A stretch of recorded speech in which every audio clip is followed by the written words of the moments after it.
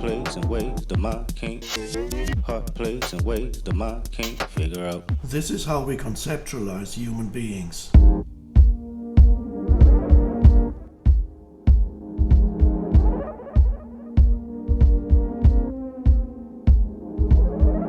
My auntie is a man now. I think I'm old enough to understand now. Drinking Parmesan with her hat turned backwards. Motorola pager, off-white guest jacket. Blue Air Maxes, gold chains and curl kits. 93 Nissan wax job, the earliest. Big social, big personality, vocal. Played the underground verbatim and stayed local. My auntie is a man now. I watch him and his girl hold their hands down. Tipping the avenues under street lights made his. Thinking I want me a bad bitch when I get big. They hug on the corner like California came cold. Hand all of her skirt cars whistling down the road. See, my auntie is a man now. Slight bravado, scratching the likes from Lotto. Hoping that she pull up tomorrow so I can hang out in the front seat. 6x9s keeping the music up under me. My auntie is a man now. Asked my mama why my uncles don't like him that much. And at the parties why they always want to fight him that much. She said ain't no telling. Niggas always been jealous because he had more women. More money and more attention made more envy. Calling him anything but broke was less offending. My auntie is a man now. I think I'm old enough to understand now. Drinking Parmesan with her hat turned backwards. Back when it was comedic relief to say faggot. Faggot, faggot, faggot, we ain't know no better. Elementary kids with no filter. However, my auntie became a man and I took pride in it. She wasn't gay, she ate pussy and that was the difference.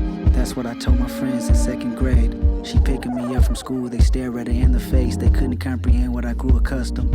We pull off bumping quick like it was nothing. My auntie is a man now, what a relationship. I grew up fast, I needed no one to babysit. He gave me some cash. What's going on, everybody? Game. Sherry freshener on the dash, I never complained. She even cut my hair at the pad, was loving my fade. The first person I seen write a rap.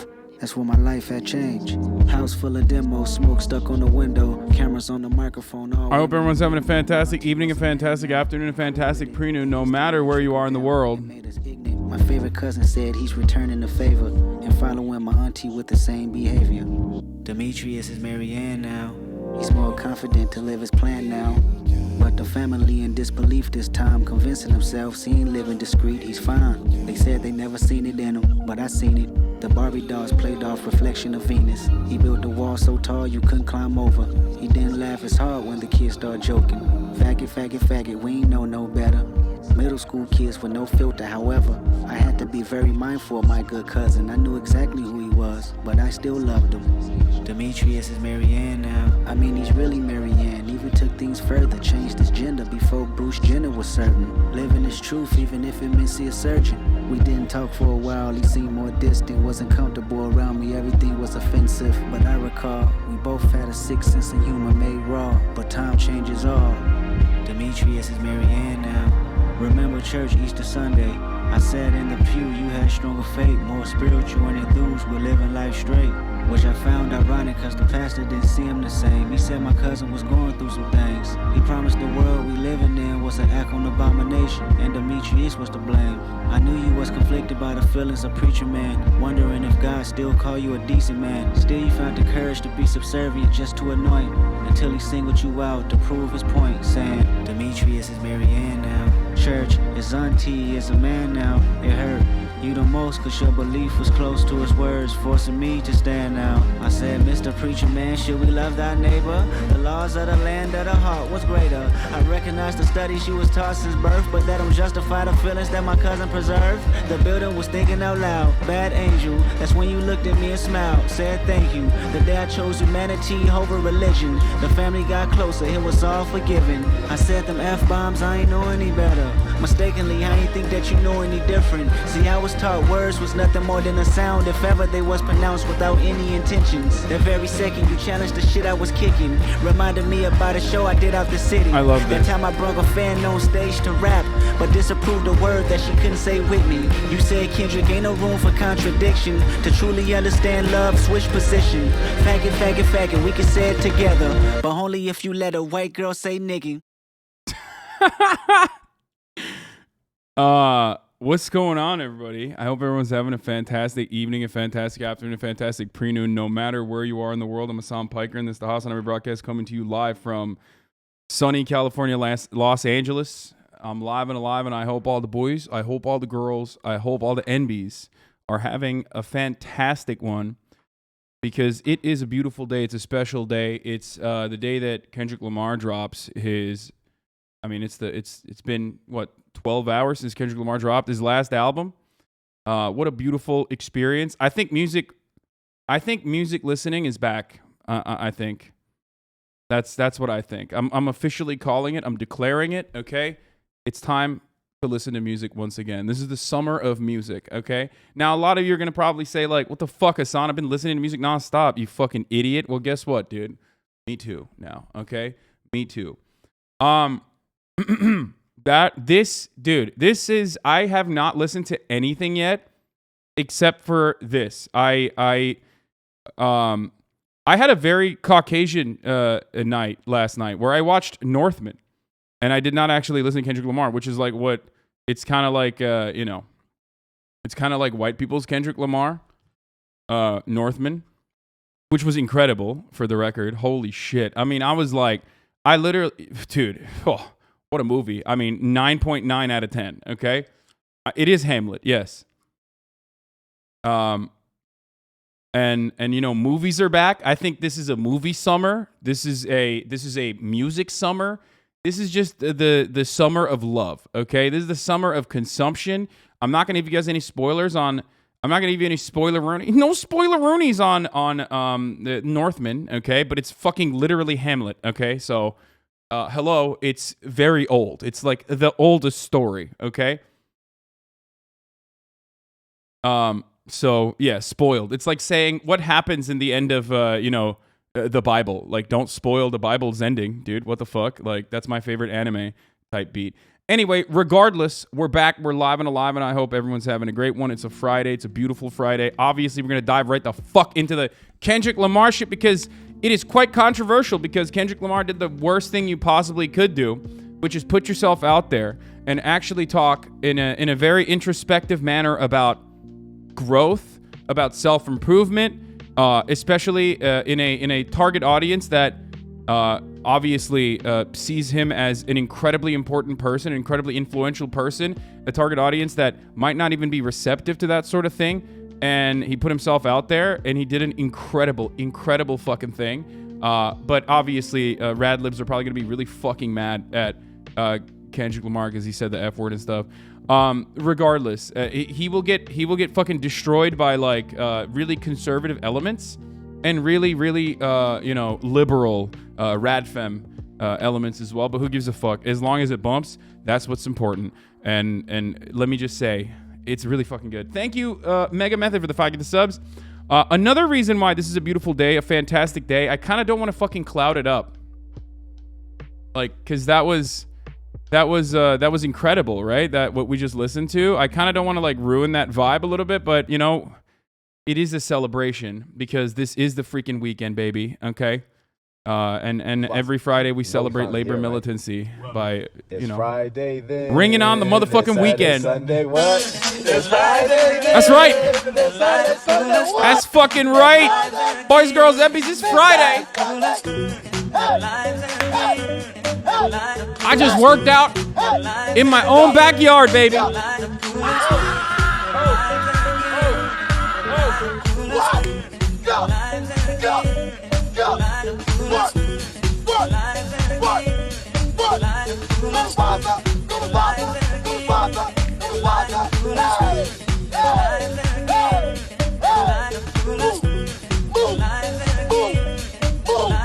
Let's go. What?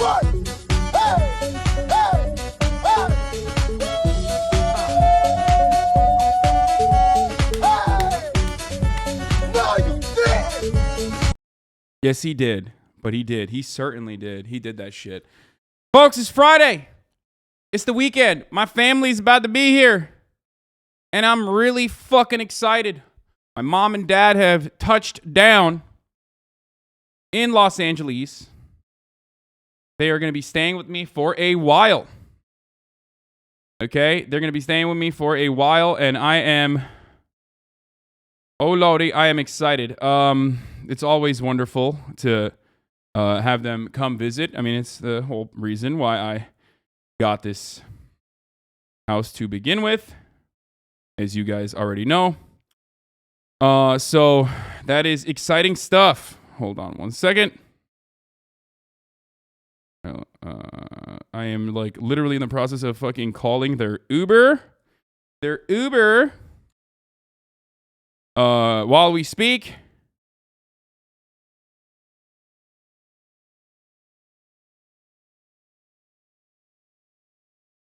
Okay.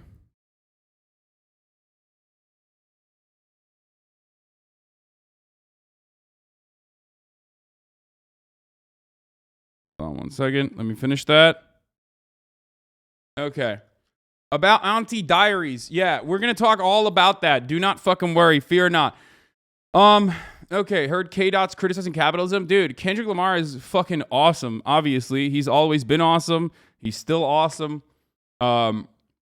I try my very best not to be the guy, the white guy wearing the kente cloth emoji, like, oh shit, Kendrick dropped his latest album, like what? And then it's like a Chad looking motherfucker, like a motherfucker with the name Bradley, but like the LEIH kind. You know what I mean? Going like this, but he's wearing the kente cloth. Like I don't want that. You know what I mean? I don't want to come across like that, so I'm not gonna do that. Like, yo, bro, like, oh yeah, we're all black on this glorious day, my brother. Nation of Islam. All praise to the Most High. Yeah, it's like, Bradley, you were saying the N-word last week, and now you're doing this. Like, Bradley, your dad is literally a cop, dude. Your dad is a police officer who's been suspended. And you're over here like, oh, fuck, dude. I've always likened myself to... I've always likened my own personal experiences to Kendrick Lamar's. You know what I mean?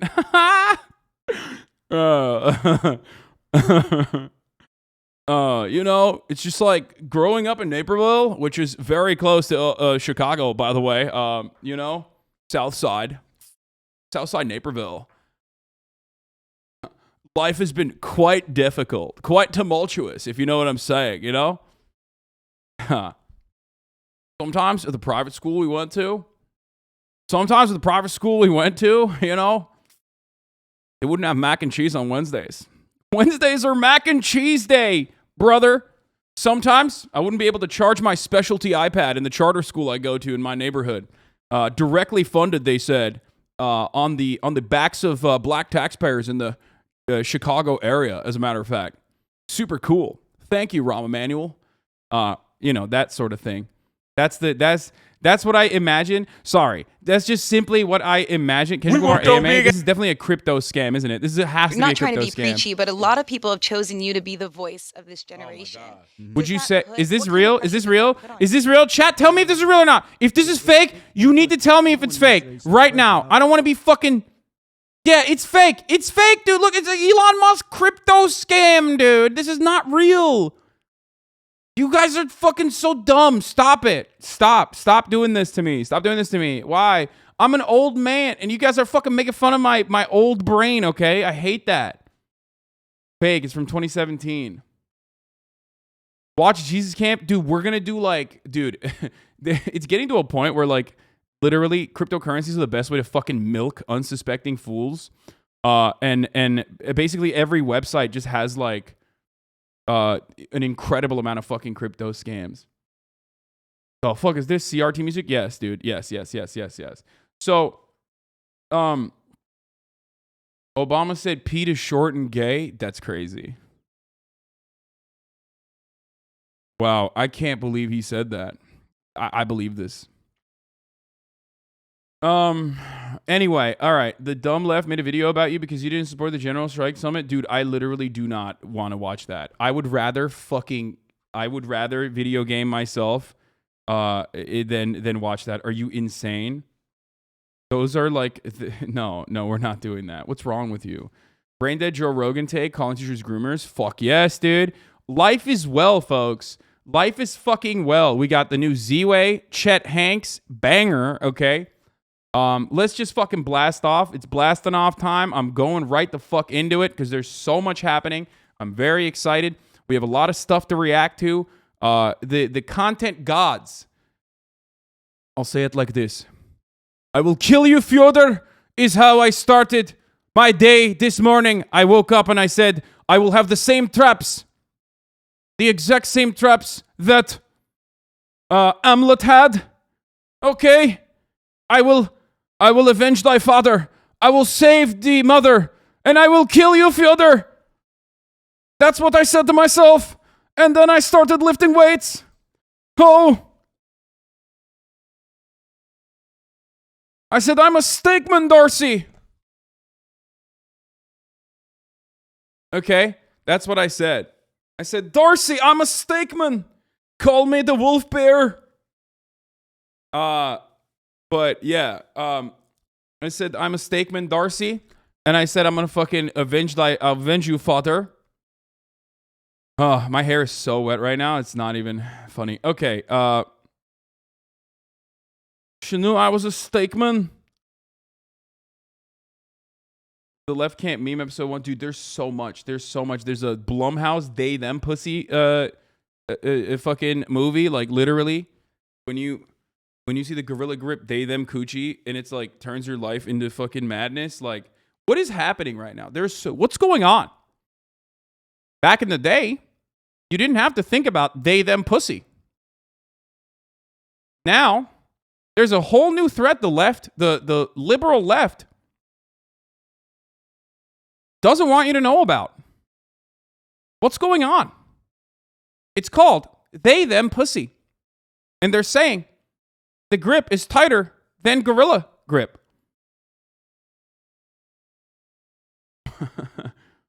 One taste of that they them pussy, it's got me working like a quirked up white boy, goated with the sauce.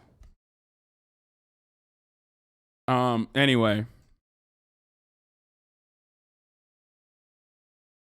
Dude, there's just, I'm fucking riled up right now. There's so much going on. Woo! Okay. I'm in such a great fucking mood. They / them is both the funniest and smartest horror title I've ever heard. Oh my God. Dude, yeah, it's they, them. TikTok is censoring pro-Palestine content if Israeli forces beating the mourners. Yeah, not surprising. Not surprising that that's happening. Okay, not even remotely surprising.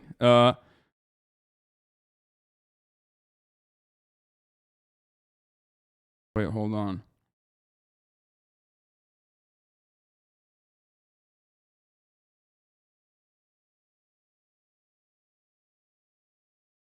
Hold on. Sorry, I just gotta like also.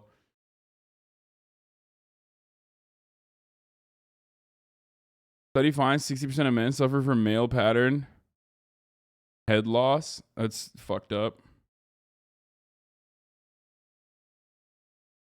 I'm over here. I'm over here trying to get my mom to listen. On the one hand, I'm fucking trying to blast off. On the other hand, I'm trying to get my my mom her Uber, which of course I literally sent to her phone. But you know how fucking moms are, dude. You know how moms are. She's like, I don't understand it. I don't understand it. Please tell me exactly where the Uber is. I'm like, Mom, he's literally texting you. Like, he has your phone number. I sent it specifically to your. I sent it specifically to your phone. You know what I mean?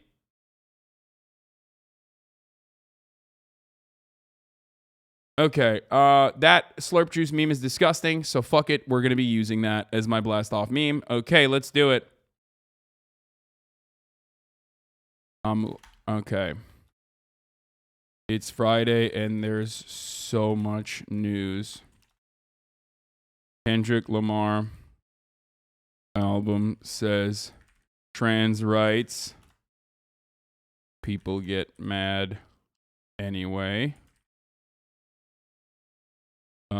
Joe Rogan calls teachers gamers.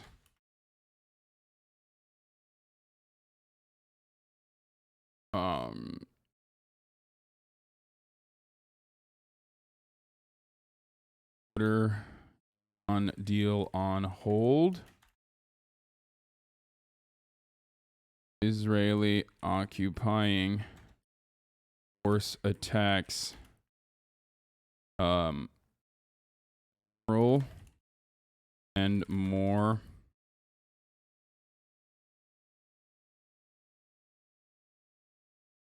Funeral. Get in now. WW.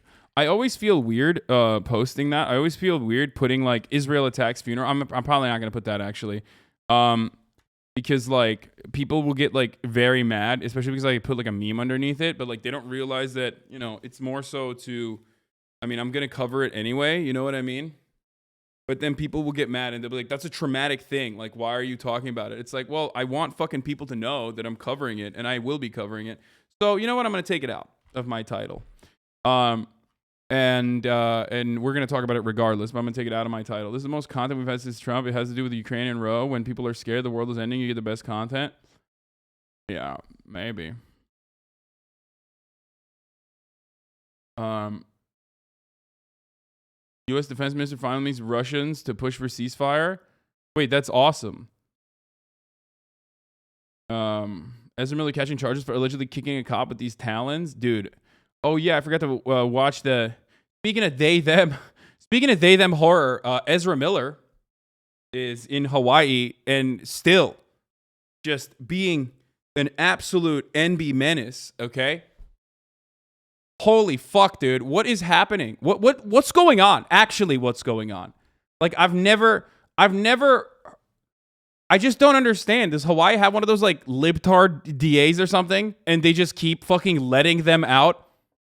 Like, there's, like, one of those, like, libtard DAs out there who just fucking loves the Flash. Okay? Like, Ezra Miller keeps beating the shit out of people and getting, like, arrested over and over again. And then the fucking DA is literally just like, yeah, well, I fucking love the Flash. I am the biggest fan. We're just gonna... Or maybe Ezra Miller literally is the Flash. Okay? One or the other. Just randomly beating people's asses. What's going on? There's a lot of chaos in the world. Back in the day, you could go to Hawaii and they would say aloha. Nowadays, people in Hawaii are terrified of saying aloha, which means goodbye and hello. If you didn't know. Why? Because the woke left has sent in their diabolical secret weapon. Ezra Miller. The human Flash. Ezra Miller is out in Hawaii, absolutely wreaking havoc on unsuspecting villagers and tourists alike.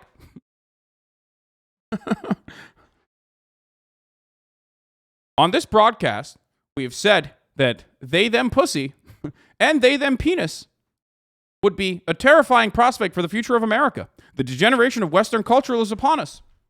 We've been saying this for many years. Many people yelled at us. But now, the people of Hawaii are aware of it.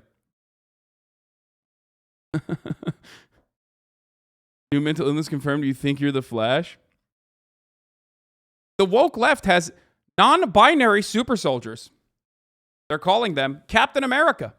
No, not Captain America, but the Flash.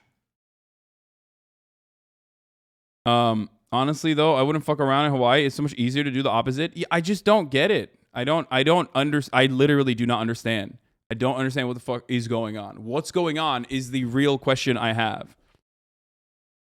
Like, how much power does like a fucking movie production crew have over an entire state, an entire island? Oh, no. Why did you link that to me? Why would you do that? What the fucking oh, fuck me. Okay, we're starting our broadcast today. With a double header. Many people have often talked about the they/them pussy. The gorilla grip coochie of they, them. A terrifying prospect. Well, now, they/them starring Kevin Bacon will release on August 5th on Peacock. Back in the day, they used to play these in the movie theater. They used to play movies in the movie theater. Now they're playing it on Peacock. Now, part of the reason why they're playing it on Peacock is because the woke left doesn't want you to know the real threat of they/them menace on society.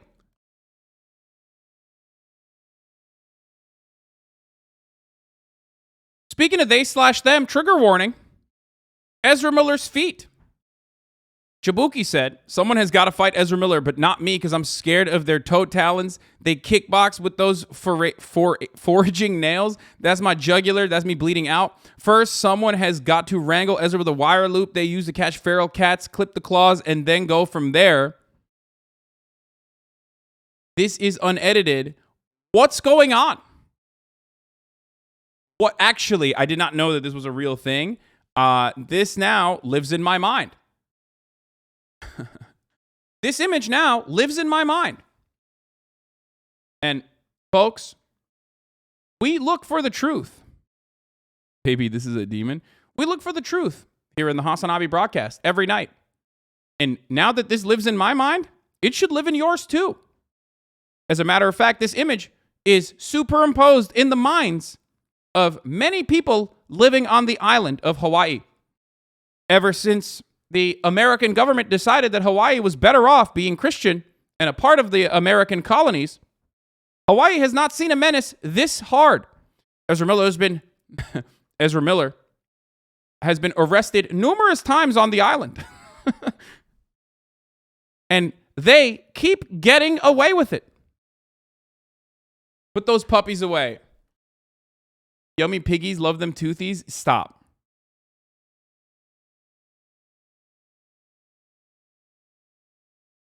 The real film They/Them don't want you to know about. Jay Schlatt, Tucker Carlson star in the new They Them movie. What? Didn't even. Okay. I lost the precious memory in exchange of never forgetting this horrific image. Here is to cleanse your mind.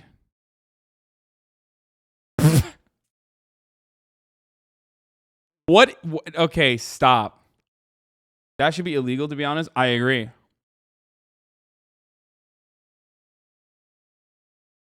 Get those grippers off screen. You know, I've never heard people call feet grippers before TikTok. Before I did the fucking, before I did the watermelon sugar challenge or whatever the fuck, and then everyone was calling my feet grippers. These are not grippers; they're talons. I never really understood why people call it like grippers, but honestly, these you could climb Mount Everest in these bad boys, okay? You could just like keep slapping them on the side of the fucking mountain, on the side of the rock, on the side of the icy tundra, okay? You could put this shit directly into the mountaintop, okay? And walk up like Jesus Christ, our Lord and Savior, amen, walked on water, okay? But this time, Ezra Miller is doing what no one has thought before. Even Jesus Christ walked on water, they said. But Ezra Miller is walking on mountains.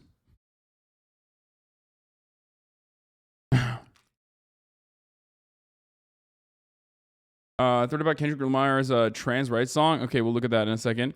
Kendrick Lamar's Auntie Diaries off. Mr. Morale and Big Steppers is an incredible song about trans acceptance and intersectionality, but a lot of people are hung up on its problematic elements. There's a thread attempted to clear up the confusion. Yeah, we're gonna look at this in a second. Okay, we'll get to that in a moment. Here is the fucking blast off meme. We're gonna do that again. Blasting off, blasting off, blasting off, blasting off, blasting off. Retweet it. Let the boys know. Let the girls know. Let the MBs know.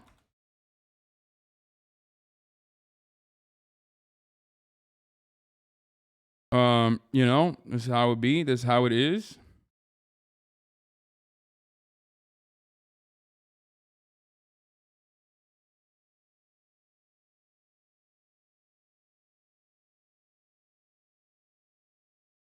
that our real picture? Yeah. By the way, I'm gonna feed my most oppressed audience. Obviously, not the trans folk, not the gay folk, not the black folk, and not the certainly not all of the above, not the disabled folk. But I'm gonna be feeding my atheist audience today. I want to make amends. Okay. Last night I said some stuff that was truly unforgivable. In the aftermath of reacting to evangelical weirdos and the way that they operate, okay, in the Deep South, which, was horrifying, ridiculous, and violent and scary. I said some things. Okay? I said some things that should have been never said. Okay? Hold on 1 second. Hold on. I gotta score this one.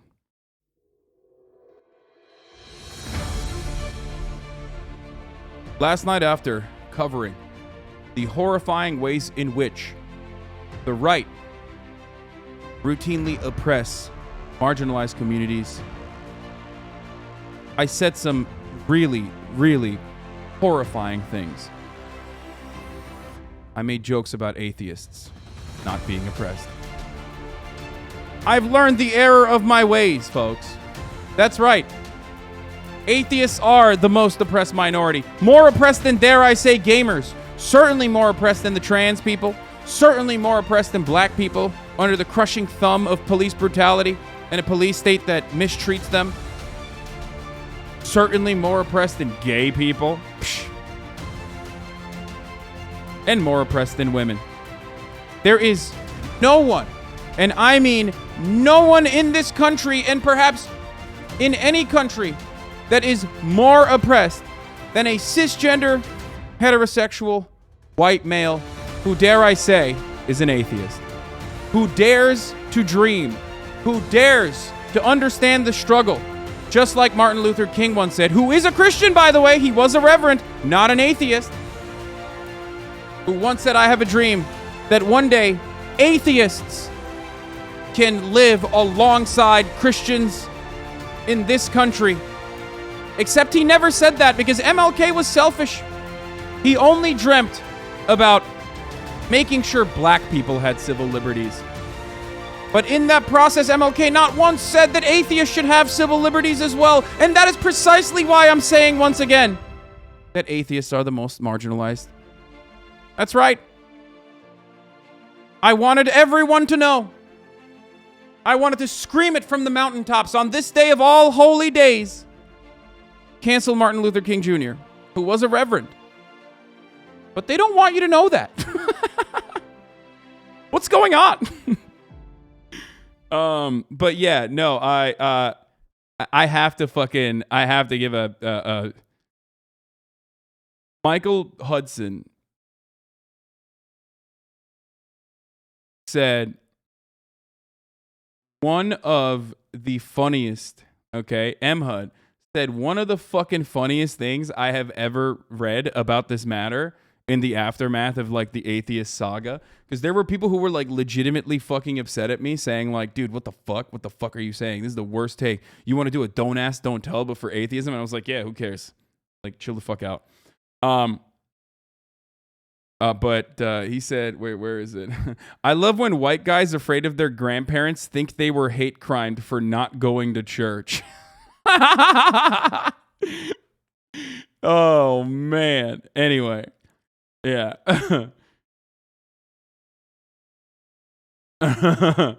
Yeah.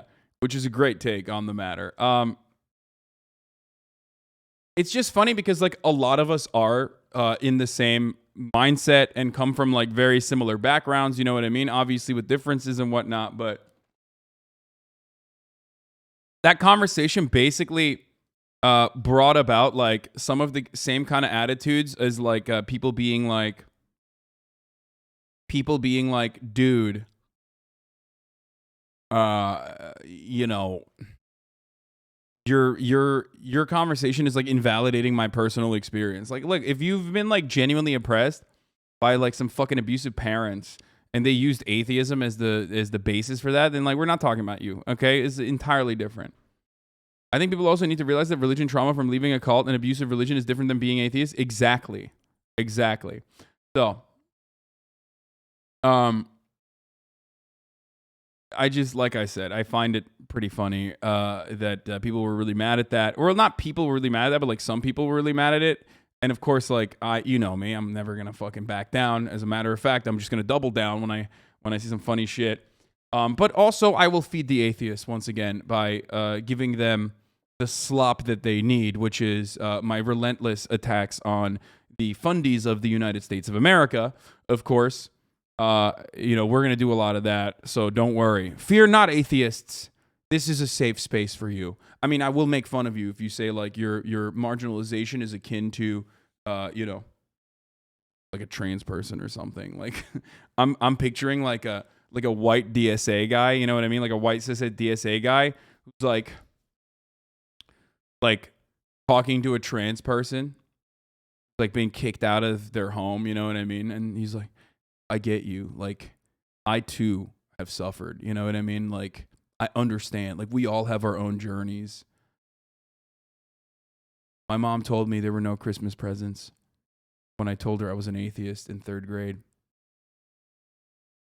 Which is kind of, I mean, who's to say had a worse experience, honestly? I mean, it's bad. It's both are bad. You know what I mean? And that's what like guides me. That's what motivates me to understand exactly where you're coming from. And, you know, maybe you and I are not so different. I mean, there used to be cookies on the 24th, gently laid out on the kitchen counter in our comfortable suburban upper middle class home, this McMansion that we lived in Connecticut. And one year, my mom recalled that I was no longer a Christian, and there were no cookies.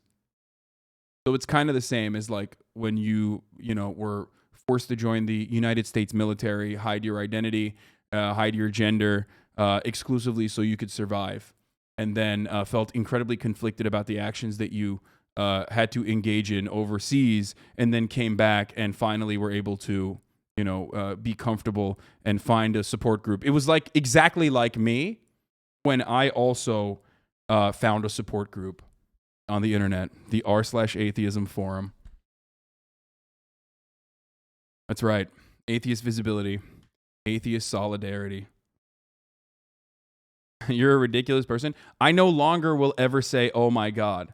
I will only say, oh my science. Do you understand? Germa stole my girl. What the fuck? Dude, delete this. Delete this right now. Delete this right now. I don't want to see this. Why would you send this to me? That's my girlfriend, dude. What the fuck? So brave of you for speaking up. This is absolutely bullshit. Just because he has a impeccable jawline and is a brilliant content creator doesn't mean he can just like steal my lady, okay? Capital is posting is compassionate, be offending me. Seen a Christian say the vaccine, mark of the beast, then he caught COVID and prayed to Pfizer for relief. Yeah, dude, Kendrick Lamar's new album is fucking insane, okay? From what I understand.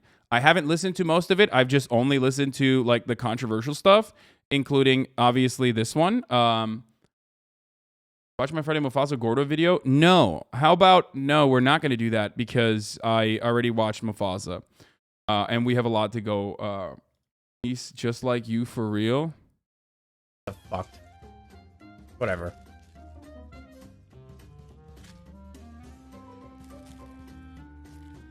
Why are you just sending me Germa out of context clips right now? I mean, I love him, but I don't know.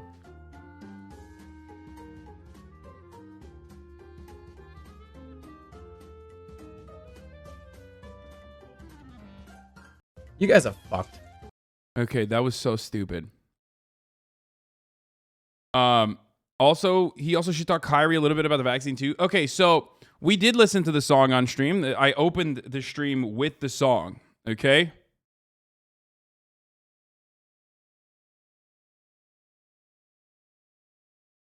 Oh, Jesus Christ. That's so whack, dude. Hold on 1 second. God damn it, dude. I have to fucking... Oh, I'm so mad right now. The fucking bitch-ass Uber fucking canceled on my mom. Oh my God, that's so fucking lame, dude. Holy shit. Oh, dude, come on, brother. What the fuck?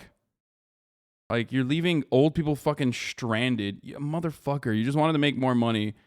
And I'm already at like a fucking 3x, and this dude was probably like, yeah, I can make a 4x buck out of here. I don't give a fuck. I don't care if it's like you're gonna be like, oh, you're shitting on a working class person. Yeah, I am. Literally, fuck you, dude. Jesus Christ.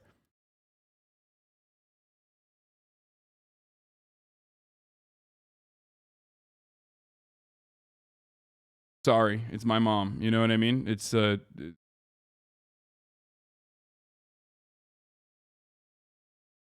Yeah, it's $30 extra. That's what it is. It's $30 extra fucking dollars. That's why this fucking piece of shit canceled on my mom waiting with her fucking bags and shit. Fucker. No solidarity with people who leave mom stranded. Yes, 100%. I agree.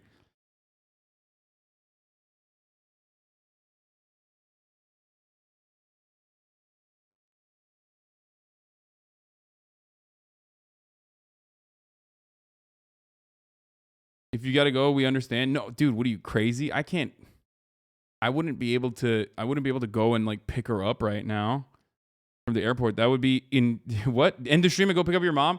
Guys, hello. Do you have any concept of how far LAX is? Especially in midday traffic. Me going there would be like, right now, me going there would literally be infinitely longer than calling another Uber driver. I'm gonna fucking lose my mind.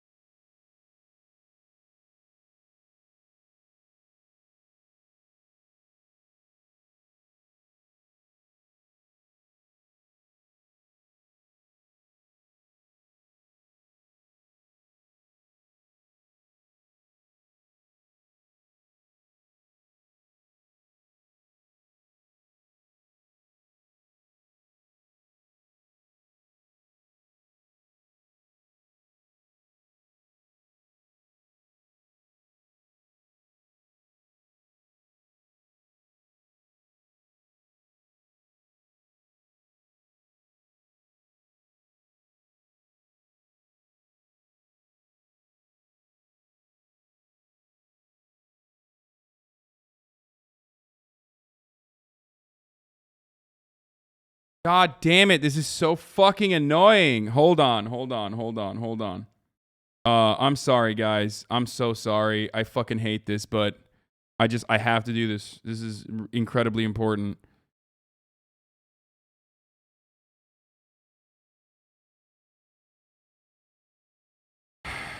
I don't know why it's not.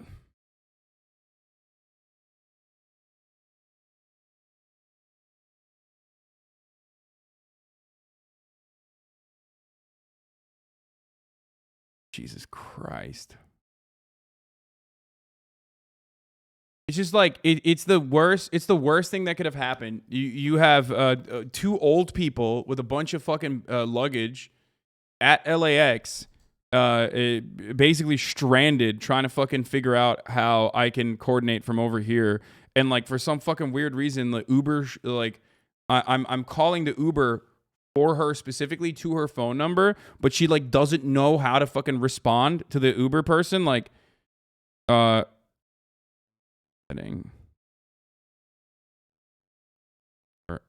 messages. You know what I mean? Like they're like, it's not that they're not helpless. Okay. They're not helpless. They're just a little old. So they're probably annoyed right now. You know what I mean? It's not like the end of the fucking world, but it's just something I got to deal with real quick. Cause otherwise, you know, I'm going to shit on dude for being a bad son.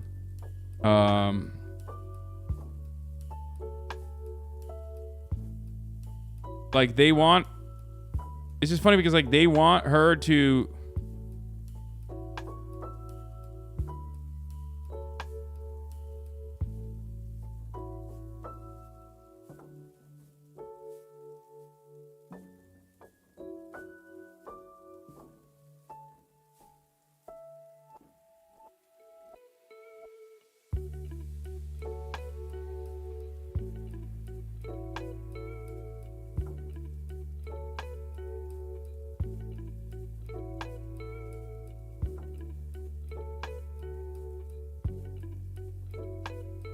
I'm just gonna.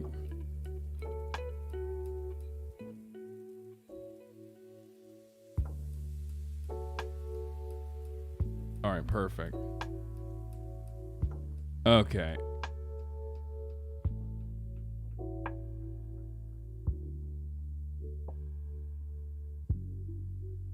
All right.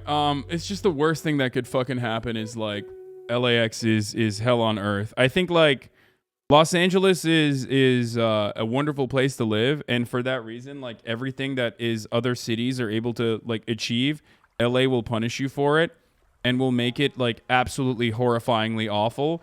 And one of those things is our notoriously awful our airport. Los Angeles airport is probably one of the worst airports on the entire fucking planet. Like literally, it's not even a joke. You will never understand how bad it is. We can take it off emote mode now. You will never understand how fucking bad it is until you experience it. Like it is literally like, it's fucking insane. Like I think in a just world, like there would be a fucking military junta that you know, coup d'etats Gavin Newsom, and like basically they hang him for treason, for crimes against humanity, for the lack of care and like lack of development in Los Angeles airport. Like if we lived in like a normal world, there would be a fucking peasants rebellion, uprising, cultural revolution, and a coup d'etat at the same time. It would make January 6th look like just a fucking fun little walk in the park if people's interests were represented appropriately and their anger and frustration was represented appropriately.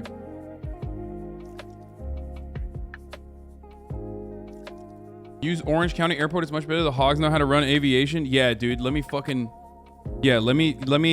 my parents to like go to fucking Orange County Airport, dude. To be fair, most airports are AIDS, and that's coming from someone who works at the airport. Nah, dude, nothing like this. It's fucking crazy. LAX is like notoriously really bad. It's like fucking LaGuardia bad.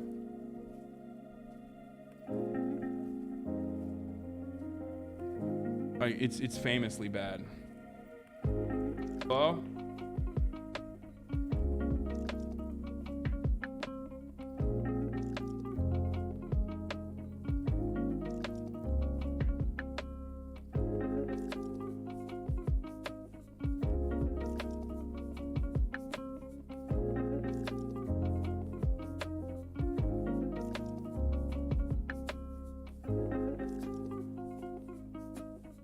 Bro, my mom literally... Okay, now I'm pissed because now my mom is at fault, okay? Because I already gave her the Uber driver's number and her fucking phone is dead. What the fuck? How? How does this happen? Why do people over the age of 50 just fucking call you in moments of importance and then throw their fucking phones away? How?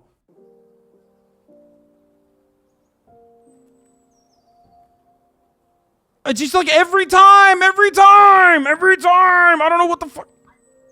Okay, mom, please call. Please. Oh, you called him? Thank God. Okay, bye.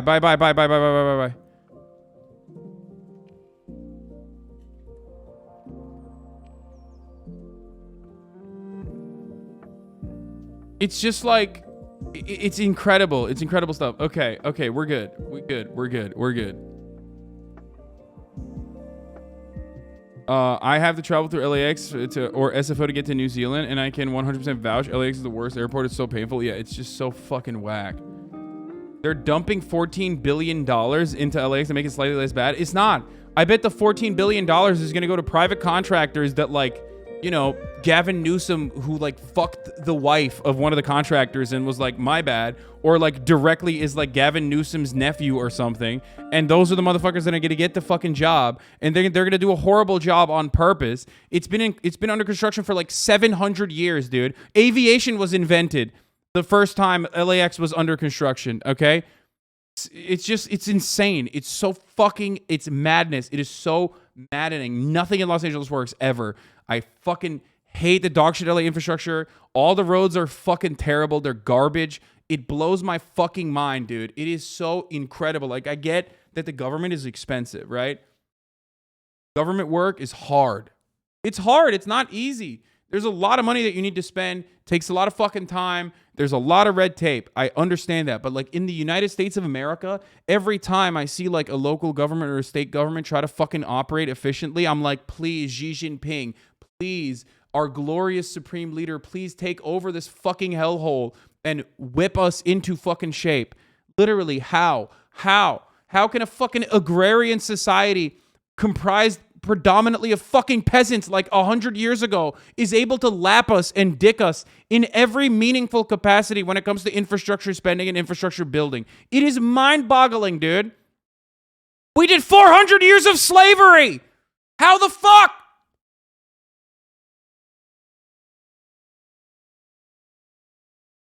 How? So much colonial exploitation, so much natural resource extraction, so much neo-colonial routine human rights abuses, like just sucking all the natural resources from the land from the third world, routinely oppressing them, killing their leaders, squashing every manner of socialist revolution elsewhere so we can live the American dream over here. And the American dream is still fucking like comprised of a bunch of imbeciles going to fucking Applebee's, and that's it. That's the peak of the American dream. It's all for nothing.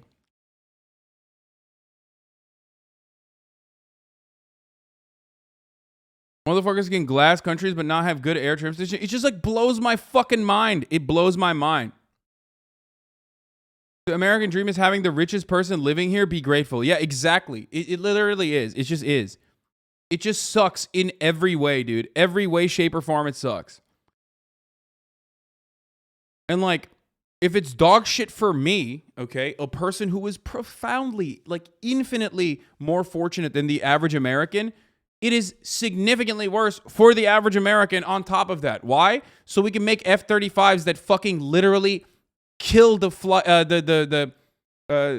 pilot after like accidentally ejecting, or F-35s that can't fly when it's raining under light drizzle. $35 trillion fucking dollars goes to that, and then you can't have like a normal airport. It just makes me so mad.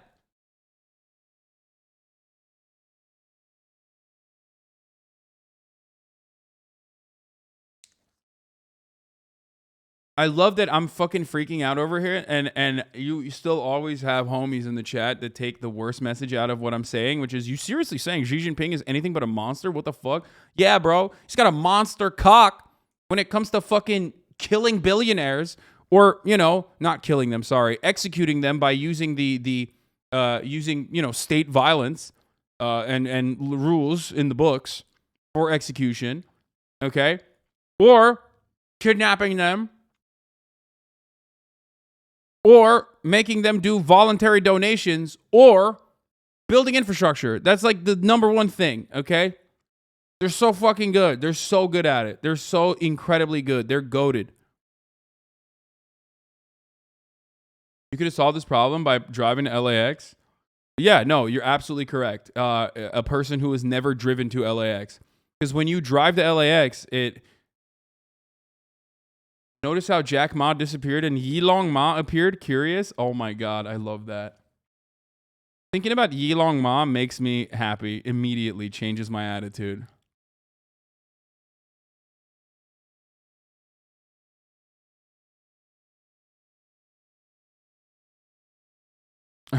LAX is also notoriously awful to get into as well. You know what I mean? Like, it's not like me driving versus like the Ubers that are already there in a lineup. Like, notice how the problem currently is occurring with pre-existing Ubers that are waiting there. Like, they literally sit there all day, wait for new fares so they can go pick up people. And even then, it's like a 30-minute to an hour-long process. What makes you think me driving there would be any different? It would be significantly worse. Anyway, all right. So let's talk about it. Kendrick Lamar. Kendrick Lamar came out with a new album. Okay, they're saying it's a double album, even though it's not technically a double album, because technically it's still the same length as his prior album. I think it was like Good Kid, Mad City is the same length as his album itself. I have not really listened to a lot of the songs except for this song, Auntie Diaries, is one of the first songs I listened to. I started the stream listening to it, where Kendrick Lamar basically goes through his own personal journey of trans acceptance. Now, if you are familiar with this show in particular, if you're familiar with the HasanAbi broadcast, you already know that this is something that I talk about regularly. I try to use my own personal example of like being someone who had transphobic attitudes, who held on to transphobic beliefs and attitudes, and how I learned not to be transphobic as a way for a lot of people who themselves have transphobic opinions to no longer have that. Okay? Now, there's a lot of F slurs being used in the video itself, in the song itself, which is precisely why I believe a lot of people are going to get mad at it, and people are already mad at it, apparently. You know, the song, from what I understand, talks about his aunt, not his aunt, but like the gender confirmation that his aunt goes through and turns into his uncle. Okay, there's gonna be misgendering while I describe this story, so like, you know, trigger warning.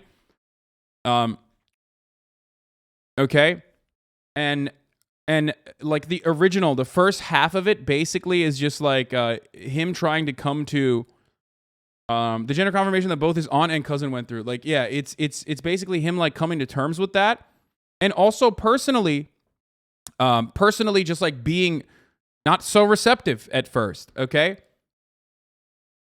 Imagine a white dude coming out as no longer racist, blasting some racial slurs. Yeah, I could imagine that, actually, as a matter of fact. I understand that.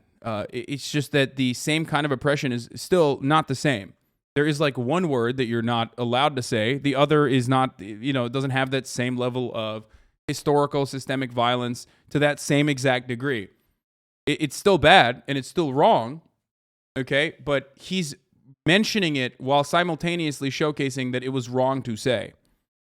And actually, the point that you are literally saying in that, the point that you just made is the exact point that he ends on. To truly understand love, switch position, F word, F word, F word, we can say it together, but only if you let a white girl say the N word. Like, that is the ultimate message, is that this is something that he used to say all the time.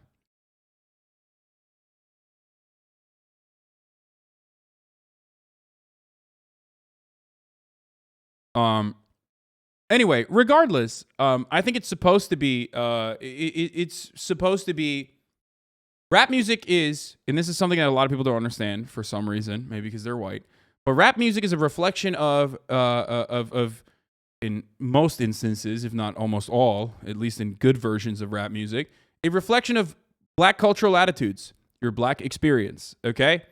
No, I'm like a white person basically describing to, once again, a predominantly white audience.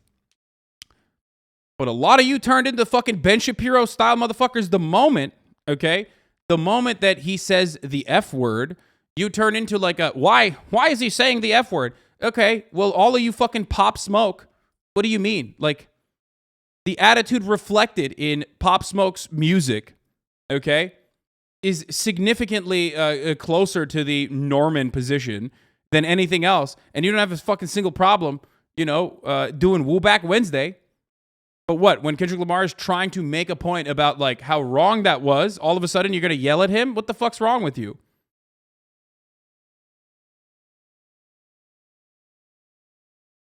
Anyway.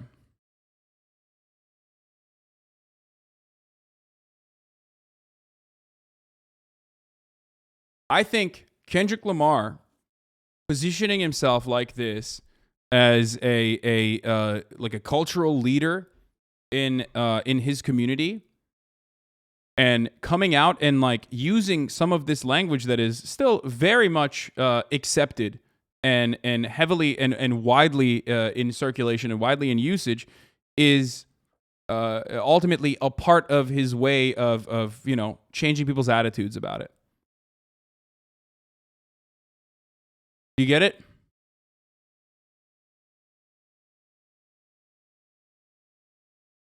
The Conure thread, very well done. Chat probably be more receptive to this point from them, even though the comments are a mess there too. Yeah, I mean, the comments are always going to be a mess. It's fucking... dude. I hate this word, but allyship is always a fucking struggle. Kendrick Lamar voice. When I was in the 3rd grade, I thought I was gay. What? Trying to develop serious thoughts on the Discourse, but I realized I don't really want to. Does anyone have a good guide to start an Iron Man RuneScape account? I did one a while ago, but I assume the best strategies are different now. So there's two different things here. Okay? And this gets lost in the sauce regularly. This is something that I talk about all the fucking time, okay?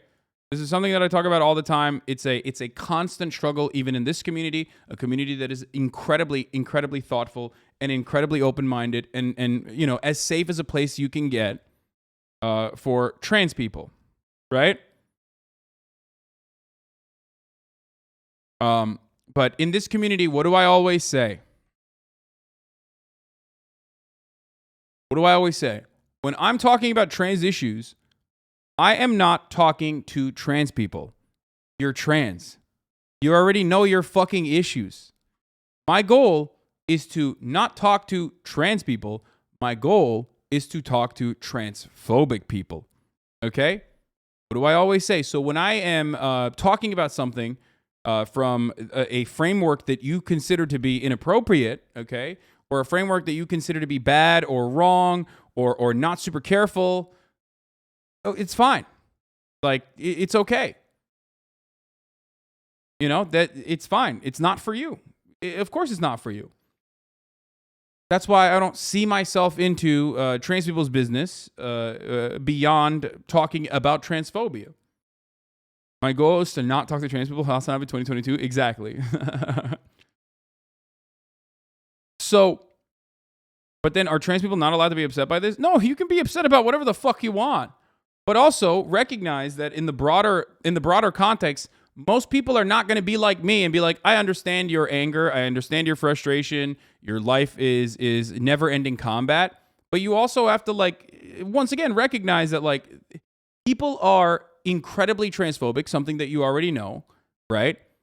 And working through that, especially through cultural forms, and working against the systemic transphobia and the attitudes reflected in all of our structures is a long and complicated process. So anyone that comes out and tries to speak out against that overwhelming sea, when it's so incredibly easy to just be like, fuck trans people, and then have everybody literally clap for you and go, hell yeah, let's do it.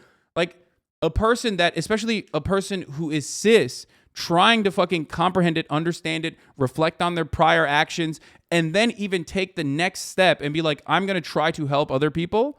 I'm going to try to help other people and educate them through my art is an incredible thing. It's a beautiful thing. But once again, it's going to be messy. It's not going to be good. It's going to be, it's not going to be in the best way that you want it to be. Okay. But that's fine because it's not for you. Like, it's for you in the sense that it's still art, and obviously you can enjoy it. You can, it bangs, you can listen to it, whatever the fuck. But it's not for you in the sense that, like, the main message is not to say, hey, like, look, trans people, I'm such a good ally. You know what I mean? When I speak out against transphobia, I'm not doing that. I'm not doing like, hey, trans people, like, look at me. I'm such a good ally to you. Like, give me the good boy points. Like, no, my goal is very specific. My goal is very specifically to address some of the most common misconceptions, okay, that even I had as someone who had transphobic attitudes, so that it's easier for you as a trans person when you come into this community next time to be able to just, like, shit post and have fun without fear that there are going to be people in here trying to dox and kill you or fucking harm you or deny your existence, as is the case in every other place on the fucking planet. Okay? So if you appreciate a space like this, understand that, part of that is because, like, I do, in your opinion, a shitty job at dealing with it. A shitty job that nevertheless is very good at combating transphobia and changing transphobic people's minds. Yeah. So,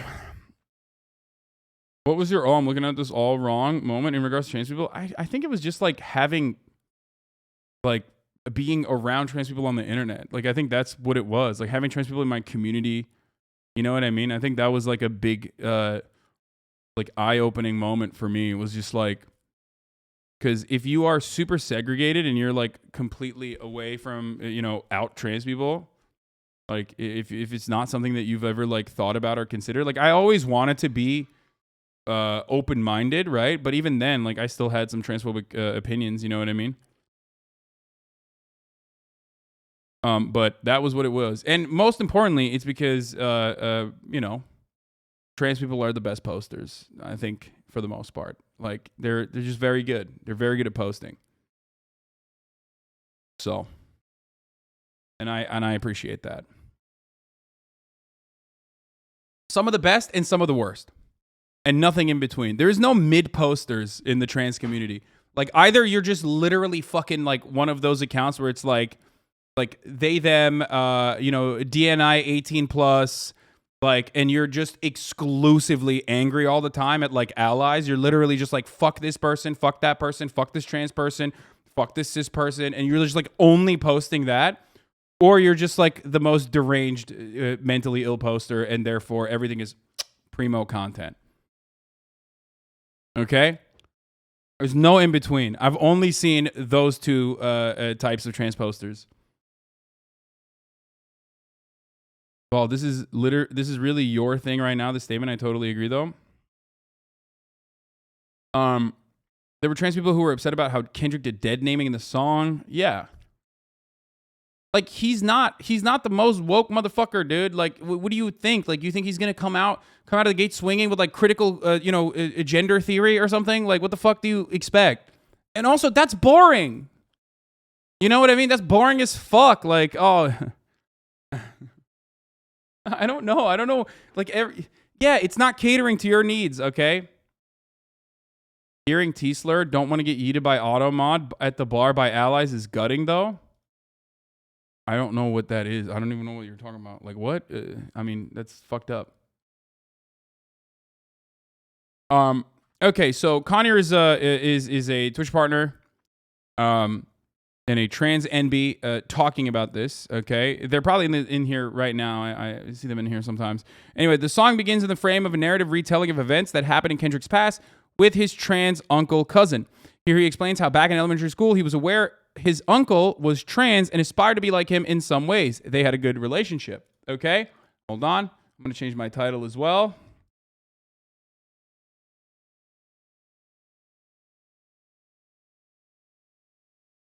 Sure, people are going to get super mad at me for this, by the way, regardless, because people always do. It's like and once again, if you're a trans person, like, and you're angry at me, like, I understand that. Okay, I get it. Like, I totally get it. Yeah, the world is shit. People are constantly, you feel like people are constantly attacking you. People are constantly attacking you in many places, and you wanna turn around and like you know, showcase your anger and your frustrations in a place that, you know, it matters. And this is a place where it matters because, like, this is a place where you think you can make a change. You know what I mean? But you can't. This is like one of those issues where I am, you know, this is one of those issues where I'm like,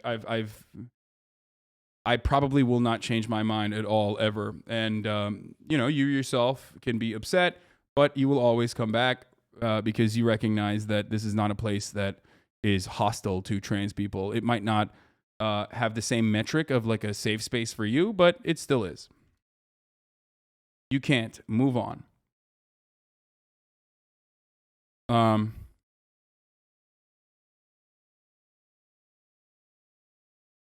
Kendrick Lamar isn't an ally. He's part of the community simply because he's a 5'6" man. He belongs. He can say it.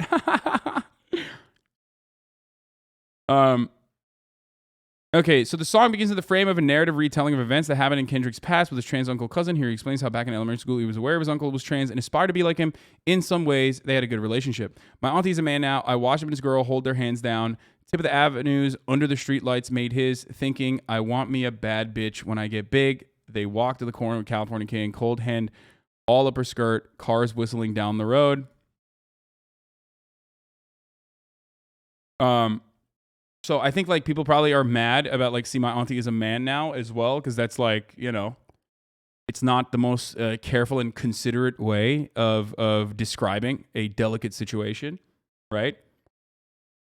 Hoping that she pull up tomorrow so I can hang out in the front seat. 6x9's keeping the music up under me.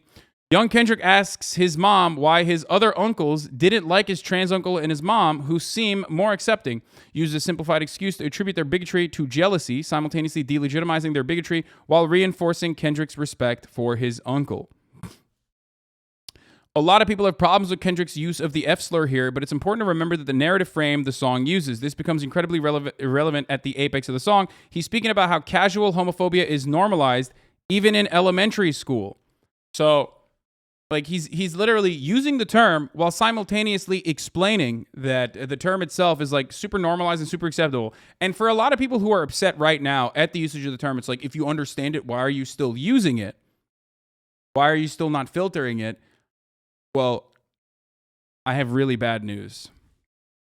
Like, really bad news for you guys, okay? In many places, it's still seen as acceptable. I'm just going to let you know, one, this is Kendrick Lamar's like artistic license, and two, him openly using it and openly, choosing to say the word there, it's still, it's provocative, and also part of the reason why is because, it's pretty fucking, pretty commonplace, okay? It's good that you have, it's good that you have basically been able to sanitize the spaces that you exist in, especially on the internet, speaking like places like this, you know what I mean? Completely unacceptable. You can't do that.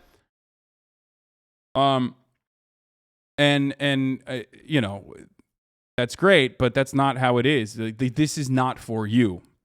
Okay? This is not for you. It's like getting mad that white people use the N-word in Django Unchained. Yeah, exactly. Okay? So that part I hope people understand, okay? This is his own personal experience, okay? He is reflecting on his reality, his upbringing, the communities that he grew up in, and what the cultural attitude was in said communities, okay? Back when it was comedic relief to say the F word, we ain't know no better. Elementary kids with no filter, however. Okay? Here Kendrick talks about his respect for his uncle helped him start growing out of the homophobia/transphobia he grew up with, going so far as to use a similar tactic his mother used to delegitimize the bigotry expressed by his friends while gassing up his uncle. She wasn't gay, she ate pussy, and that was the difference. That's what I told my friends in second grade. So, the thing is, like, this is Kendrick Lamar talking about how his uncle, a trans man, is not gay. Like, 90% of the fucking allies that you exist in spaces still don't comprehend that concept. So, like, if you think that Kendrick Lamar is like a homophobic or transphobic person, while he is depicting his own experience and like reflecting back in his art, his upbringing and development, I don't know what to tell you. Like that is a fundamental principle that a lot of people who want to understand gender and the trans experience can't even fully comprehend. This is like, tier 3 trans acceptance shit, okay? You're over here mad at a dude who's doing tier 3 trans acceptance. Straight up. Now, this is condescending because here you have a white cishet guy telling you, trans people, not to be mad at Kendrick Lamar for using the F word or dead naming or whatever. Once again, it's not for you. This is for everybody else. Okay? This is for everybody else. When I'm speaking like this, when I'm explaining this, I'm also showcasing to other people who might be at the precipices of like unlearning their transphobic attitudes. Okay? That no, it's okay. Like, people are not going to constantly, like, I was very fortunate. I had trans people in my life that were open-minded and welcoming and accepting and were able to take on the emotional labor. Okay? And I think that, like, that was a big push that helped. Okay?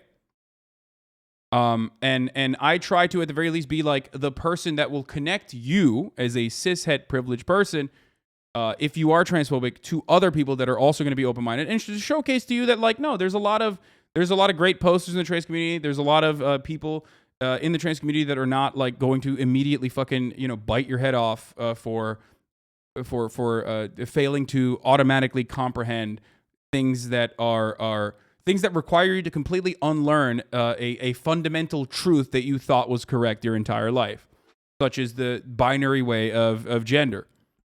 Okay?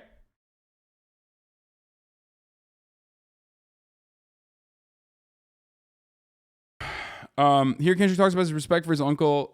She wasn't gay, she ate pussy. That was the difference. That's what I told my friends in second grade. She picking me up from school. They stared at her in the face. They couldn't comprehend what I grew accustomed.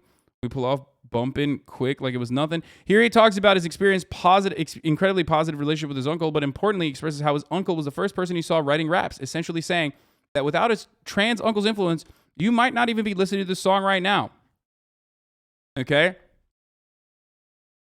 She even cut my hair at the pad. That was my love in my fade. The first person I seen write a rap. That's when my life had changed.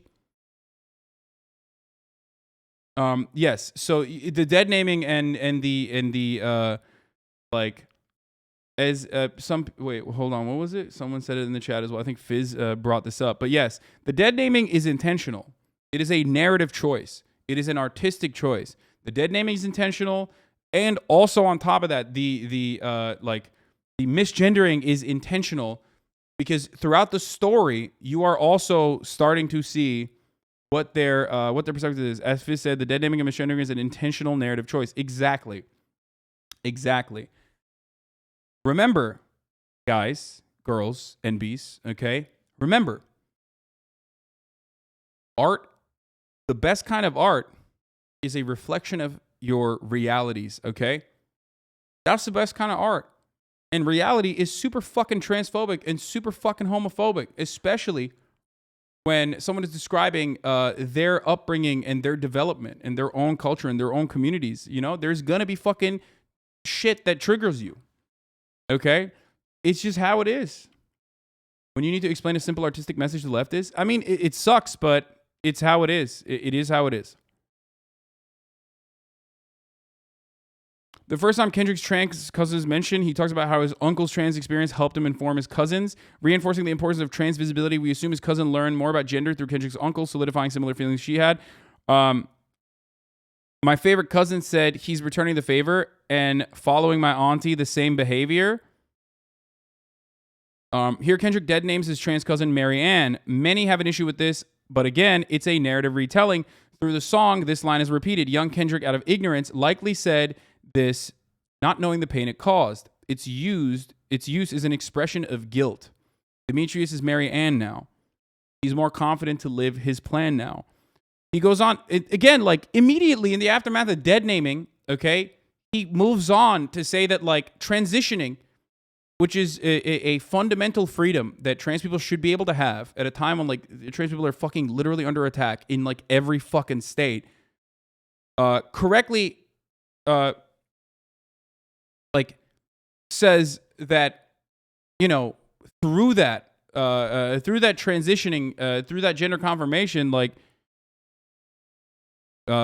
she became, wait, hold on, Demetrius is Mary Ann now. I don't, okay, so his cousin is what was assigned male at birth, a trans woman. I don't know. I mean, it gets a little weird.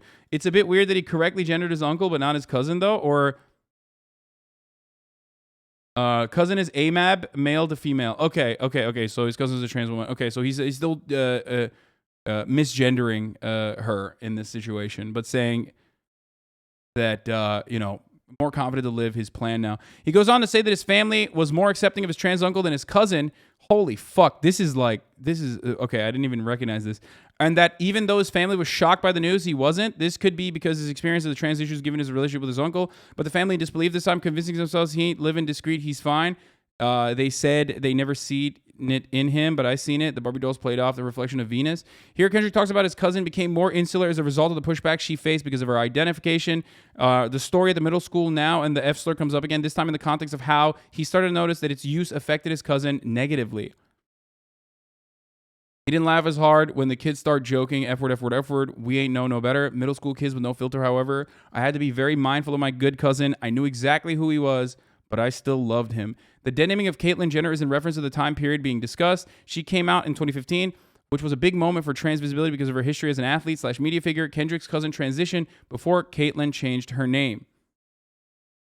Changed his gender before Bruce Jenner was certain, living his truth even if it meant see a surgeon. Here, Kendrick talks about how his relationship with his cousin changed as his ignorance of trans issues caused him to do a variety of offensive things like misgendering, dead naming, the F slur, etc. The use of these things in the narrative are deliberate to explain this. We didn't talk after a while. He seemed more distant, wasn't comfortable around me. Everything was offensive. Here we begin to learn about an event that happened at church. Kendrick explains that in spite of the church's negative view of LGBTQIA+ people, his cousin was still religious, more than the cishet people, showing us that he became more aware of the oppression his cousin faced. More spiritual. The preacher dead names Marianne and goes on to say that her sins were to blame for the ills of the world. Kendrick, seeing his cousin accused of something so severe, causes conflict within him as he's aware his cousin's faith is still strong in spite of the bigotry she faces, which I found ironic because the pastor didn't see him the same. He said my cousin was going through some things. He promised the world we living in was an act of an abomination and Demetrius was to blame. We assume at this point Kendrick has talked to Marianne about her religion, how it conflicts with her identity. Even still, because of her faith is so strong, she keeps her head down and stands firm in her convictions. Now we approach the apex of the song. The preacher goes on to out Mary Ann and Kendrick's uncle to the entire church. Kendrick realizes how wrong the preacher's condemnation is on a humanitarian level, as well as how it contradicts the teaching of their religion, which provokes him to confront the preacher. Demetrius is Mary Ann now. Church's auntie is a man now. It hurt he the most because his belief was close to his words, forcing me to stand now. Kendrick tells the preacher about how his denunciation of his 2 trans family members contradicts with the church's teachings. He goes fucking, debate mode on the preacher's ass while he emphasizes with how people's religious upbringing informs their bigoted views. He makes it clear they don't justify it. The laws of the land or the heart, what's greater? I recognize the study she was taught since birth, but that doesn't justify the feelings that my cousin preserved. Mary Ann thanks Kendrick for being a good ally and standing up for her. This is a profoundly powerful act, as the amount of social ramification he could have faced might have caused irreparable damage to his life, but his love for his trans family members was far more important. The building was thinking out loud, bad angel. That's when you looked at me and smiled, said thank you. The day I chose humanity over religion, the family got closer. It was all forgiven. He apologized for his use of the F slur, even censoring it this time, and explains how his lack of education on LGBTQIA+ topics common in the U.S. led to his ignorance. Also explains how he previously taught how the intent with which you use the word was what made them harmful. I said them F-bombs. I ain't know any better. Mistakenly, I didn't think you'd know any different. See, I was taught words was nothing more than a sound if everything was pronounced without any intentions. Fast forwarding the narrative, Mary Ann recalls a 2018 show where Kendrick brought a white audience member on stage to rap along Mad City, where she went on to rap the song verbatim, saying the N-word. He got offended and cut her off, telling her to bleep the word. Very second you challenged the shit I was kicking, reminding me about a show I did out the city, that a time when I brung a fan on stage to rap, but disapproved the word that she couldn't say with me. Mary Ann uses to help Kendrick understand how the use of the F slur affects her by flipping the script on him. This helps him understand his own hypocrisy, being straight while saying the slur, while not thinking it's okay for a white person to say the N-word in a song. Most people who aren't wild about this kind of stuff mostly don't care that he used the word. They care about him making it the chorus of the song and using it so many times the first time. It explains the point. Yeah, I know. I remember. We watched it on stream. The moment that the white girl is like brought up on stage. You say, Kendrick, ain't no room for contradiction. To truly understand love, switch position. F word, F word, F word. We can say it together, but only if you let a white girl say the N word. This is a very powerful way for Kendrick in the current day through his song to explain how homophobia and transphobia have real world impacts on people in the same way that racism has had impacts on himself. This is not to draw equivalencies, but rather explain intersectionality. Exactly. This is the most powerful message. And this message is not for, once again, trans people. This message is for cis people. This message is for people who are transphobic. This message is for people in his community and people in communities beyond his community that listen to him, that see him as a cultural leader. And it is, in my opinion, one of the best ways to basically describe like an incredibly personal story, his own personal experience with it's a cishet dominant narrative. The framework, the lens that Kendrick Lamar is using to describe transphobia is, of course, from the lens of a cishet guy. Okay, growing up in a community that has relatively conservative, sometimes a lot of reactionary attitudes about trans people and trans existence and gay people and gay existence. Okay. But that's why a lot of people get upset at it. A lot of people that are LGBT might get upset at this because like it's not centering their experience, but that's because it's not for you. Okay? It's not for you. This is his truth. And it's for people who are transphobic, okay? It's a message for people, the broader majority of the population that do have transphobic ideas.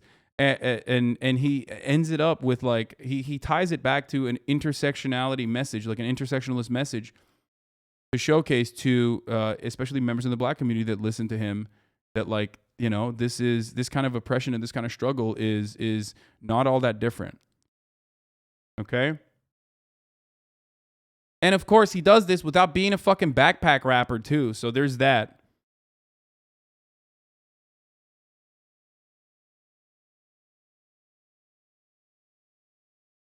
Onslaught, thank you for the 20 gifted subs. What the fuck? Allowing 20 people to no longer see the ads at the top of the hour, by the way? Holy shit, because the top of the hour is upon us. Right. This is the most transphobic I ever get, obviously, because if you're, you know, it doesn't matter, trans, straight, gay, you're gonna catch the fucking ad at the top of the hour, unless, of course, you are subscribed for $5 or for free. This might sound radlib, but what sucks is that people like that white girl won't catch any of that and will say the F word even though they probably already saying it. Wait, what? Yeah. Of course, this is like, I don't know, man. You have people who have like all of the opportunity on the planet to not be fucking reactionary shitheads who desperately seek out information that corresponds to their fucking preconceived notions and biases, right? Despite how fortunate their beginnings are, or despite how fortunate they have become. J.K. Rowling comes to mind, okay? You're a whole ass, like, educated, billionaire fucking white woman, okay? You had every opportunity not to be a transphobic piece of shit, but you still purposely chose to, instead of lean into that and, like, search for deeper meaning, maybe comprehend why you had these kinds of opinions, engage in some self-reflection, some self-criticism, and then not be a transphobic piece of shit. You were like, nah, fuck that. I'm going to use my platform to be a piece of a monster, a piece of shit monster, a horrifying person, right? On the other hand, you have someone like Kendrick Lamar who, through his personal experiences and his personal background and upbringing, growing up in a probably more transphobic community, in a more homophobic community, recognizing his wrongs, and putting it out there for people to listen to and maybe even engage in some self-reflection and re-examination. And people want to be fucking mad at that. And I'm sorry, like, I get it. I understand. But, you know, you're still going to see the top of the hour ad break unless you subscribe with a slurp juice for $5 or for free with a Twitch Prime. Okay, here's the 1 minute ad break now. But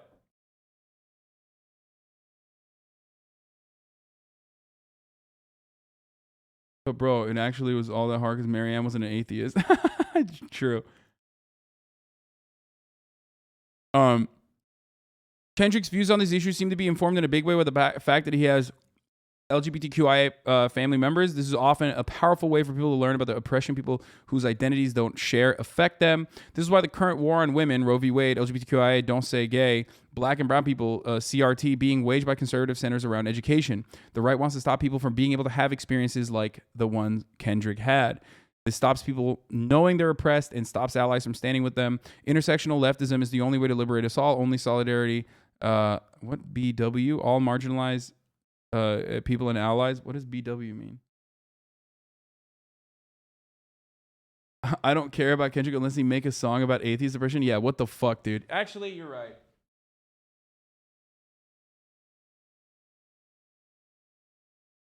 When will Kendrick Lamar talk about, when will Kendrick Lamar talk about the real marginalization? Oh, black women? That's what BW?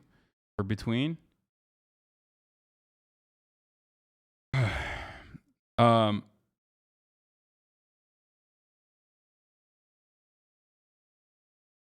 I feel like I'm saying my auntie's a man now is not intentionally a misgender or be disrespectful. It's him literally describing his change in his own reality. It's also kind of fucked because the following song, after setting the context about who's cousin, he talks about his family trying to make the accusation that his cousin was a predator. Kendrick, pretty fucked up.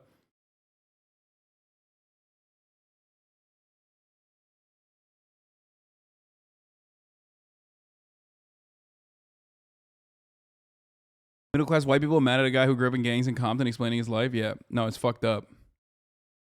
It's actually fucked up. No, Kendrick Lamar is the literal perfect fucking example of like someone overcoming incredible odds. Okay, it's just.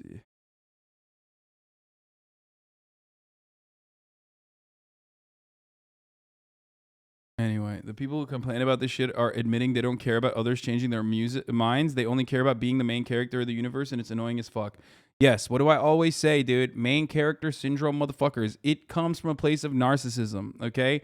That's it. I think people want really edgeless art in order to prevent hurting others, but art has to reflect the difficult realities we live in order to help us understand ourselves better. He showed how the world he lived in made him think that hurting someone he loved was okay. We need more stuff that's offensive in that way. Exactly. Exactly.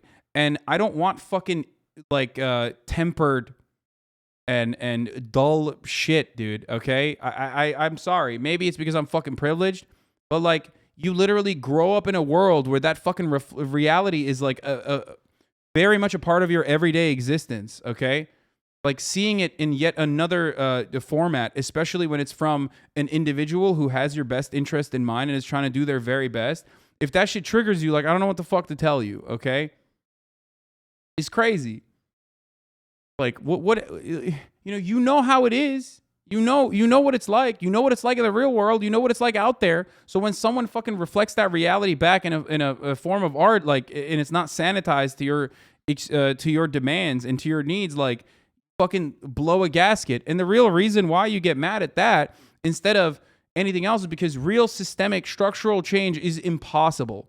And that feeling of powerlessness in a sea of overwhelming struggle and oppression, or the overwhelming struggle necessary to overcome such profound odds of oppression, leads you hopeless. So you turn around and you try to fucking make changes in places that you can. And it is, I'm sorry, incredibly fucking narcissistic and also self-defeating. I think it's a little disingenuous to say that only straight white people are getting mad at this. I've seen a few prominent black gay writers talking about their distaste for it. I think it does a disservice for people like that by generalizing for this. It's not for them, dude. Come on. Don't get me started on this, okay? Look, now I'm getting into black people's business. I'm not going to, okay? There is an entire industry of authors that allow liberals to say incredibly horrible things about black men that white racist people would say, okay? There is an industry of liberal-facing writers and authors, and this is too white of a fucking community for me to explain this once again, but time and time again I do talk about it. There's an entire fucking industry that revolves around liberals being able to appropriate the exact same shit that white people say about black men in particular, okay? That they're aggressive, they're violent, they're bigoted, they don't know any better, and they are the cause of so much of the struggle within the black community. That is precisely, whether people recognize they're doing that or not, but that is precisely the fucking a way for liberals to traffic those same kind of fucking attitudes, specifically white liberals to traffic those same kind of attitudes and not feel bad about it. Efendim anneciğim.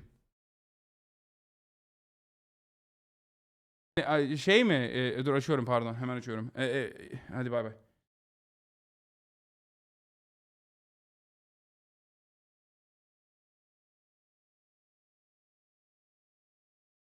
Sorry.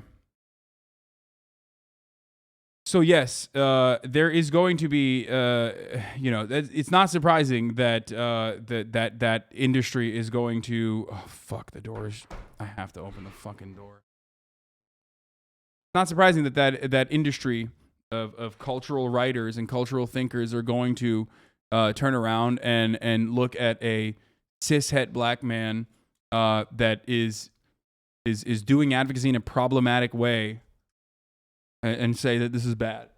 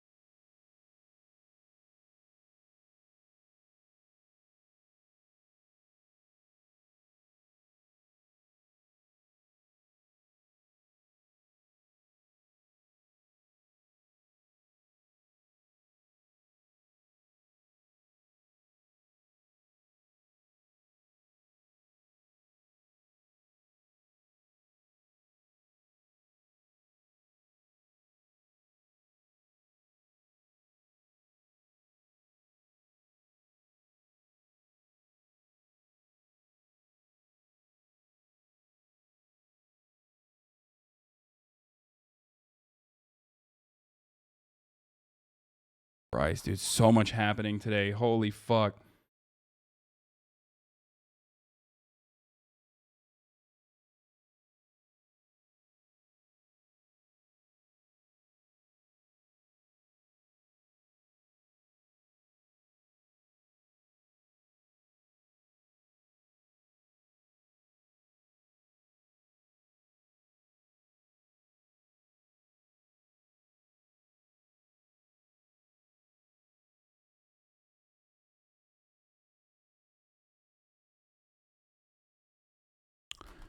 Anyway, I was specifically talking about Craig Jenkins. He's very well respected in the industry. Oh, Craig probably is in here. He's a friend of the show.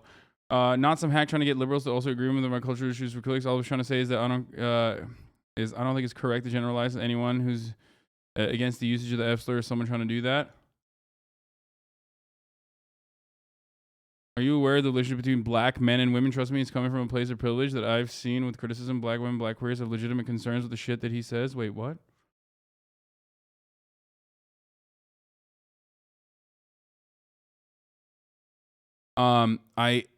I have tried to describe this once again. There's a lot to unpack about Auntie Diaries. This retweet is my first response, and I think it's the song should primarily be interpreted as Auntie Diaries ain't gonna push everyone further to the left, but for the people who relate to Kendrick's experience, it absolutely will. For those who it doesn't, it's a conversation starter. That track is introducing something to mainstream hip hop that wasn't there before. Exactly. I think people have the tendency to regularly think that like the world needs to be starting at the cultural endpoint that you've arrived at. Conversations don't occur like that. There is a slow burn. There is a delicate balance that you have to strike. And I think a lot of people, like well-intentioned people, want conversations to start exactly at the point that you're already at, but you don't ever think about like all the fucking steps that you took along the way to get there. And I think Kendrick Lamar, like you need to analyze Kendrick Lamar's attitude here with the culture that he's coming from. There is no singular rapper at his level, okay, at his level that has ever come out with such a fucking message like this, as far as I can recall. Okay, you can tell me like there are other rappers who are like, you know, trans allies and whatnot, but none of them are Kendrick fucking Lamar. Part of the reason why is because Kendrick fucking Lamar is a singular force of profound importance. Okay, am I a Radley for thinking that uber charitably can sometimes get a little annoying? It's not a flaw allies have, and I want to learn that myself. But I'm more considerate towards marginalized voices when they complain about someone's art being a certain way. Then I find myself wanting to listen to their views on the then allies who have constantly tell them to grow like they're a plant or something, but maybe I'm wrong here. Bro, I'm sorry. Unless you're fucking Kendrick Lamar, I don't want to hear about how your song would be better, okay? You're not even fucking G-Eazy, and you're over here being like, Kendrick Lamar should have like sanitized this fucking song. No, dude, that's his art. You can't. That's not you. Like, you can't say that. Like, you are you Kendrick Lamar? You're not even fucking Machine Gun Kelly, and you're over here being like, oh, Kendrick Lamar should have changed the lyrics. Like, shut the fuck up. Oh my God. Okay, hold on. Painting nails, that's kind of gay. You fucking got me, dude. I'm gay as fuck, dude. I fucked your dad, okay? I fucked your dad in the ass, bitch.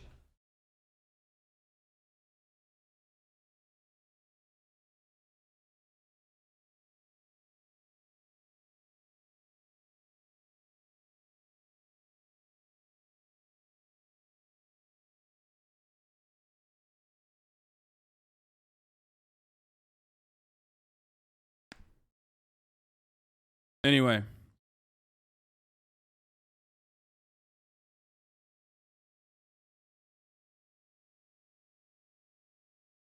You could also argue that censoring the word in the context would be effectively buffing out the harsh reality of what it is to grow up in a transforming environment. Again, it's not for you, okay? If you are offended by the usage of the F slur there, it's not for you. It is literally not meant for you. It's his own reality, and it's meant for people who have similar realities, who are who have had similar experiences. It's meant for people to like maybe change their own or reflect on their own attitudes. That said, it's important to remember that cis men, we are outsiders of the experience and thus can't dictate that trans people respond to our intentions versus our impact. I think Kendrick wanted to explicitly engage with his peers around this experience of confusion and the clumsiness of growth, and thus wanted to embody how this conversation would look between other cis-het black men in a safe space. Yep. Boom.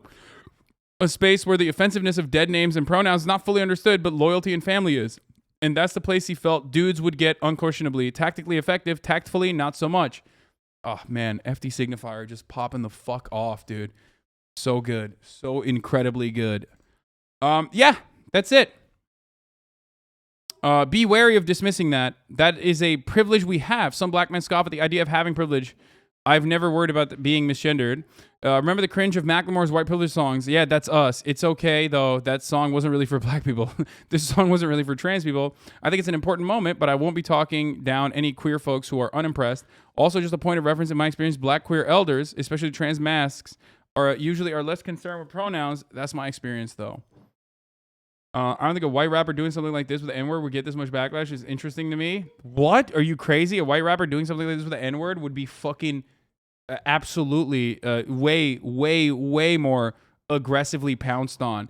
But there's a reason for that, okay? Do you want to know why? First of all, a white rapper would definitely do this with the N-word, okay? But the reason why I would get fucking pounced on immediately is because the attitude in the black community towards trans people is not the fucking same as the attitude towards, like, in the white community towards, like, saying the N-word. Do you not understand that?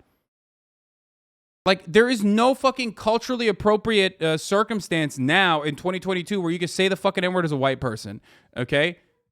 But the unfortunate reality is that the normative position for many places and many cultures, especially in, like, underserved neighborhoods and whatnot, is dropping the F-bomb is like a total normal thing, you know? You only have to, you must be living in a completely sanitized and very safe environment to feel like that's not, to feel like that's not so far beyond the pale. Okay? I assume that in the 1950s or whatever, a lot of non-racist white people actually said the N-word to other white people while trying to convey that saying the N-word would no longer be okay. White people as the dominant majority had to get other whites on board. The cultural awareness to say the N-word instead of using the slur didn't just pop into everyone's minds at once. Now Kendrick is educating cis breeders who've ignored the F slur. Yeah. I think so.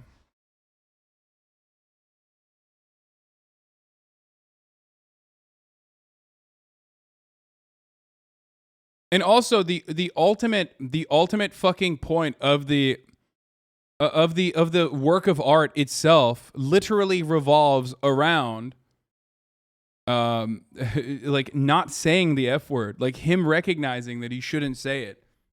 And the reason why he is saying it, or the reason why he is dead naming in the process, is because like that's his, in that moment, that's his reality.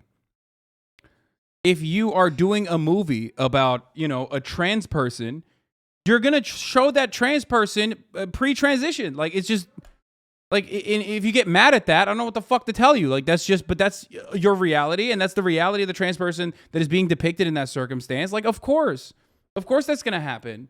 You know what I mean? It's the reality. It's how it is.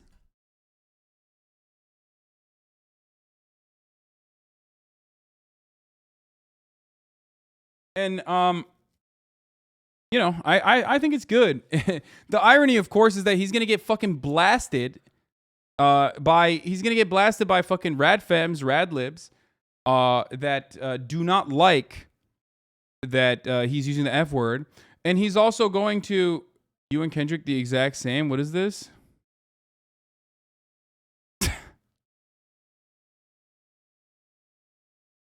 Yeah. I forgot what I was gonna say.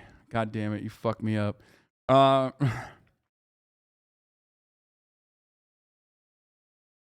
My parents are still coming to terms with me being trans. Yeah, it hurts that they just aren't there like every time I see them, but I recognize I need to move things along with them at a slower pace, because if I push too much or blow up on them, it's just more likely for them to just fall into rejecting everything entirely. Yeah, look, I'm sorry you had to go through that. That's a fucking horrible, horrible thing to have to experience. And hopefully the next generation will not have to, okay? And part of that is on people like us, you know, people like myself who are privileged, who are cis, who are cisheads. Who can try to educate others into not, you know, have that high sex haverbilly. Can I say the F slur? Yeah. Damn, that's crazy. Can't believe you got the pass. Not the album art. This is okay. Stop, dude. Most important part about this is that Kendrick went from a Hotep influenced album to a trans ally pro-vax album. Yeah.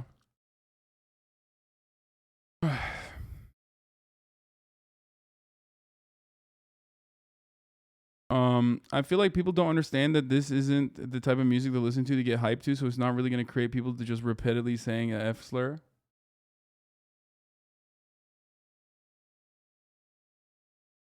This is America. Oh shit, Niko Omilana did a video about the same town that Gideon did and got to interview the clan guy, unrelated but banger vid. Shut the fuck up. Are you serious? Bro, this dude has been around the most black people, okay? This dude has been around the most black people in his life, okay? What is happening? This month is like, this is his month, dude. I thought Black History Month was last month. What the fuck's going on?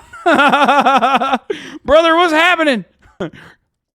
Arkansas gang. Okay, he's not racist. He got black friends. Dude, this is exciting. I can't wait to watch this. This is awesome.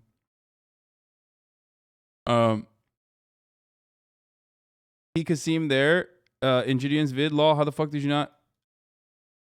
Wait, what? He cuss him there in Gideon's vid? The fuck, lol? How did you not see him?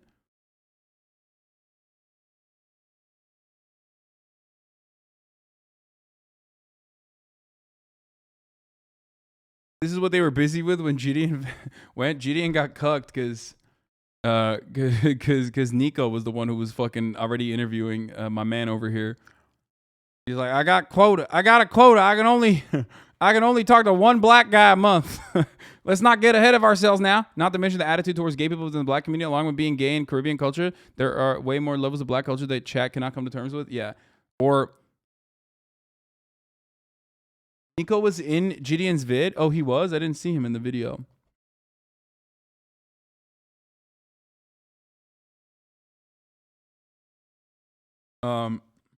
You ever talk to a race realist? I mean, like, in a serious, like, debate manner? Absolutely not.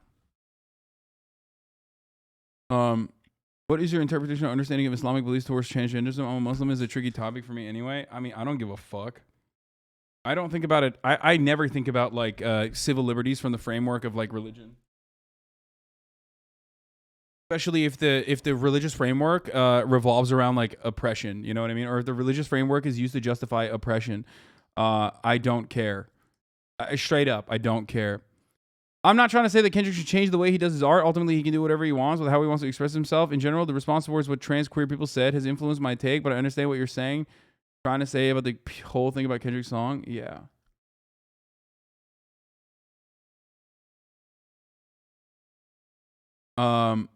Did you see this insane Jerry Springer vid where they have racist kids argue with the audience? I'm Yeah, alive. we were gonna watch this yesterday, dude. There's so much fucking content, dude. The content gods, the juices must flow, dude.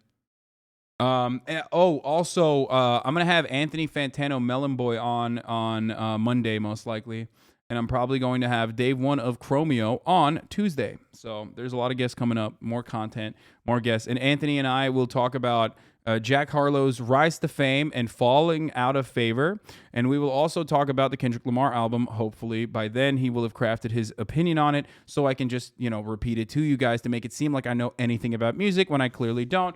Except that's exactly what you do as well. But here's the difference: I admit it. You can't. Isn't using the slur for fun? Is it past self trying to 16 people on the streets of common? People don't get angry and they do that in the movies. It's a story from his past in the first person POV. I know. And there are different layers to this, right? Like there are different layers in art. Like if I was fucking dropping F-bombs left and right when I am doing political commentary, that's a little different. Okay, that's a little different than like saying it in. When you are talking about your own reality and your own personal experiences in your art, and that's the direction that you're using, that's a little different than me just like straight up right now in present day saying it over and over again. Okay, so I don't. So don't try to make that comparison, like, because it is a faulty one. It is no different in many ways. It is no different in many ways than hearing the F word in a movie.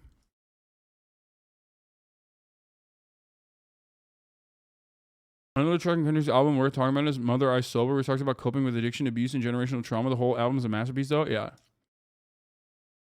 And it's a shame one track is overshadowing so much of the album. No one gives a fuck about this. Bro, what's going to end up happening is people are going to use this as an opportunity. One, people are going to get mad at Kendrick Lamar. It's already started. People are going to fucking yell about it. And then on the other side, on the reactionary side, people are going to use that to be like, see, these guys are fucking crazy. They're crazy. They're crazy. Look at them. They get mad at everything. And then the culture wars will revolve around that. But ultimately, no one will care. No one will care about it in a week. The album itself is awesome, and the impact it'll have will be much larger. Honestly, the Black Israeli stuff, Dr. Sebi bars, and the presence of Kodak Black are more problematic than this. I mean, I've heard people be upset that Kodak Black was on it. He did a little bit of cancel culture stuff too, personally, but I guess it's like, it's just in the culture. It's like impossible not to talk about it for so many people. Or maybe because I just love Kendrick Lamar and I am giving, in my personal perspective, I'm giving him allotment to say whatever the fuck he wants because he's awesome.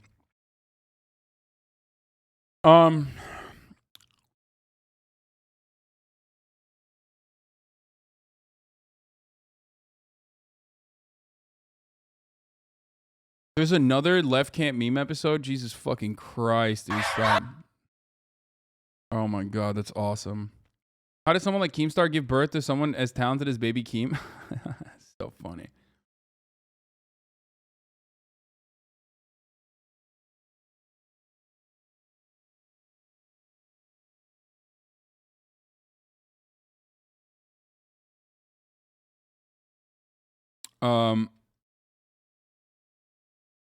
Only the whites hate Kodak Black. I mean, Kodak Black had a brief moment where I think he was getting blasted a little bit by Black Twitter as well. When he was like dancing with his mom and like grabbing her ass and stuff. I think people were like, whoa, that's a little weird.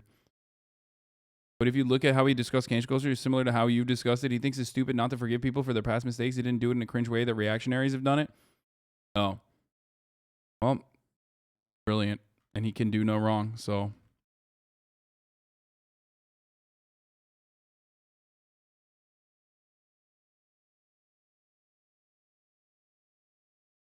Okay. I grew up in Compton venerating Kendrick and other Compton rappers. Middle-aged Hispanic dudes who listen to Kendrick who have always F-slurred or talking about it as something they need to change literally today. I have actual screenshots of our fantasy football group where they're like, maybe we should stop. It is messed up. What the fuck? Are you serious? Orlo, the person who wants to fucking be under my house, is coming in here. I don't believe that. I don't know if that's a real thing that you're describing currently. I feel like that seems more like, you know, my 4-year-old daughter said Ruth Conda forever when she heard that Ruth Bader Ginsburg had died.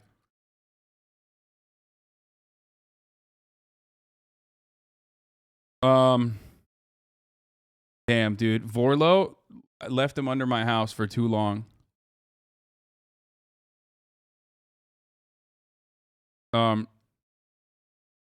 It's all a ploy to get under your house. Don't trust them. I agree. Okay, so I think we've covered this extensively. The Kendrick Lamar, the Kendrick Lamar trans anti-transphobia, Kendrick Lamar trans rights saga. All I'm saying is, and I ask this all the time, while I totally personally understand that it's not something that everyone can do. I always ask of people, whether you are black, brown, trans, a woman, no matter what your marginalization is, to recognize that we all have an intersectionality of privilege. So we are more privileged than others in meaningful ways, okay? Depending on your class positioning, for example. And that because of that, emotional labor, taking on emotional labor is always a good thing. I know it's really hard because I'm not talking about like fucking debate it with like debate perverts, okay?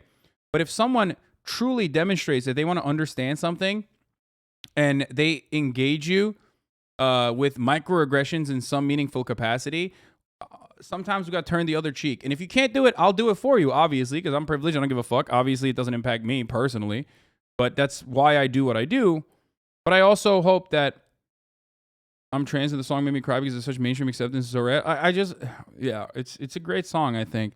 But especially because it's good. It's a good song. So there's that too. Because it could have sucked. And then you would be like, oh man, that's way worse. Kendrick Lamar brought back trans rights to a way worse era. It's important, dude. That's a delicate balance that you need to strike. But yeah, always try to be charitable. Always try to be charitable. Some people are fucking dog shit. They're horrible monsters and they suck ass and they're going to be fucking pieces of shit and they're going to use like any opportunity to shit on you. And that sucks. Okay. Especially if it requires you to basically lower your guard a little bit to like turn around and try to educate someone who you believe is otherwise like good natured and coming at it in good faith. That's Macklemore making terrible songs about important issues. Exactly, dude. Exactly. If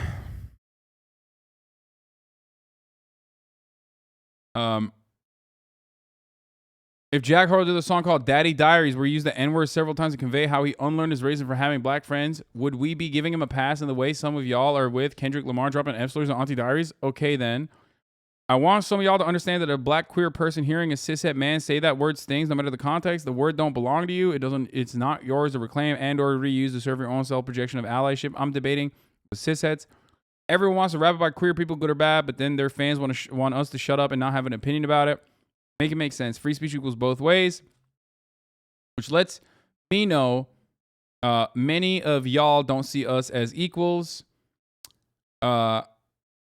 Also, please seriously understand what dead naming and misgendering is. You're doing nothing in supporting transgender people if you're using a massive platform to artistically misgender people. Learn before you defend a song. I mean, this person literally wrote a book called The Case for Cancel Culture. So I'm going to go ahead and assume that like their take is going to be, you know. Yeah, no, it's just, who cares? And also, this is not a place for white cisheads to go and like bully a fucking black queer person, okay? It's not a place for anyone to go and bully a black queer person because of their rad lib attitude. What did I say? What did I say? Kendrick said...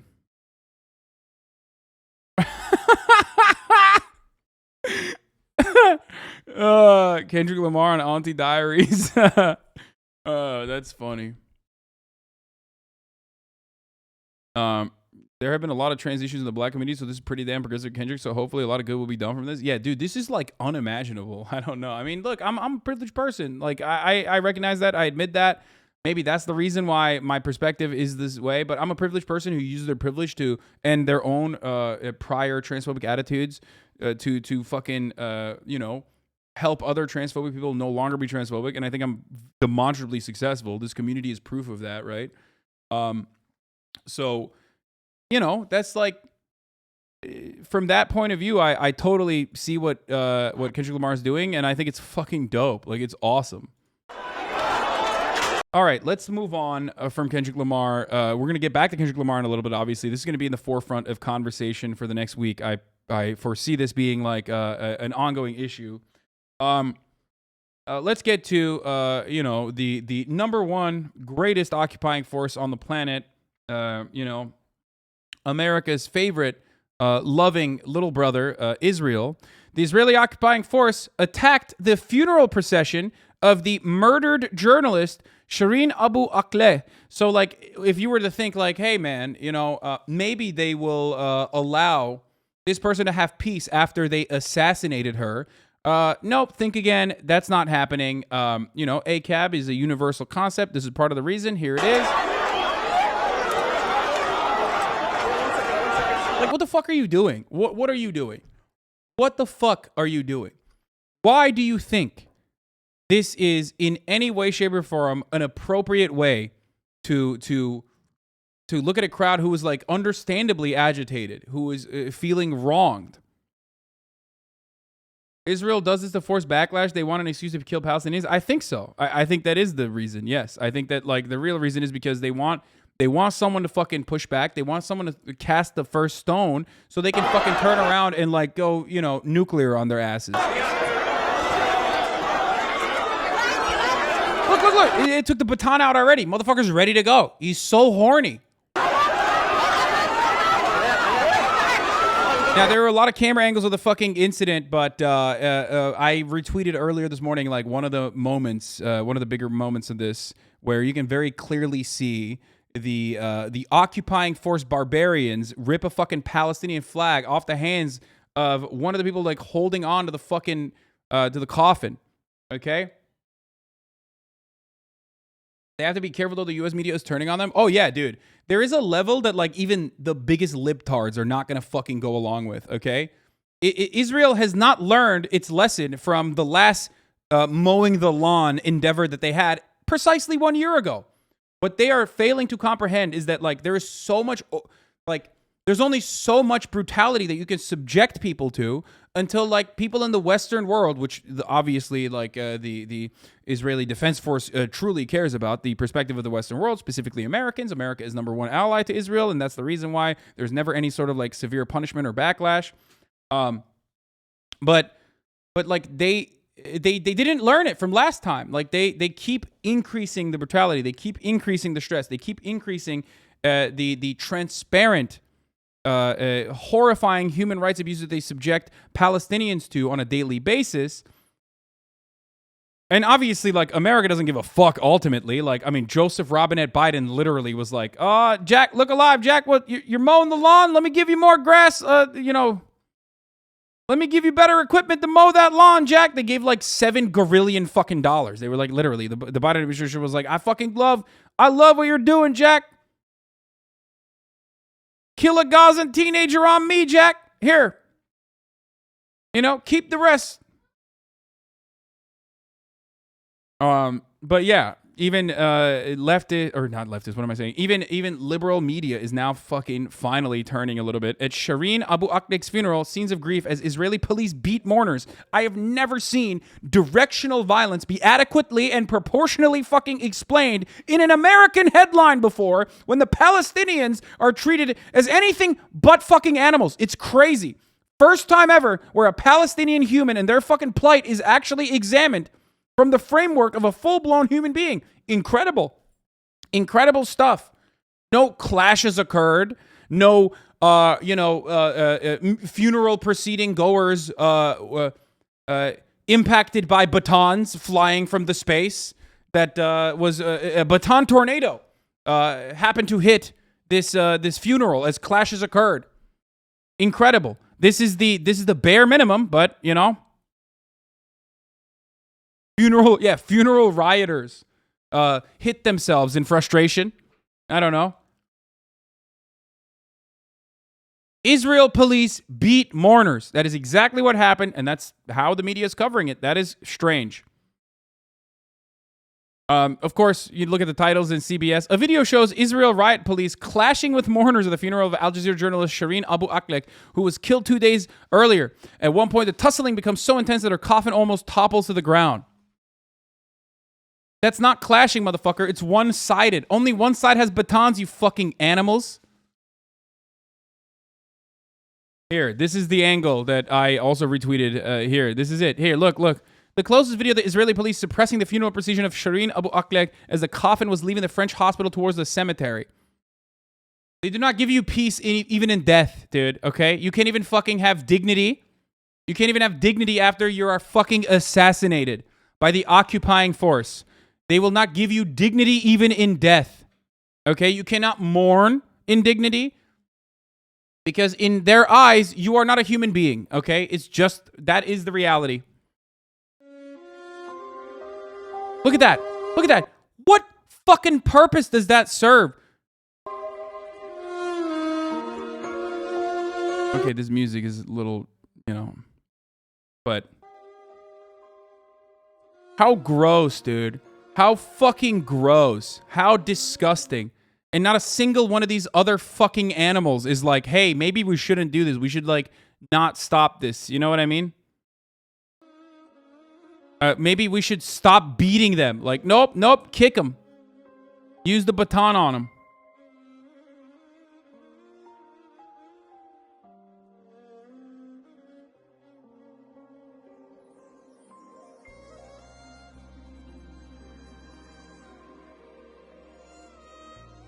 Look at that. That guy got his fucking skull cracked with a baton. Still rushes back to hold the fucking, hold the coffin up.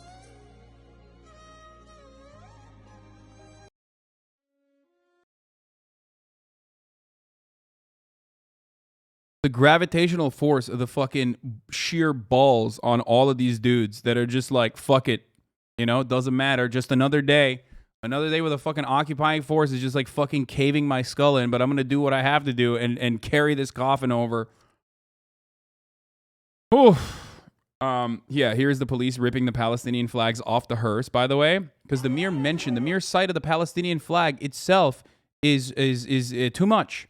Remember, they literally went into the fucking homes. They went into her home immediately after assassinating her, okay? And tried to take the fucking flags down at her home.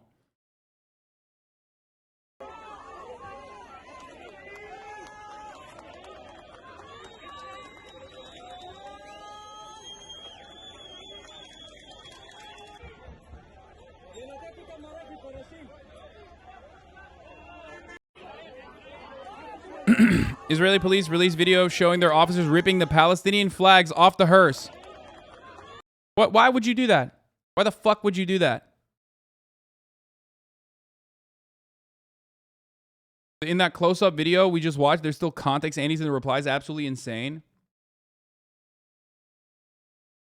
Bro, I don't know. I don't know what to tell you. Like, I don't know what to say. I don't know how you deal with this. You know what I mean? The Israeli settlers hurry to seize a building belonging to the Jabari family in Hebron while attending is diverted to attack Shireen Abu Aqleh's funeral in Jerusalem. This is settler colonialism in action. What? Are you serious? No shot. There's no way. This is out of context. I don't know. I don't know if this is real or not. I can't. I don't know if this is real or not.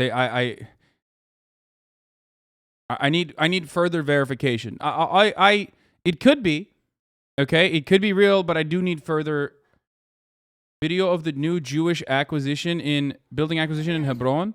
We are going into the new home purchased by Jews in Hebron.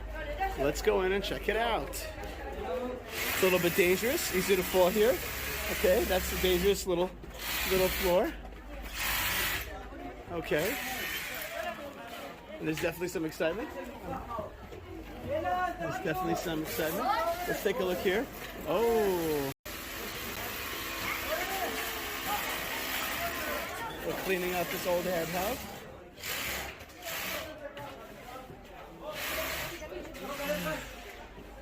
Very good. Bro, how is a liberal cuck like you supporting the Palestinian cause? Like brain disease, dude? What the fuck? What do you got? Holes in your fucking brain?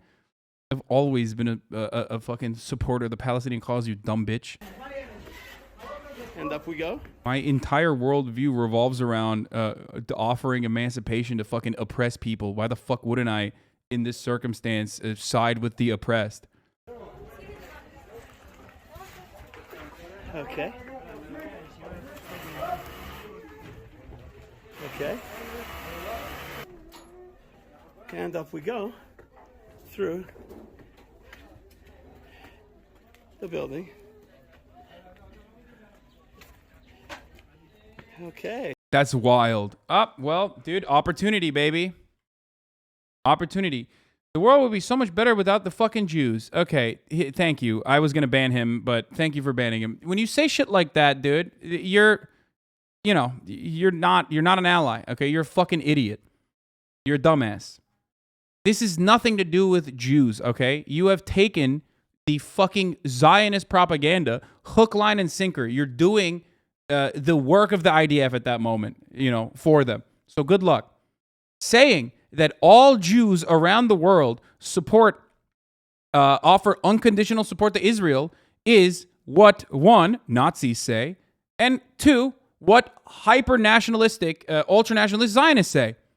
That's the real fucking horseshoe. That's the only instance where there's like real horseshoe theory right there in action. Okay? It's stupid. It's ridiculous.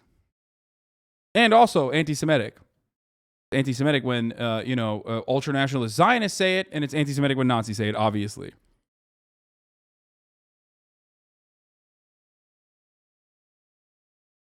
These are like the evangelicals of Jews, also funded by evangelicals, funnily enough. This has nothing to do with the Jewish faith. Exactly.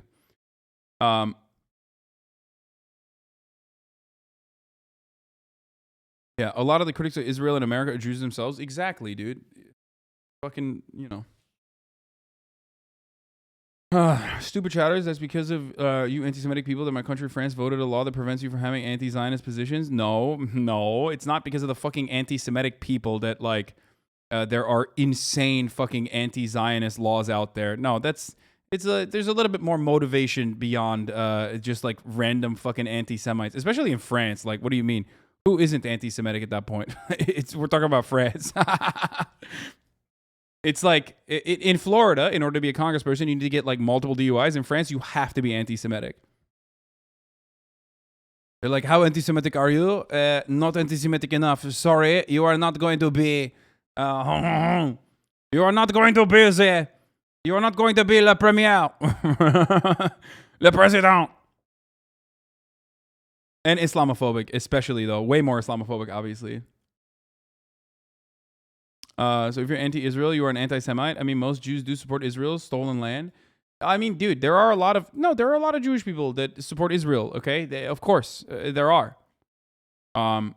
Just like there are a lot of American people who offer support without recognizing the bloodshed that comes along with like offering support to America and the American empire. Okay, your goal is to pick as many people as possible and try to change their attitudes, change their minds. Or at least my goal is. But we talked about birthright already. Like there's an entire industry dedicated to literally brainwashing as many American Jews as possible at an early fucking age.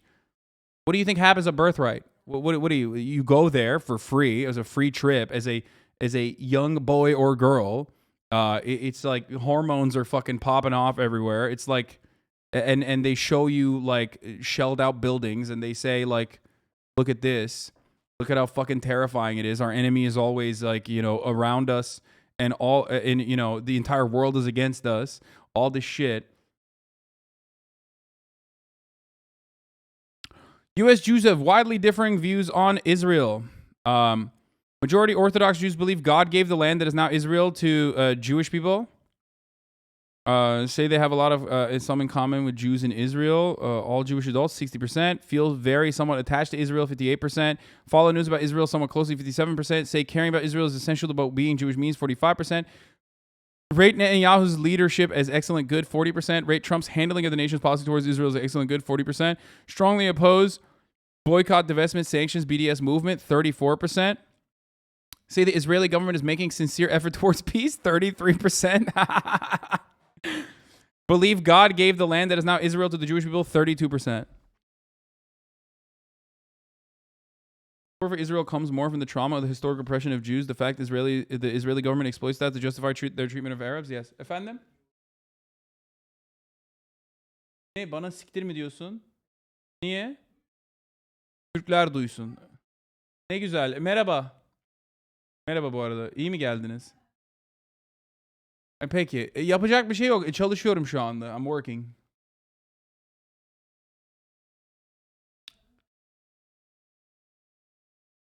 Bush fucking said God told him to invade Iraq. You could make the same argument that America's a Christian WASP terror state. I mean, yes, I know. Most Jewish Americans identify as Democrat or lean towards the Democratic Party, and more than half the negative ratings at the time of the survey, both Israeli Prime Minister Benjamin Netanyahu and the President Donald Trump's handling. But Orthodox Jews, 75% of whom are Republican. The funniest thing is Orthodox Jews elsewhere are like violently anti-Israel. Like there's an entire sect of Orthodox Jews in the UK, for example, that are like violently anti-Israel. Okay, like insane, which is pretty funny when you think about it. But like American Orthodox Jews are a super insular community and very, very reactionary. You didn't just ignore your parents, right? I'm tripping lol. No, I did. My dad is just memeing on the corner. And Orthodox Jews in Israel. Some Orthodox Jews in Israel are anti-Israel too, yes.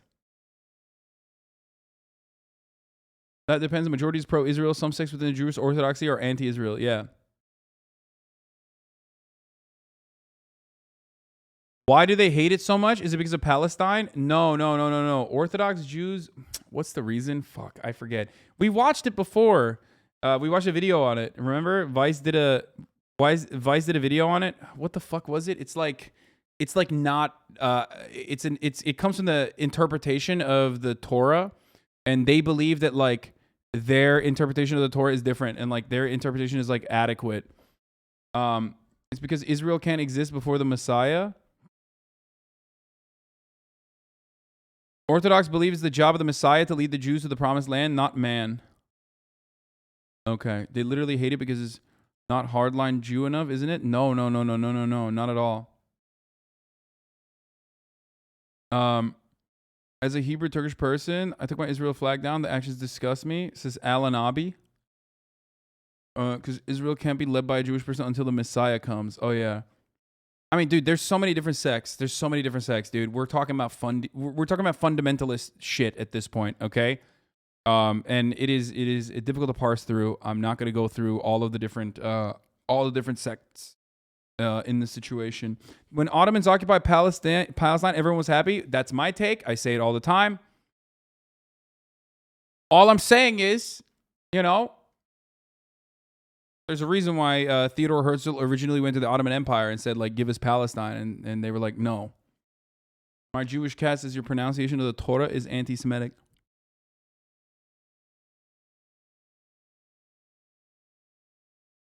Palestine belongs to the Ottoman Empire. No fucking way. We literally revolted against the Ottomans, man. Yeah, many Arabs did. In North Africa. How did that turn out? Not great, I think. Not to be too much of an Ottoman imperialist here, but sometimes the enemy the imperial power is a little bit better than the imperial power that is overseas and is just treating you like a colonial subject.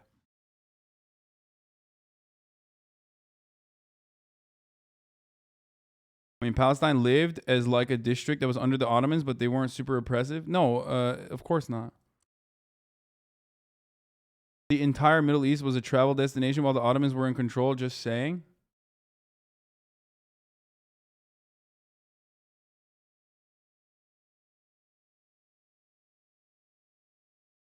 Okay.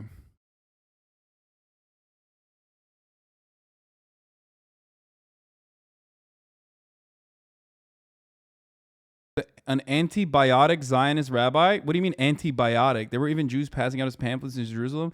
I was in Israel last year driving miles, and around into Jerusalem, you will see a picture of Rabbi Schneerson, an antibiotic. What the fuck does that mean, bro? My man said an antibiotic.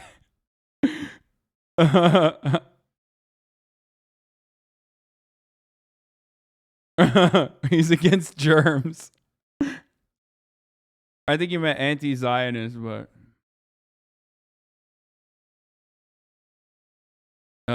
dude, that's funny.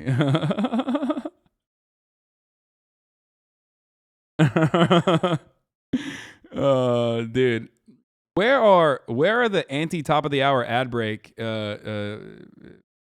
Jews though? Really, like we're talking about anti-Zionists and stuff and antibiotics, but where are the anti top of the hour ad break Jews? You know what I mean? Because at the top of the hour, there's a 2 out of 10 segue. Okay, shut up. Fuck you, Fizz. Okay, you're right. Whatever. This is gross. Hey. This is gross. This is incredibly gross. Taking advantage of like the commotion that the occupying force created at a fucking funeral proceeding. To you know never let a good opportunity get go unused. Okay, holy fuck. Just like the top of the hour ad break. You know what I'm saying? At the top of the hour, there's a 6-second ad break. If you no longer want to see those ads, all you need to do is subscribe. You can do that for $5 or for free with the Twitch Prime, of course. Twitch Prime is free. As long as you have an Amazon Prime account connected to your Twitch account, you get 1 free subscription a month. Here it is now. Okay. Tried twice. Shut up. I'm a pro top of the hour Jew, says Megaphonics.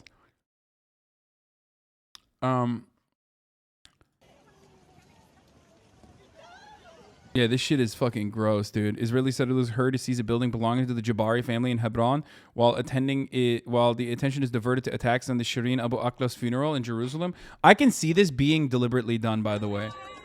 This actually puts into terms like, this actually kind of makes sense as to why this kind of like violence occurred.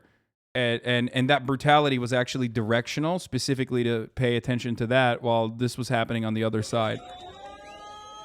And if you think that that's like, anti-Semitic or a conspiracy, that the IDF routinely fucking, the occupying force, the police force routinely collaborates with settlers, you're out of your fucking mind. That is a literal reality, okay? Welcome to reality of living in occupied territories. Straight the fuck up. Straight the absolute fuck up. The occupying force always, historically and even probably in this circumstance, I'm sure, is in some way collaborating with the settlers in this situation. Is it IDF or IOF? I mean, the proper term, like the actual term is IDF. That's what Israel calls its defense force. They call it the Israeli Defense Force. I say, and Palestinian activists say, the IOF, the Israeli Occupying Force, because that's what they are. They are a brutal occupying force for a theocratic ethno-state. That is the truth.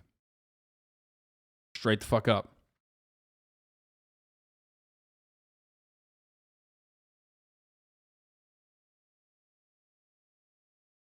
Yes, it is. Like sometimes I say IDF, sometimes I say Israeli Occupying Force. Most of the time I mention the brutality and that they are an occupying force regardless, because it is the truth. But, you know,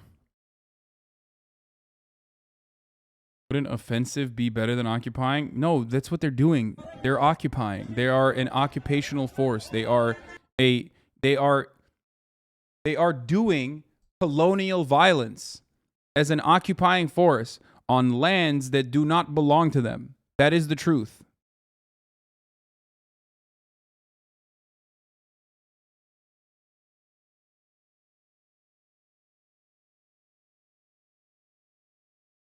There is no defensive occupation.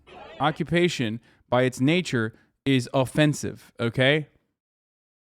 and completely gross and completely inappropriate and horrifyingly inhumane. You know, and you're seeing it. You're seeing that evil right here.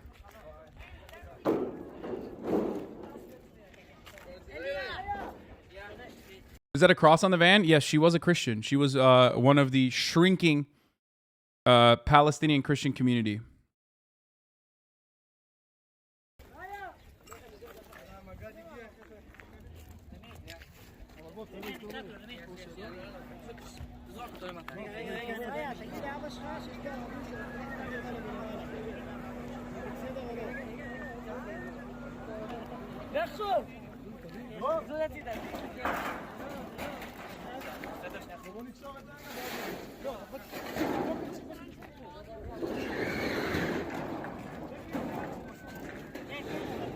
Jewish life in Hebron.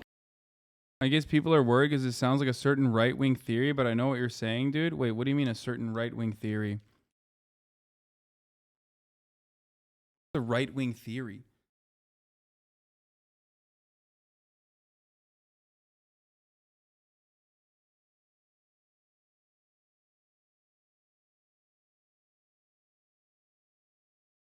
You mean the guys that were attacking the funeral aren't nice? I thought they were fine people on both sides. Yeah, like, yeah. Then why do libs like the IDF? They hate offensive things and words. Okay, stop making a joke.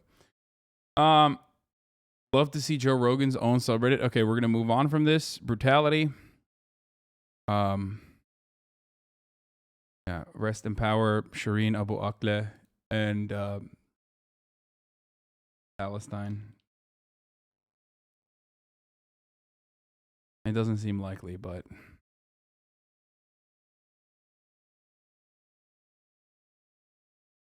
okay. Wait, did I forget the fucking god? Ad or not?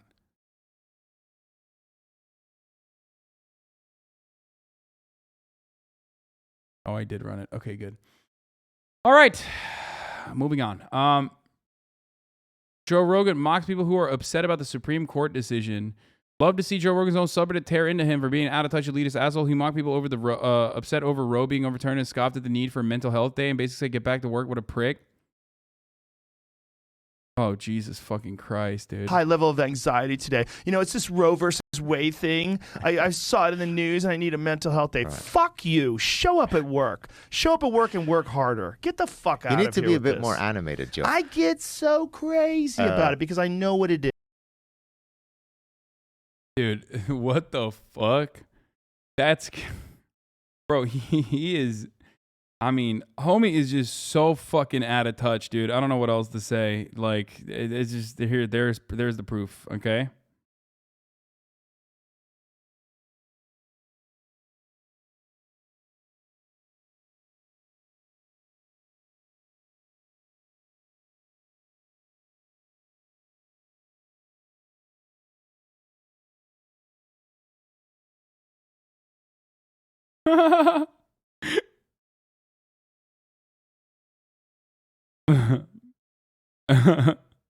Sorry, I just looked at a QRT. Says the guy who literally makes a living off a podcast. Sorry.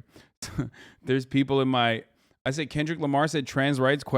And someone immediately in the QRT is like, you need to be shot.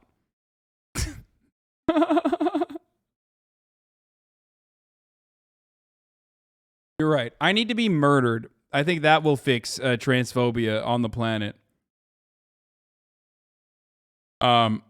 This guy's so used to talking about the plight of the dead office job or the way people's lives suck working 9 to 5. He's so out of touch. It's wild. Dude, I mean, this is what happens when you're fucking an incredibly, profoundly wealthy person. It's something that is, it's something that you like constantly have to work against. Okay? You make jokes for... It's something that you have to constantly work against. And you know, put a significant amount of effort into working against, or else you are going to turn into an out-of-touch piece of shit. And I say this from my own personal experience as well. The world of HasanAbi is shot. Yeah, straight up. We have donated money for you to have a positive week. Why are you reading the QRTs? You're right.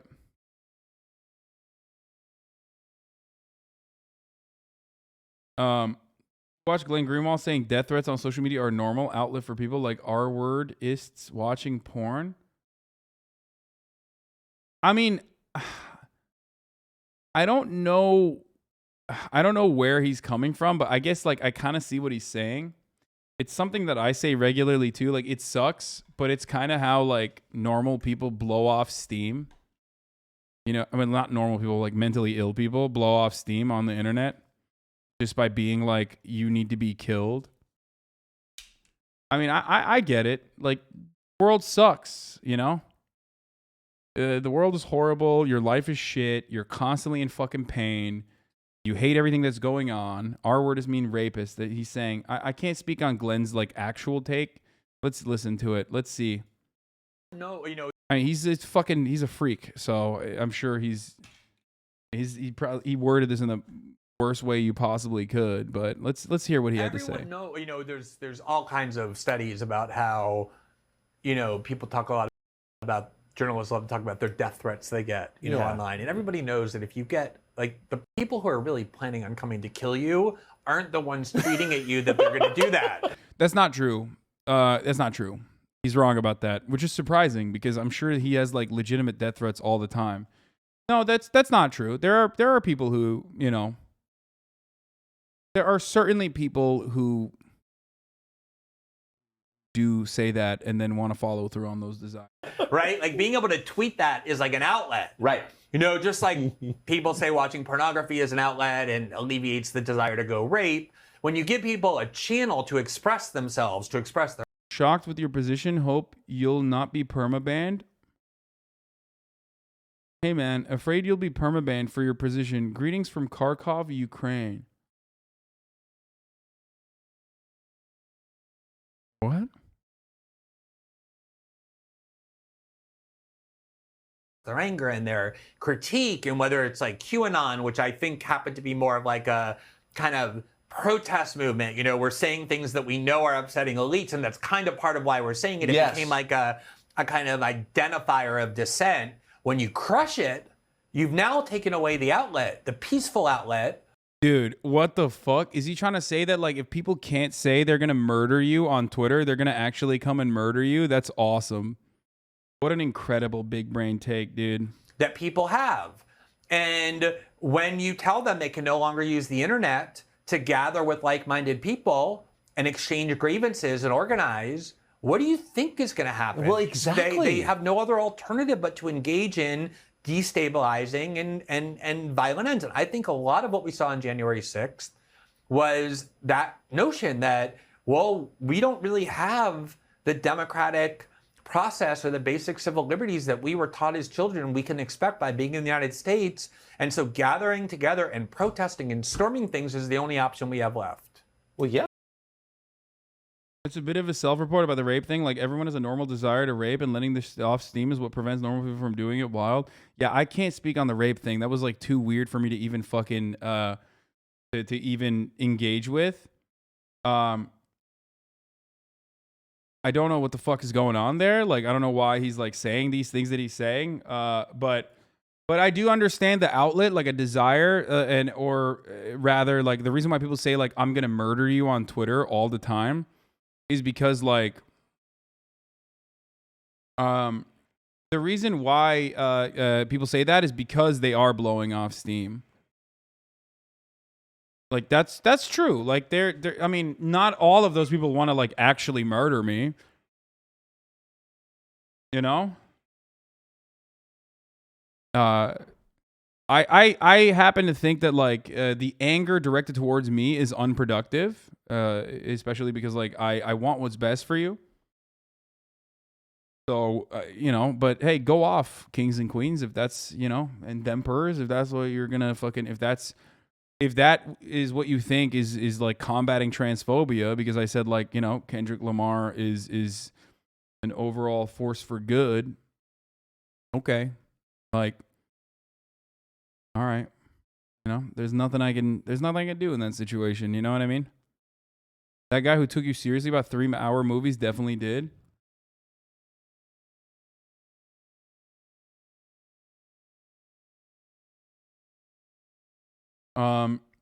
He's saying that if it wasn't for porn, he'd be raping women left and right because that's how society works in his dumb brain. I mean, wouldn't be, he's gay. He wouldn't be like touching women, I don't think, but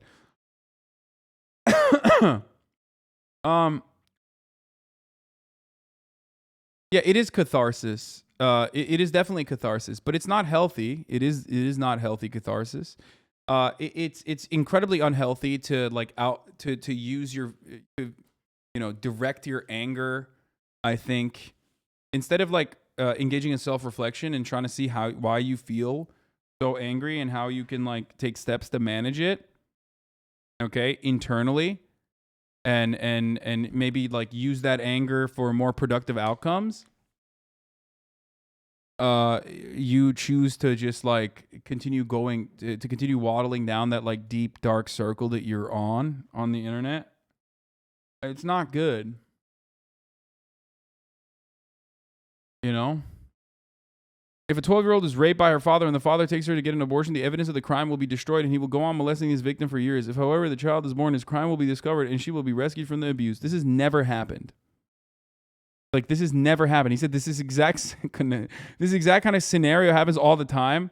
I mean, this is an old fucking take that he has. It has literally never happened, okay? 100%. This motherfucker thinks the only evidence is a child. The only evidence of, like, child abuse and rape is, like, the actual fucking, in the aftermath of a pregnancy being carried to term.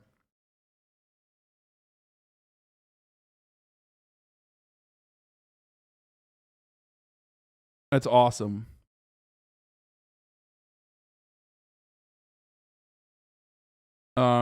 Are people annoyed at what K-Dot said? Some people are, but I mean, those people are annoyed at all the time for, understandable reasons. There is a tendency to attack people who are trying to do the right thing and be allies. It's just the unfortunate reality, okay? And I tell people who are on a pathway, who have unlearned their their like prior socially conditioned attitudes that are bigoted, all the time. Like, dude, you just got to keep your head down. It just comes with the process. It comes with the territory. People are always going to yell at you for trying to do the right thing. Look at my situation. Like, I get fucking ass blasted on a daily basis by people who literally are just like supposedly, the people I speak for in many instances. And there are ways to vilify what I'm doing by even saying like you're behaving in a white savior kind of way, for example. It's just like, it doesn't matter. I am not such a weak, cowardly, pathetic pussy that I would change my entire worldview as a consequence of fucking some people who are getting fucked over by society yelling at me, okay? And you can't. If you are genuinely a good person, if you genuinely believe in if you genuinely have an empathetic worldview, if you are changing your attitude, if you're changing if you're re-examining your past behavior and you've learned from it, okay, and you have redeemed yourself and you're trying to be better, don't worry about the people along the way that fucking yell at you. Understand that those people that are yelling at you, in some instances are yelling at you because they're narcissistic, okay? Because that is definitely a reality. Everyone is the main character in their own story, and they want to fucking forcibly center your advocacy around their own personal expectations and their own personal desires. And it's something that like it's hard to get over. But then there's also like a very real reason why people are mad all the fucking time, right? If you're a trans person, you're sick and tired of like having to debate your existence on a daily basis with like people who want you to be removed from society. So that creates like that creates a lot of anger, and your starting point is always going to be like an angry one because it's defense, it's for survival, and it just happens. It just comes with the territory, which is why being a quote unquote leftist grifter is not as easy as it is to be a right wing grifter. It's like a silly thing to do. If you're going to be a grifter, just be a right wing one. How much of the normie right-wing taste do you think are rooted in tough guy shit like what Rogan said? Most of my in-person experience with conservative-leaning people has led me to believe they just don't want to look gay for caring about people. True. Bro, looking at the QRTs on your post give me psychic damage. I don't know how you even do that on a regular basis. Dude, what do you want me to do? Like, you're a trans person on the internet with a fucking anime avatar, and you've like contemplated committing suicide multiple times. You're gonna turn around and be like, "I want to kill you. I'm gonna shoot you in the head." What am I supposed to do to that? Like, what do you want me to do? Like, they're just, you know. I hope you're well. You know, I just like I hope it made you, even for a brief moment, feel better. Okay, that's it. That's the way I see it. Like. You know what I mean? Why don't you report them? What am I going to do? Get him fucking banned off Twitter for like a week and then they're going to be even more mad? Like, it doesn't matter. Also, if I were to... Twitter would literally have to create an entire separate wing of moderation specifically to look through the thousands of QRTs I get on a daily basis where people are like, bad suicide joke, but you're right. It's not a joke. That was not a joke. People that fucking do that on the internet are one, suffering, and two, incredibly mentally unwell. You know what I mean?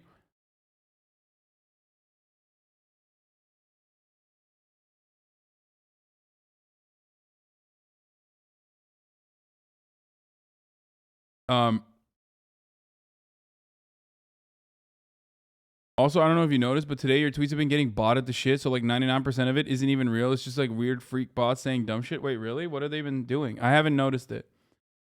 My super lip uncle describes himself as a former Reagan Republican, now a Bill Maher Democrat. My super lip... Oh, Jesus. I'm sorry to hear that, man.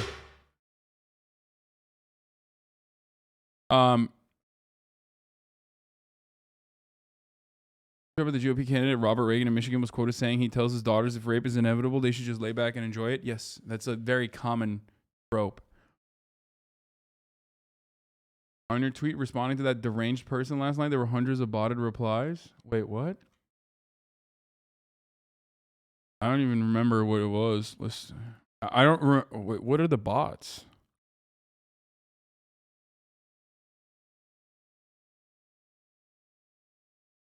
I just want to see what the fuck.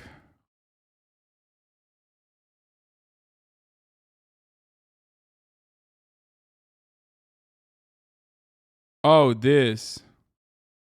Oh, what the fuck?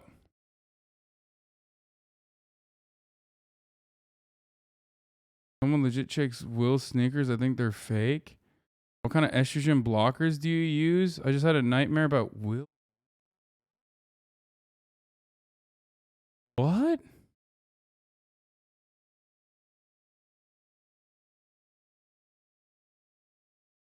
Oh, it's because I made a crypto crashing joke, so now all of them are... Some mentally ill STEM lord probably botted your shit. Yeah. Crypto frog script kitties mad at you? Oh, damn.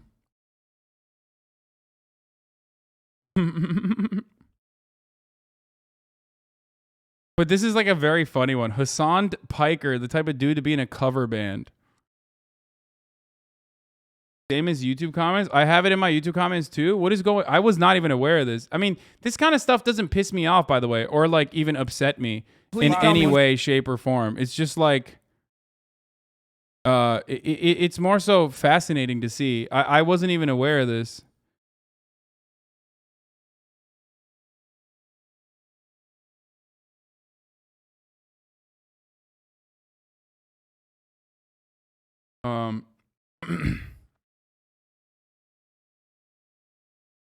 These are the people searching for how many apes you can make with one slurp juice on Twitter and found you. Yeah. I'm not mad, copium. Wait, why would I be mad at that, dude? What the fuck? It's a bit of a self-report for you to think like, oh, dude, no, you're actually super mad right now and you're hiding it incredibly well. No, this is not real stuff that upsets me. I've already mentioned what actually upsets me. And what actually upsets me is when like legitimate...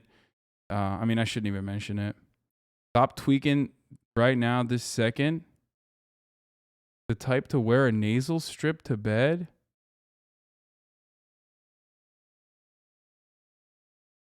Please don't report this, but I actually used to talk to Hasan Piker. He was a genuinely fucked up guy. He always talked about how he would fantasize about shooting local pre-K school up, and he loved changing his niece's diapers. Auntie Piker fucked Zach Bia for some Henny? Tried to bomb my school? Whoa, this is crazy. What is this?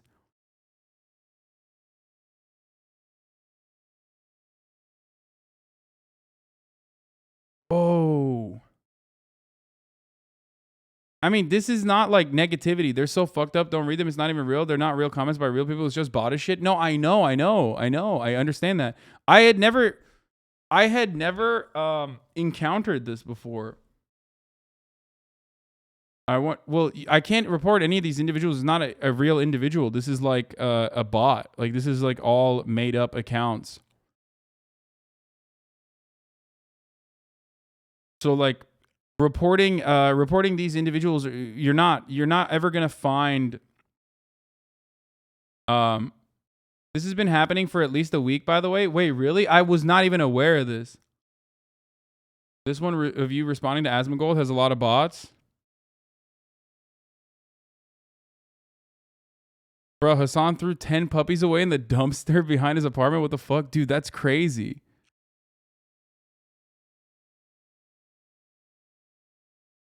What? That's so weird. What the fuck? This is kind of cool. Like, what? I didn't even know that this was something that people did. Whoa.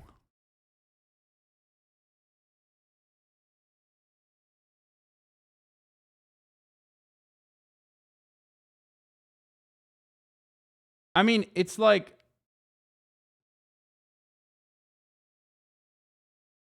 some of these can't distinguish between fans just memeing at you. No. None of these are. Okay. All the crypto pump bots are worthless now, so they got to get repurposed. Yeah. That actually makes sense. I assume it's like one guy or a group of people maybe that have like a bunch of bots that appear as like real Twitter accounts, basically. That puppies thing is fake, right? Dude, none of that. No, I mean, this person is saying like pedophile shit, okay? Obviously, all of it is fucking fake. What are you, crazy? You just barely seeing these bots? They've been running riot on your YouTube comments as well?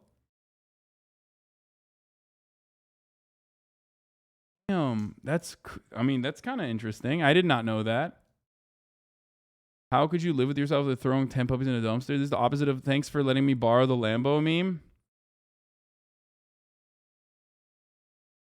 This is somewhat similar to the Germa psycho streamer thing, but Germa is a real psycho streamer. Yeah, it's probably like one person. Must not work well if you're the target and you don't even notice. Yeah, I never even noticed it until someone in my chat just brought it up. I don't have my Twitter notifications on. What are you, fucking crazy? I get 1 million notifications a day, dude. What are you, insane? Type shitcoin in Twitter and they come after you. The real bots I always thought were just like the NBA YoungBoy fan base. You know what I mean? But I think the saddest part about the NBA YoungBoy fan base on Twitter is that like they're real people and not bots, but they behave like bots. Where they always will be like, oh, you fell off, bro. You fell off. Young boy better. Make better content or I'll stop watching. Make better content or I'll stop watching. Those are real people that say that. They all have my fucking noties on. It's like a weird kind of stand-em, I think. They apparently think you went to prison too. Prison age this motherfucker. Wait, I blocked this person? Already? Who the fuck is this person? Prison age this motherfucker? Is this a bot or a person? How did I block them?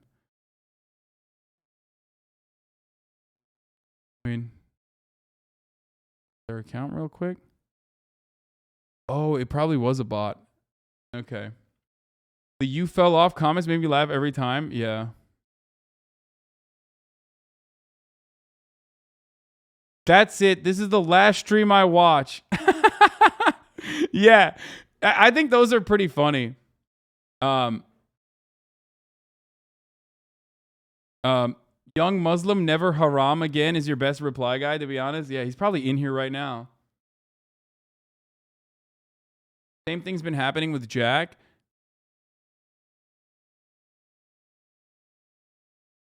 Oh, dude, what the fuck? Oh, yikes, dude. Holy shit. I mean, this is not even in terms of service, but how this stuff makes it past YouTube's filters, I'll never know. There are methods of preventing this, but they just don't want to do it. The top ones are especially vile.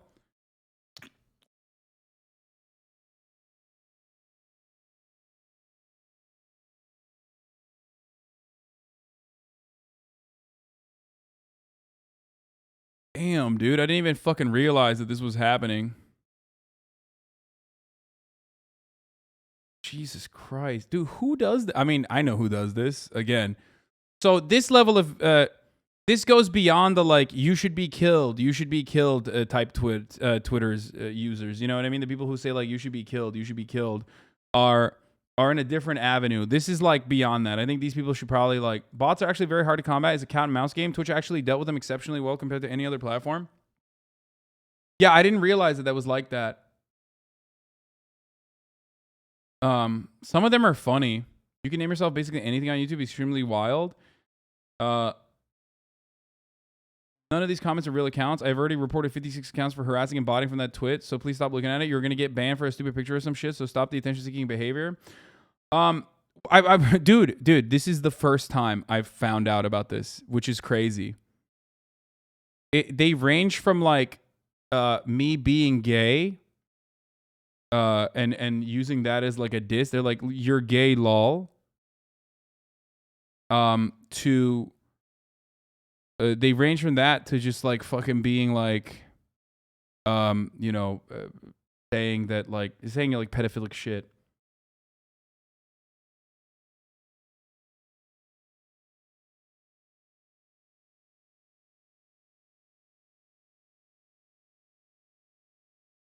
Lole, you're gay, lole.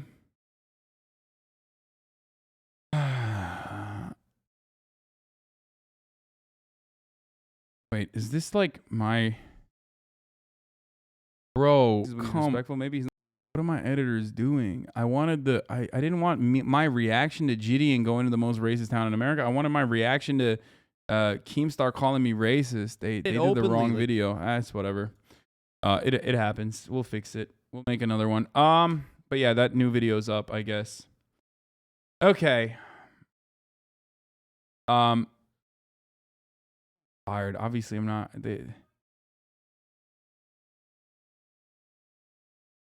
Everyone start spamming watch the Niko video. I'm gonna watch it, chat. I'm literally gonna watch it right now. Okay, you know what? Fuck you. I'm gonna watch it right this very moment. Sons of bitches. I obviously am very excited to watch this. This is fucking incredible. And I'm very excited to see it. We watched Niko trolling the EDL before. He's a Oibrov. A good one, right? He's a good Oibrov. America's most racist man. I instantly became a fan of his when I saw his EDL video, all right? And it turns out he went to the fucking most racist... He went to the most racist town, and he pranked the most racist man in America. There's a TOS on 1604. Okay, thank you. And this is the story of how I found this man and tricked him into giving me an interview. But the craziest thing about all of this is that it was all an accident. Because originally I was traveling to Harrison, Arkansas, because based off the videos I've seen online, it's America's most racist town.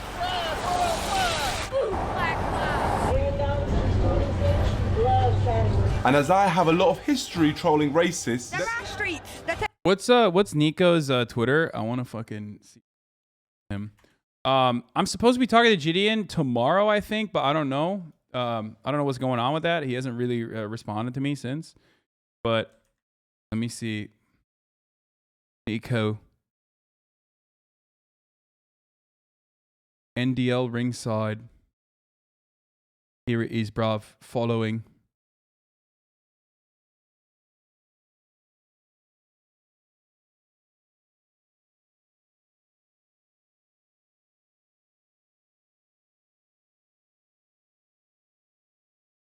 Can you, since he's banned? No. I'm going to have I can't have him on stream, Gideon, I mean. So I was just gonna have a conversation with him. I don't know if he wants to do anything about it, or he doesn't like Niko, by the way. It's what? All right, let's taking our houses, they're taking the lot. And they took your teeth as well? Yeah, they did. I thought I was definitely qualified to go down there to see this town for myself and find out if it really is racist.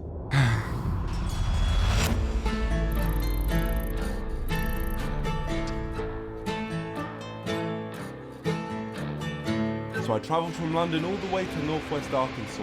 We're here! Just L, okay? Just don't do that. Listen, oi, bros, don't try this at home, yeah? Don't try this shit at home, yeah? Don't do it, friend. Well, we're not here yet. We have to get a taxi, and then we're gonna be there. And unfortunately, there were no taxis. So I had to try and hitchhike my way into getting someone to drive me all the way to Harrison, which is a 2-hour journey. You guys are going to Harrison? Yeah, Harrison, yeah. What's in Harrison for you guys? So basically, we hear it's the most racist town in America. Oh, yeah? Yeah. That's why you came? Yeah, that's why I came the whole way. I'm saying we get a road trip to Harrison. I really want to take you. I have to catch a movie, but let me see. And what time's your movie? It's at 10. Yeah, I think I can pull it off. You think? I think so. He thinks he can pull it off. He thinks he can take us to Harrison.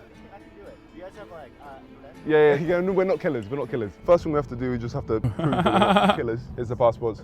This is where I just get out the zip tie and I choke you. Oh! No funny. So have you guys heard much about Harrison? They have like a KKK headquarters there. I saw a video on YouTube last year. Somebody like just had Black Lives Matter sign and people were telling them like, don't be here after dark. Oh my gosh. I wouldn't say after dark. About 10 minutes, I'm gonna be back. You better be gone. It's definitely one of those towns that if you are a minority, don't stop for gas there if you can avoid it. Okay, so it's like that. And you feel like I should be nervous going? I would be a little more nervous. Oh my gosh, George. I don't know why, like, the experiences of other Arkansan people about this town oftentimes is like mentioned in videos, but then they literally will fucking be like, but we went there and nothing bad happened. And it's like, okay, well, like, obviously they know, you know what I mean? Hasan, now you got to go there. I really do want to go there, except I can't, chat, because I am the most oppressed minority, an atheist. And if they find out that I'm an atheist, dude, they'll kill me.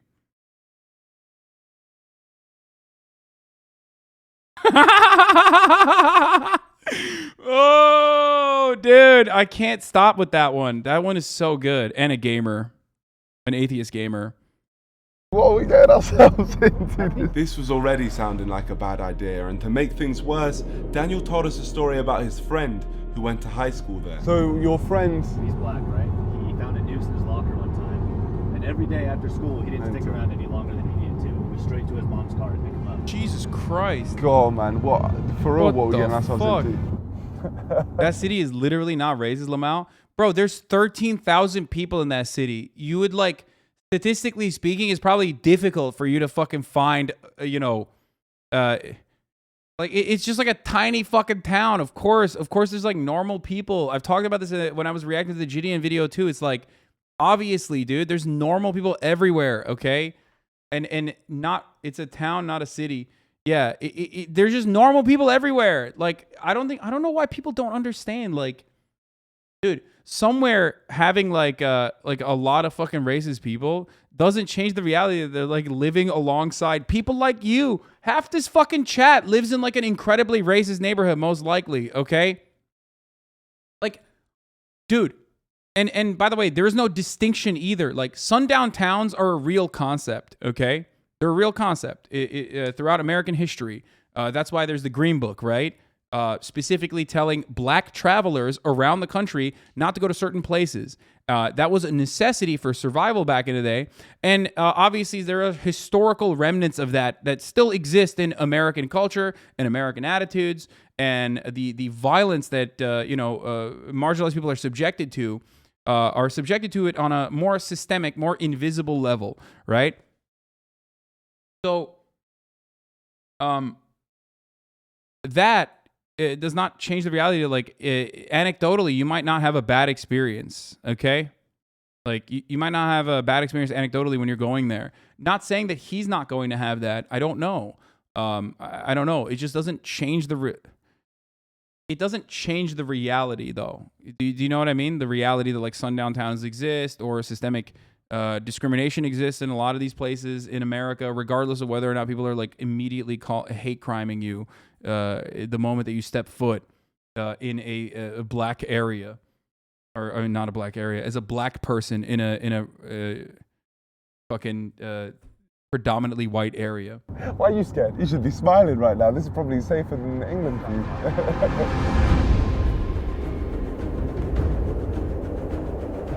All right, I think we're pretty much here. This is, I believe, to be Harrison. We're a couple minutes away from our hotel, and then we're going to start exploring. Thank you so much, my friend. I do want to give you some cash, because obviously you drove us all the way down here. That's $300.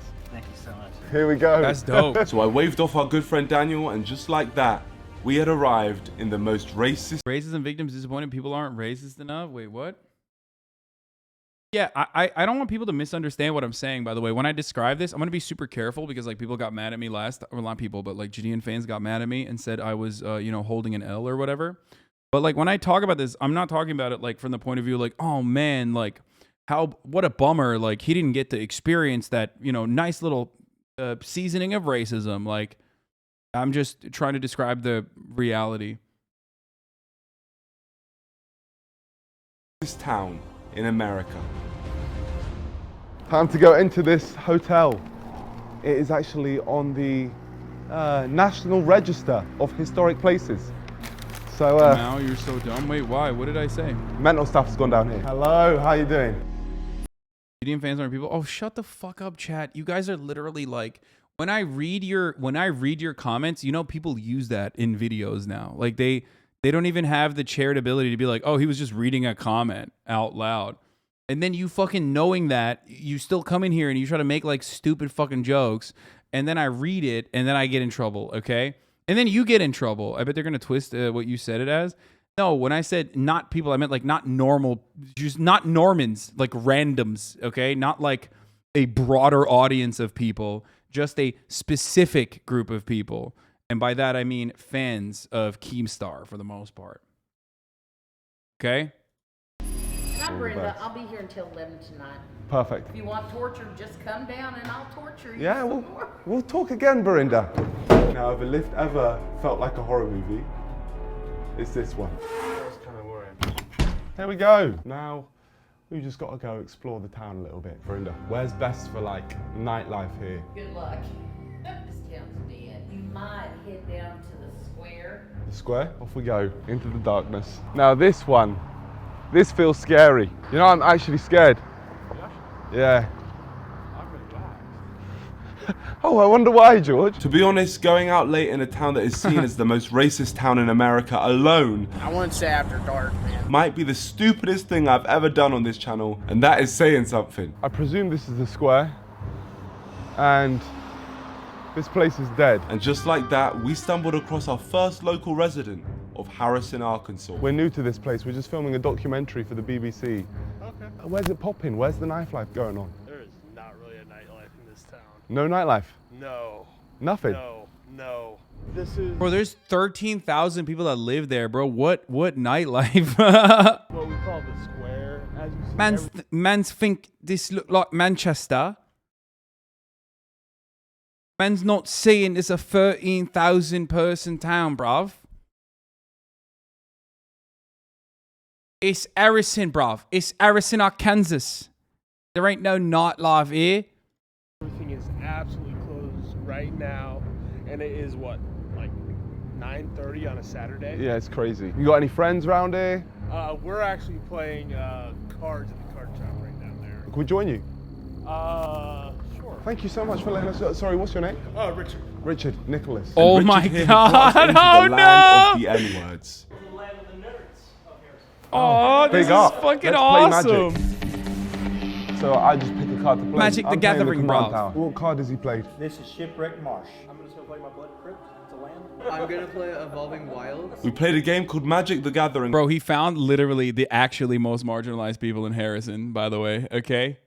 That straight up. The most marginalized people in Harrison are Magic the Gathering nerds, dude. Oh my God. And I was claiming to This makes me so happy seeing this shit, dude. This is awesome.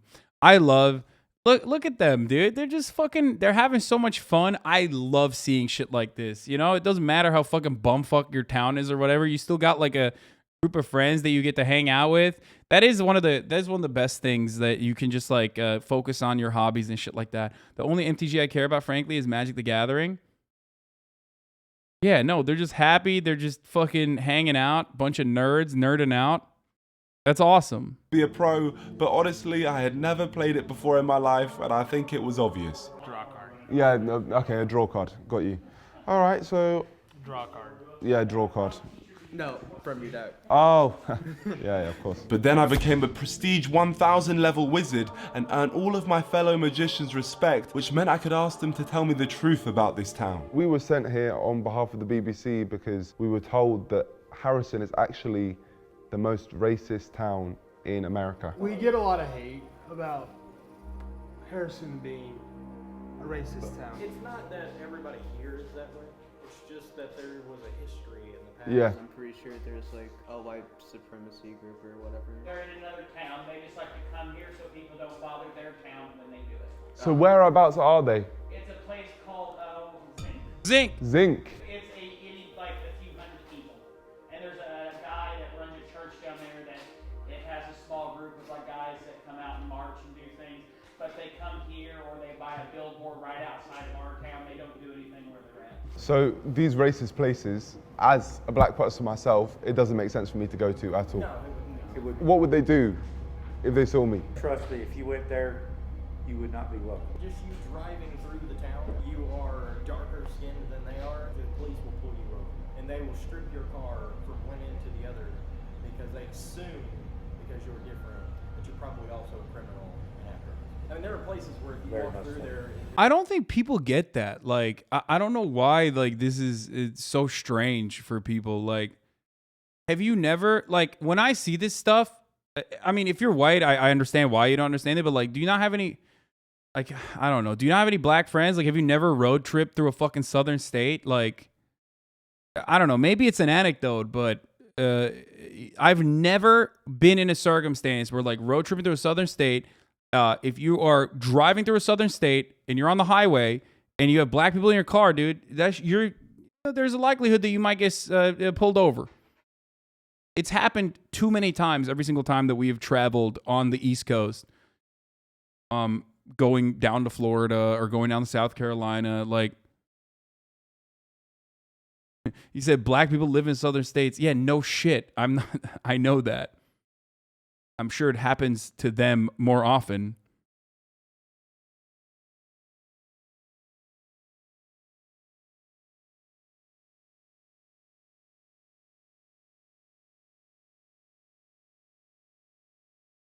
Time way people can comprehend this shit is when they're in the hood and they make sure their doors are locked. I'm in a small town in Michigan. Our police are notorious for this. Yeah, I mean, this is kind of, I mean, there's so much empirical evidence for this too. It's not like anecdotes.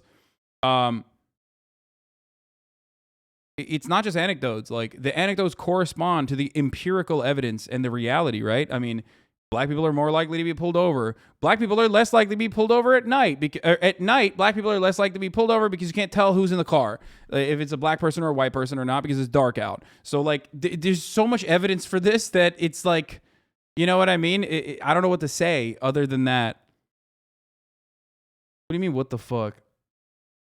Oh, no, chat misunderstood me. Oh, come on, chat.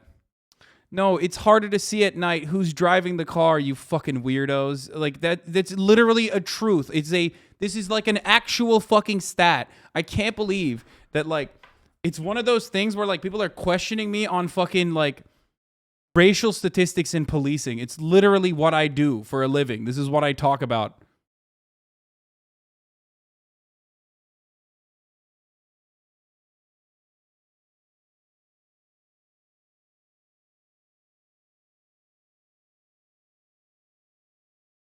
There's a town right across the river from New Orleans, highest arrest rate per capita in the country, Gretna.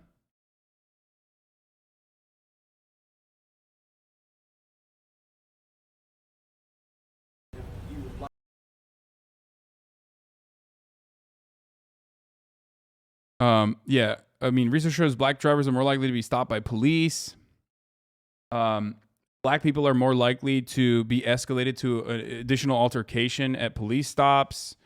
And also that statistics show that darkness reduces racial bias. Literally, black drivers get pulled over by police less at night when their race is obscured by the veil of darkness. Stanford study finds. Like, literally. I wasn't making it up. And also, I wasn't, or I know some of you took this as a joke. You're like, oh, black people can't be seen in the dark or whatever the fuck. That's not what I was saying, you fucking weirdos. So, I know it's like fun to, as uncharitable as possible to me in this very moment. But like, remember that like everything you say will be used against you, chatters, in this situation. Because like people love taking this shit out of context.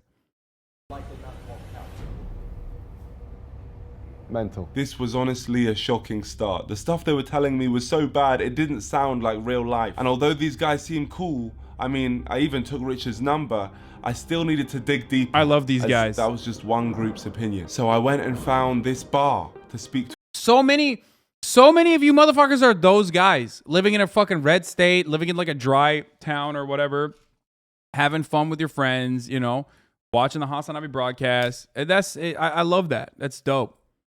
To a few more people. We've seen like reports online that this area is the most racist town in America. But actually they live in Zinc. Huh? They live in Zinc. Zinc? Yeah. So who is the racist in Zinc? Oh, I can't think of his name right now. I can, but I won't say it. Yeah, okay. What's the name? I won't. You won't say it. He's got a little group together over I think in Zinc. There's a little church. So there's a mystery man in Zinc who is the leader of the racist group. Is it safe in Zinc? No, there's some people. Bro, I can't tell if he's like trying to get the information out of them for content. Like, did he actually not know that he's like, it's the Klan? That live there. Would they like people like me? Don't think so. Oh yeah, he's doing it for content, right? Like, Until maybe 2 years ago, I was stunned by it and how secret it was kept. Yeah. You are so wise, Gandalf. What is the name of the Grand Master in Zinc? I can't. You can't say his name. He shall not be named. No, I'm not scared of him. Dude, look at these libs, dude. They're so awesome. They're so cute, bro. He's an old grandfather retired, like me. I mean, he's... But you are good, and he is bad. What is his name, Gandalf?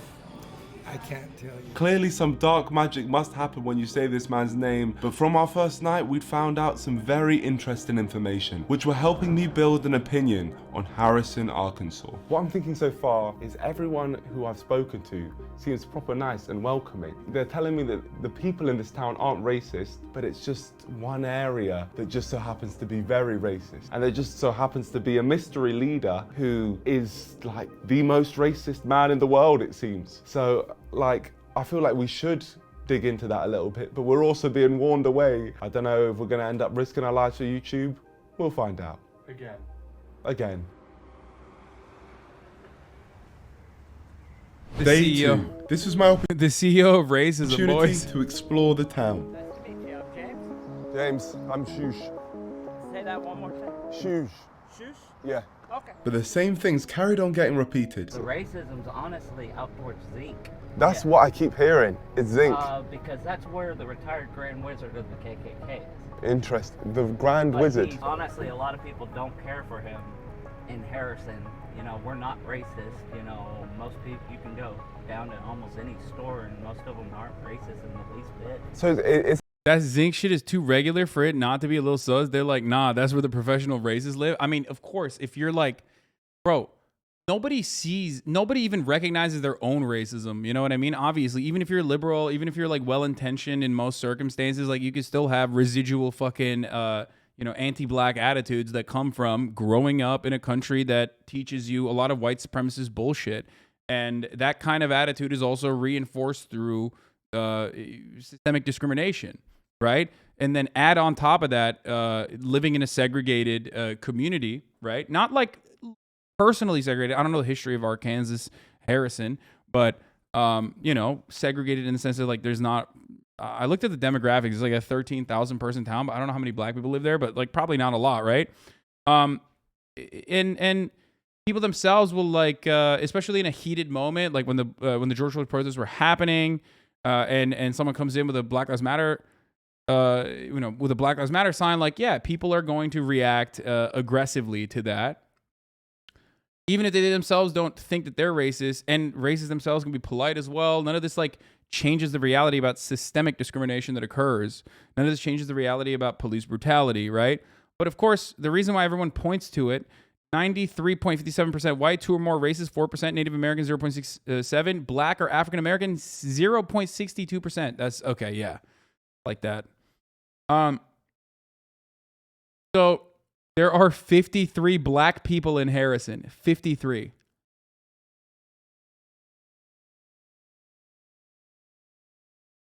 Was it? I'm half Black and I said stupid shit as a kid that was perceived as racist, and I didn't know until my Black friends pointed it out to me.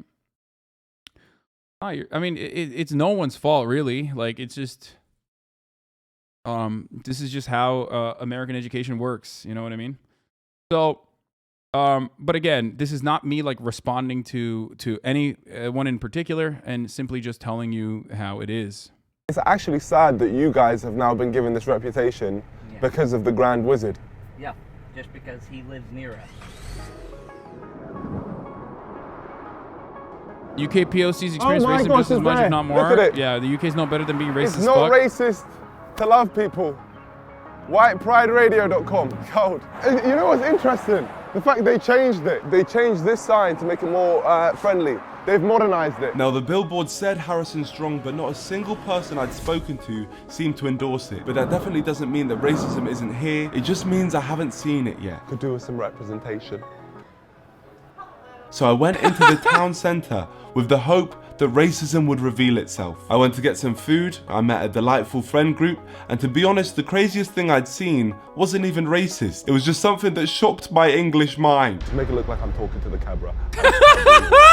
Oh! There's a kid with a gun. How the hell does a kid get a gun? Bro, hey, welcome to America. Welcome to America, my friend. That's right. Yep, yippee-ki-yay, motherfucker. That's right. Yeet, yeet. Open carry like God intended. None of that UK bullshit. He's about to pop off and be like, at least our schools are not a shooting gallery. God, America's different, man. But don't worry, not all kids were shooting guns. Some were shooting hoops. Basketball going on. Who's the best basketball player here? Me, this guy. That's you? Yep. What's your name? Wayman. They call me Ringside. What I want to do is I want to take you on, and then if you beat me, I've got $20. Oh yeah, let me hop in then. Let me hop in too. If you miss, you're done for. Ooh, oh, okay. Good. I think you're going to fumble the bag. Oh! Nope. Oh, God damn. Guys, I'm a basketball player. I'm a basketball player. Woo. Oh, what the fuck? He's dog shit. Wait, he's not good? What is he? Is in Oibrubs, dude. I bet he's a soccer guy, isn't it? You think I didn't have that in my locker? Oh, I play basketball. That was terrible for him. Oh, you got one? What you got? What you got? Man's about to get proper smoke then. Fumbled! Sorry, man, sorry. Yeah, but I won't miss. Oh, God, that's dangerous. Listen, you won. Congratulations. The cannon. I appreciate it. He's supposed awesome. He's a gooner. I know you're good. I know you're good at this game. Bro, it's Chunks from Simon. Chunks? I'm Chunks, yeah. I'm Chunks. If I'm being honest, everyone had accepted me in this town. Even Richard from the Magic game came back to meet up with me. From the videos which we've seen online, it looks like the whole town is racist. They make it look like the whole town is racist. From what I've seen, I haven't seen anything. I've seen people like you. The reason we get this racist. Bro, I don't understand why people are like, when they see, okay. Like, yo, when people look at like a video of hyper focusing on like actually racist people that are responding to someone that is cut in that particular way, that still doesn't mean the entire town is racist. That's never a thing. I don't know why people think like that an entire, like there are beautiful, brilliant, anti-racist people everywhere in America, okay? Everywhere in America, there are awesome people that are stuck in shitty circumstances, or they are like stuck around, you know, random weirdos, okay? He's trolling, dude. Reputation. This is the exact video you bashed Gideon for. Gideon for. Yeah. From around the world. I just wish people wouldn't. I wish people would not have such like weird libtard ass fucking attitudes on this issue. It is very frustrating to see that. It's even frustrating in the original video where like people are like, oh, this is like a super racist town. Everyone's fucking racist in this town. Obviously, clearly, except for Zinc. It seems like everyone in Zinc is like, you know, the way it would show itself instantly is if you were a white dude filming there and had a black friend do stuff near you, they would show their ass so fast. Maybe. But the point is this. The point I'm always trying to make is like anecdotes are not what you're supposed to look at when it comes to racism. It's like a significantly more complex issue than that, obviously. Niko actually didn't do the bridging the gap bullshit. No, he's not. Dude, I've seen his other videos. I mean, he's like very thoughtful. He's very good at like trolling and parsing through this sort of shit. There are whole towns that are giga racist though. That's true. That's true. And even in the original video, yes, No Pickles is right. Even in the original video, there were plenty of people who were not racist. They were anti-racist people in the original video, in Harrison as well.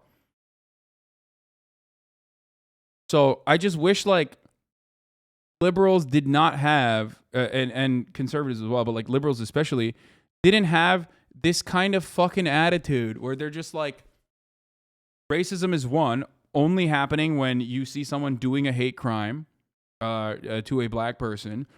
Two, the more like individual racist actions that occur in a town, the more racist the town is. And three, all of these you literally call Santy Clanty because the Klan is there. What do you want me to do? It's a joke. There's of course still incredible people that live there too that probably fucking despise the Klan. But what, you're gonna tell me that there isn't like a lot of white supremacist violence happening at Santy? And I'm not the one who came up with Clanty. Am I the one who came up with Clanty? No. Motherfuckers that live in San Diego came up with it. Is because we have a KKK leader that actually lives like 15 miles away. So why am I focusing on Harrison when one of the main reasons this town is seen as the most racist town in America is because of the leader of the KKK? I think I've realized that this man has given all the people from this town a bad name. He put up the billboard and he's the one who holds the racist marches. So far my experience of this town has been positive. There's been people like Richard who actively wanted to help me. He literally agreed to take me wherever I wanted for free, but it was even crazier when I spoke to him and found out the daily struggles he goes through every day. I've had multiple leg surgeries. I need to have a foot surgery, but really, diabetic? Yeah, I've been putting that on the back burner for quite a while. They wanted $3,200 up front. Really? Yeah. And every day you're feeling that?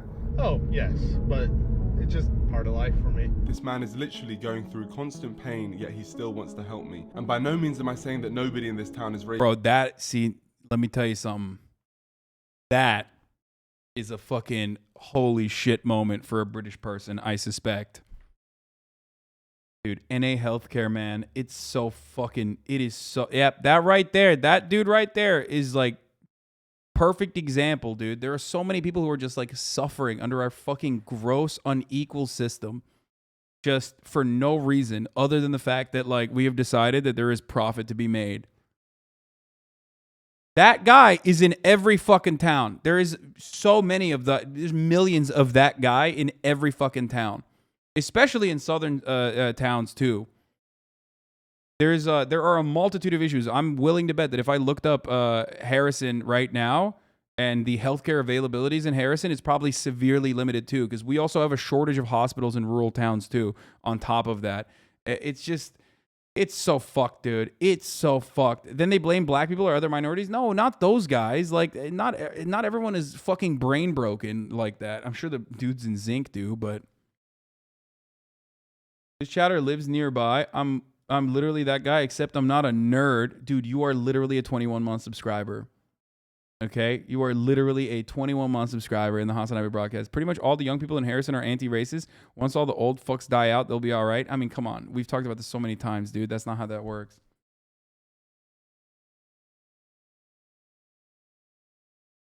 Shut up.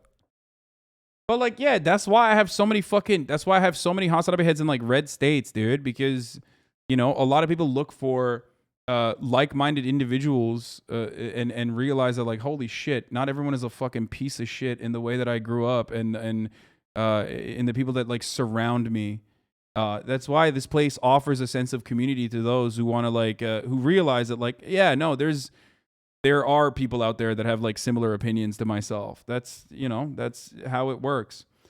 I don't know. I have a lot of love for the chatters that live in red states. I have a lot of love for people like this dude, you know? It just fucking sucks. That's why I get mad at liberals when they're like, "Huh, you live in a red state. You chose to suffer. Like, you brought this upon yourself." Except for Ohio. If you're from Ohio, fuck you. No, I'm just kidding. But yeah, no, it's like so gross when I hear that shit. Whenever people are just like, you live in a red state. Like, as though your humanity is conditional upon, you know, voting for the Democratic Party or the Republican Party. And that, like, you magically cease to exist. Even if you are a Democrat, you magically cease to exist if you're living in a red state. Southern Stream road trip. Just got to bring security detail. Maybe some Punisher t-shirts. Nah, that's... Watching from a poor, racist, small town. My friends and I watch your broadcast together. That way we can divide the cost of subscription to avoid the top of the hour ad break. Shut the fuck up, dude. 6 minutes into the top of the hour and I get fucking debated like this because at the top of the hour there's a 60-second ad break, and if you no longer want to see those ads, if you want an ad-free broadcasting experience, all you need to do is subscribe. Red state, blue state, doesn't matter. You're still gonna get served a fucking ad, especially if you live in America, okay? But Twitch Prime, fear not, is free. As long as you have an Amazon Prime account connected to your Twitch account, you get 1 free Prime subscription a month. You can use it on your favorite broadcaster, who is me, I hope. Okay? Get good. Yeah, no, Twitch Prime is free as long as you steal someone else's Amazon Prime account. It is free. When you steal someone else's Amazon Prime account and connect it to yours, or if you get gifted a sub, that's free too. Here's the 1 minute ad break now. Let's continue. I just don't think it's fair to say that this is the most racist town when the main reason they have this reputation is because of a man who doesn't even live there. So I think it's time for me to take my focus off Harrison and declare war on the KKK and whoever their mystery leader is. What better place to start? By the way, I gave props. Oh, dude, fuck yeah, Walmart. I gave props to Gideon for doing this, for like actually fucking trying to meet the Klan person, okay? And same props goes to Niko as well for trying to meet this dude. Like, you're literally putting yourself and your life at risk, straight up, in a way that, like, I myself as a white person, white passing person, will never understand, never experience. Than Walmart, the place featured in that viral video. So I suited up and spoke to the people. Literally came from the UK just to document this area on behalf of the BBC. What's with this town and the whole connection to the KKK?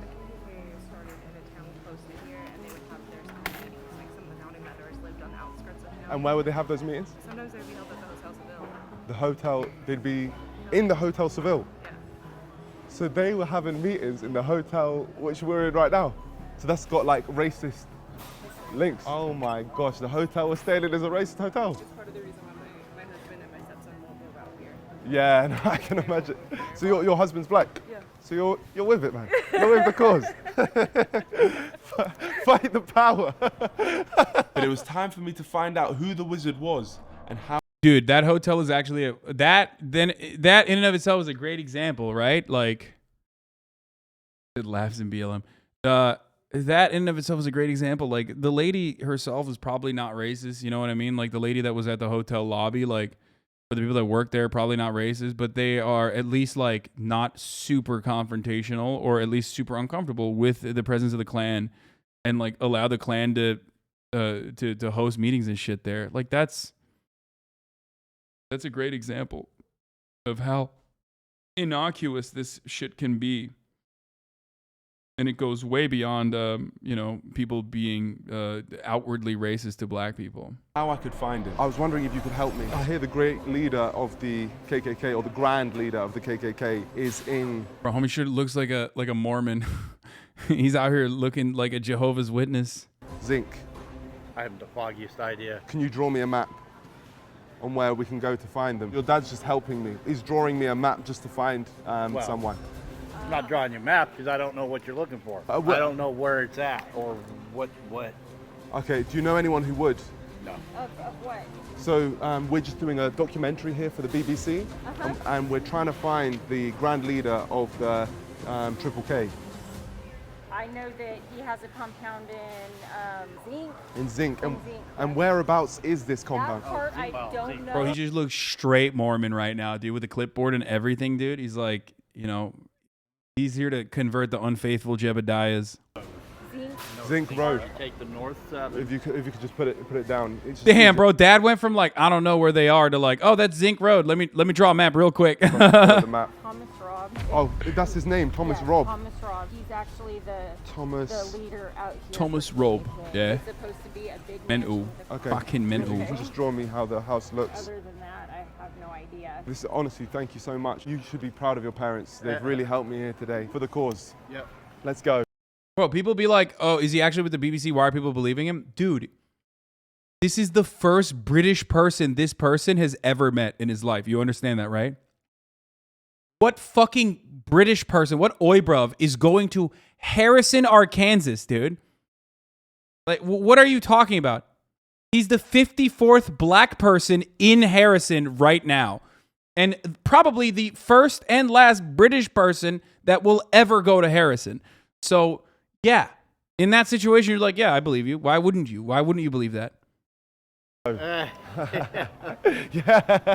just like that, the moment we discovered who the Grand Wizard of the KKK was, an inside man from the KKK called the police on us and they escorted us off the property. Well, what? We've now left, so hi.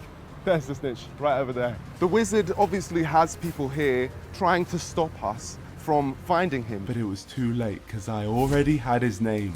Thomas Robb, leader of the Ku Klux Klan. And something tells me he's not a very nice person. My friend. Oh, there's TOS here, you said, right? Where was it? Where was the TOS, boys? Where was the TOS, boys? Boys. The guy is the giga racist of hell, too. I'm going to take my dad there to make him the second British person there. Don't do that, dude. Don't subject... I don't even know if that guy is actually part of the Klan or if he just saw a black person and called the cops. It shows an old pic of a lynching. Okay, thank you. 1604, got it. When the Lord touched your heart. We have the illegal aliens. That's bad enough, but we're bringing millions of so-called legal aliens. My white brothers and sisters, you are a race of warriors and a race of conquerors. I think gay people is an abomination. The Ku Klux Klan is an American white supremacist terrorist and hate group, also known as the KKK, who have a history of many brutal killings of black people to keep them under their control. Even today, their goal remains. For the record, this is what I meant when I said in the Gideon video when I was responding to it. I was like, this is what I meant when I said like violent, a history of violently racist activity. Another Thomas Hogg was killed for bestiality. Lamar thought that was funny. Wait, what? White supremacy and a white-ruled America. Sounds stupid, right? Well, not stupid enough because they still have many, many members. So I think someone needs to go down there and make these people look as stupid as they are. And while that you have to explain yourself, I know, bro. I know. I just want to like, look, I care more about fucking making sure that people understand than to deal with like my overarching goal is to always fucking educate people. So I don't give a shit. I just want to make sure that like there's no, I don't know. I just want to be as clear as possible so people understand that and don't come in here with like uncharitable perspectives, thinking that I'm like,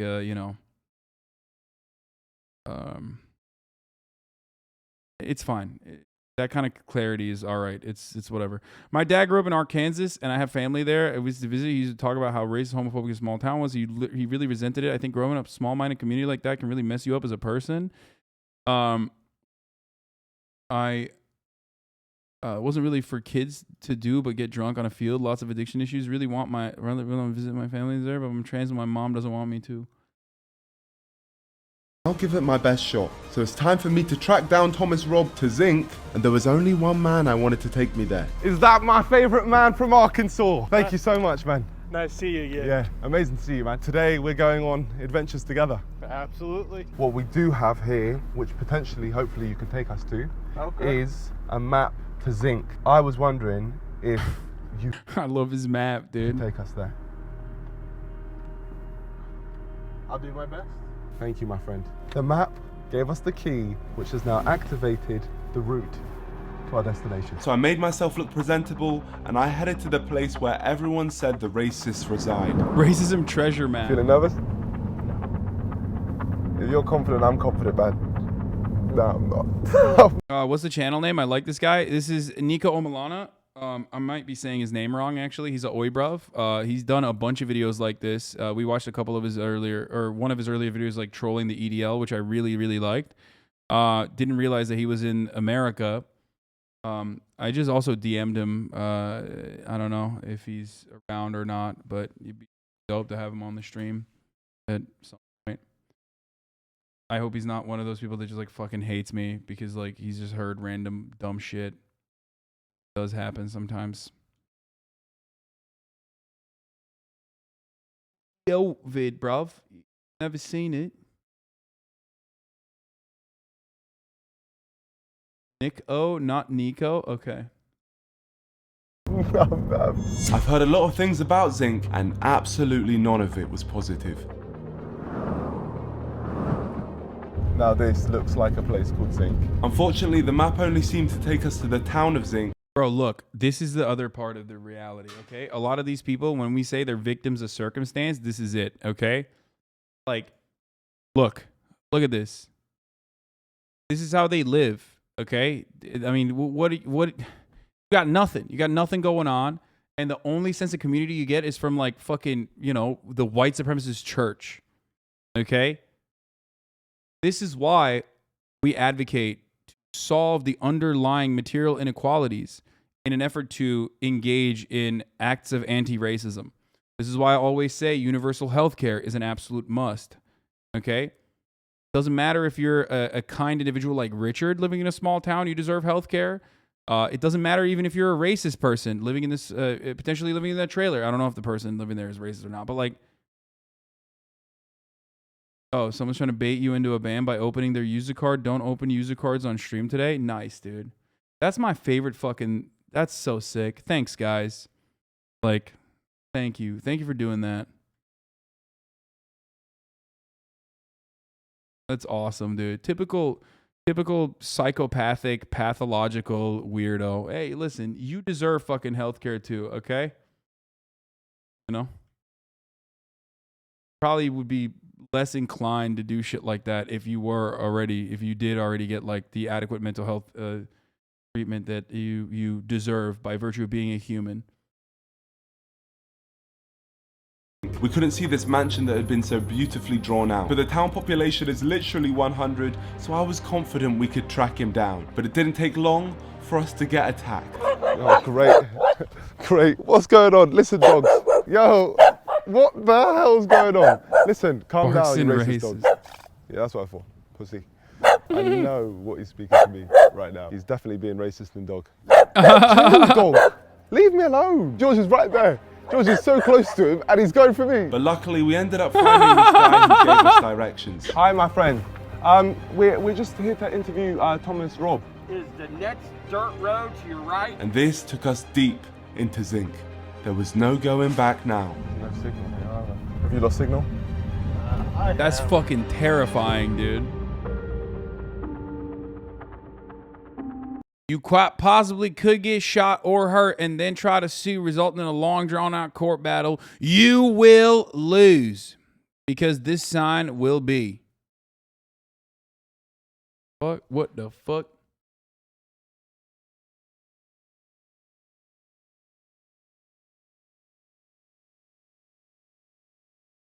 Goddamn. I gotta grab something real quick. I'll be back.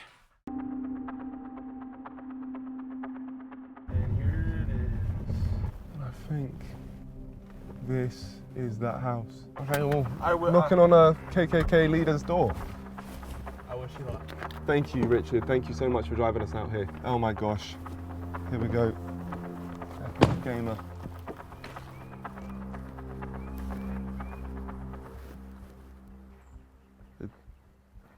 Hello? What do we do? Do we knock? Oh, it's a Confederate. Let's speak to this person. Hello, my friend. Oh, you need to leave. I need to leave. You need to leave. I'm here on behalf of the BBC. Are we not able to have a conversation? Give me a call tomorrow, and maybe we'll arrange it. Okay. How can I give you a call? Can I just get your number just so I can give you a call? Oh, we'll call you up. Okay, thank you. What the fuck, dude? That is okay, dude. Wait, hold up. Hold on. Wait a fucking minute. Okay? Let me position my let me sit the fuck down for this part. That is insane. The fact that you're in a situation like that and you fucking turn around and you're like, no, I'm going to continue. That's wild. Sit your white ass down and listen. I mean, dude, that's what I'm here. I mean, that is.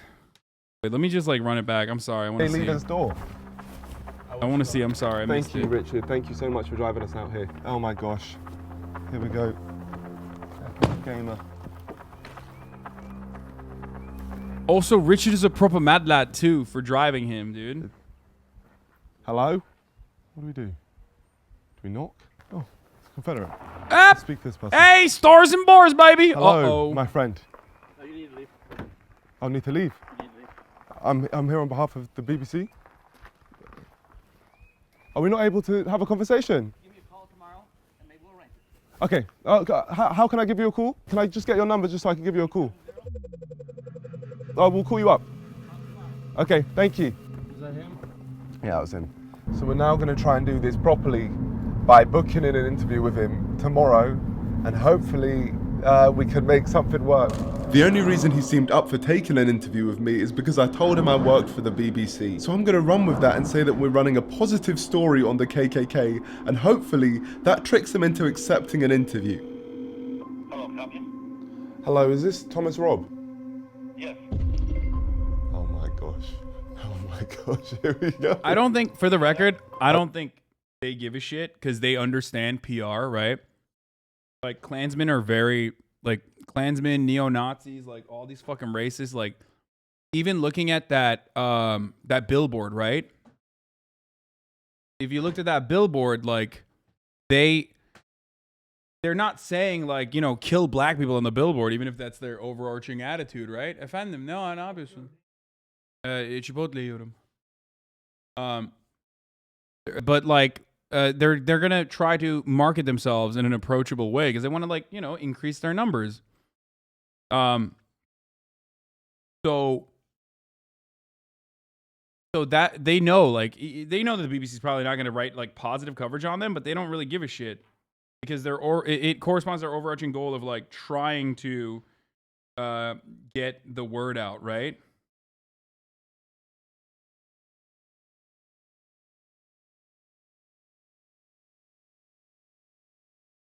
Hello, yes, I'm here. I'd love to get an interview with you. I've come from the UK to speak to you. We're trying to do a story on why the KKK isn't racist. We basically just want to talk it all over with you, if that's okay. How about coming out here, not to my home, Yep. but to the church right next door? You probably know where it's at. Thank you so much. Bye. You're welcome. I can't believe it. You know we did the impossible. Oh my gosh. Just got an interview with the leader of KKK. You know what happens when you just say, I'm from the UK, I'm from the BBC? He just thinks this is some important thing. Didn't even think to do any research. Yeah. Oh my gosh. Yeah, just BBC. And I am a BBC. The fact this man has accepted an interview with the BBC with no background check or any need for identification shows his stupid intelligence level. So I'm definitely going to be taking advantage of that. My bad, mate. All good, homie. For years, Thomas Robb has had interviews and has been able to put the taking advantage of that. My bad, mate. All good, homie. For years. That is insane, bro. That's Gideon. Like, they literally fucking, they shot this at the same time. Why didn't they actually, like, they planned it together?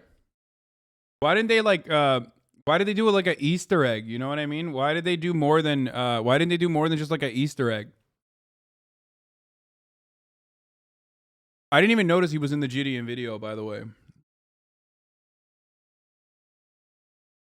Here's Thomas Robb has had interviews and has been able to put the KKK's racist views out into the world, and I think it's time for someone to troll this man and make him look like the idiot he Happened on this video as well. You missed it. No, I mean they planned it like I'm sure they planned it as like an Easter egg, but yeah, I'm like really nervous. Like I'm losing. That's crazy. That's pretty funny. I mean, that's cool. For a living. Thing? He is. I can't believe I'm saying this, but we're about to meet up with the leader of the KKK. In the past, when I've spoken to racist people, I always try to avoid confronting them because the moment you confront them, you get no information. We're trying to show what he actually believes. I genuinely want to find out, and then we start the trolling. But God, there is no organization more racist than the KKK. So I'm genuinely scared to hear what he's going to say.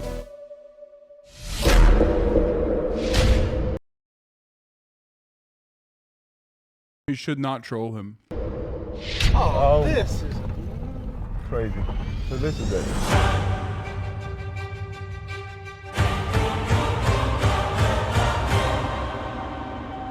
So we're here. I wonder if the reason why Gideon didn't do the interview is because like,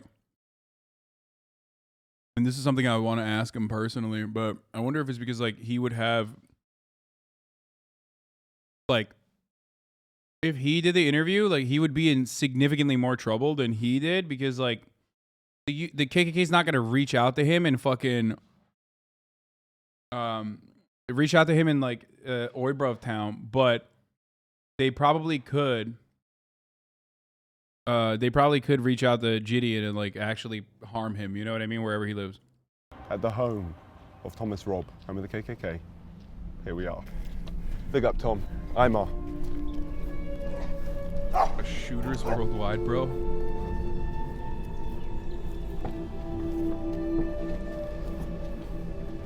Thank you. Hello. Nice to meet you. You too. Yeah, wherever you think is best. I'm about to interview the leader of the KKK and run with the name Imar Nonce. This could go very wrong. Very, very wrong. What's your name? Imar. How much? What's that? Imar Nonce. And what other pieces you've done? Have you heard of the English Defence League in the UK? Oh, I haven't. Have you heard of English Defence League? Yeah. Okay. So you know about the English Defence League? Okay. Yeah, so basically the English Defence League, they just basically want to keep England for English. That sounds reasonable. So you did an interview with them? Yes, I've done interviews with them in the past. We watched some of them, they're great. BBC, we're here with Thomas Robb. By the way, the guy who brought him in is the same guy, right? That Gideon was talking to. My name is Thomas Robb. I'm the National Director of the Knights of the Ku Klux Klan. I'm here with Imar Nonce and... Nonce. Nonce. So Imar Nonce. Nance. Nonce. So N-O-N-S. Nonce. Can you say Nance? Nonce. Nonce. Nonce. N-O-N-S. Well, Nonce. So bro, he said he wasn't gonna troll him until later. He literally started with a fucking troll, but like, I mean, if the homie doesn't know what EDL is, he's not gonna know what a nonce is either. He's trying to get him to say, I'm a nonce. You know? So Nonce. Nonce? Yes, perfect. Nonce. I'm here with Imar Nonce. So now, if we can just do that from the top. I'm Thomas Robb. I'm here with Imar Nonce, and he's with BBC. Yeah. We're here having an enjoyable conversation about my involvement with the Knights of the Ku Klux Klan. I'm National Director, and welcome here to the Ozarks. Thank you very much. Really appreciate this. This is the highlight of my career. The highlight of your career. Honestly, I'm being real with you. First off, Thomas, could you just tell us about the KKK? When people hear the name KKK, all kinds of images come to their mind. We read in history books that the Klan were organized to subdue and put down black people. The purpose we don't view ourselves as being anti-black. Wait. To subdue and put down black people.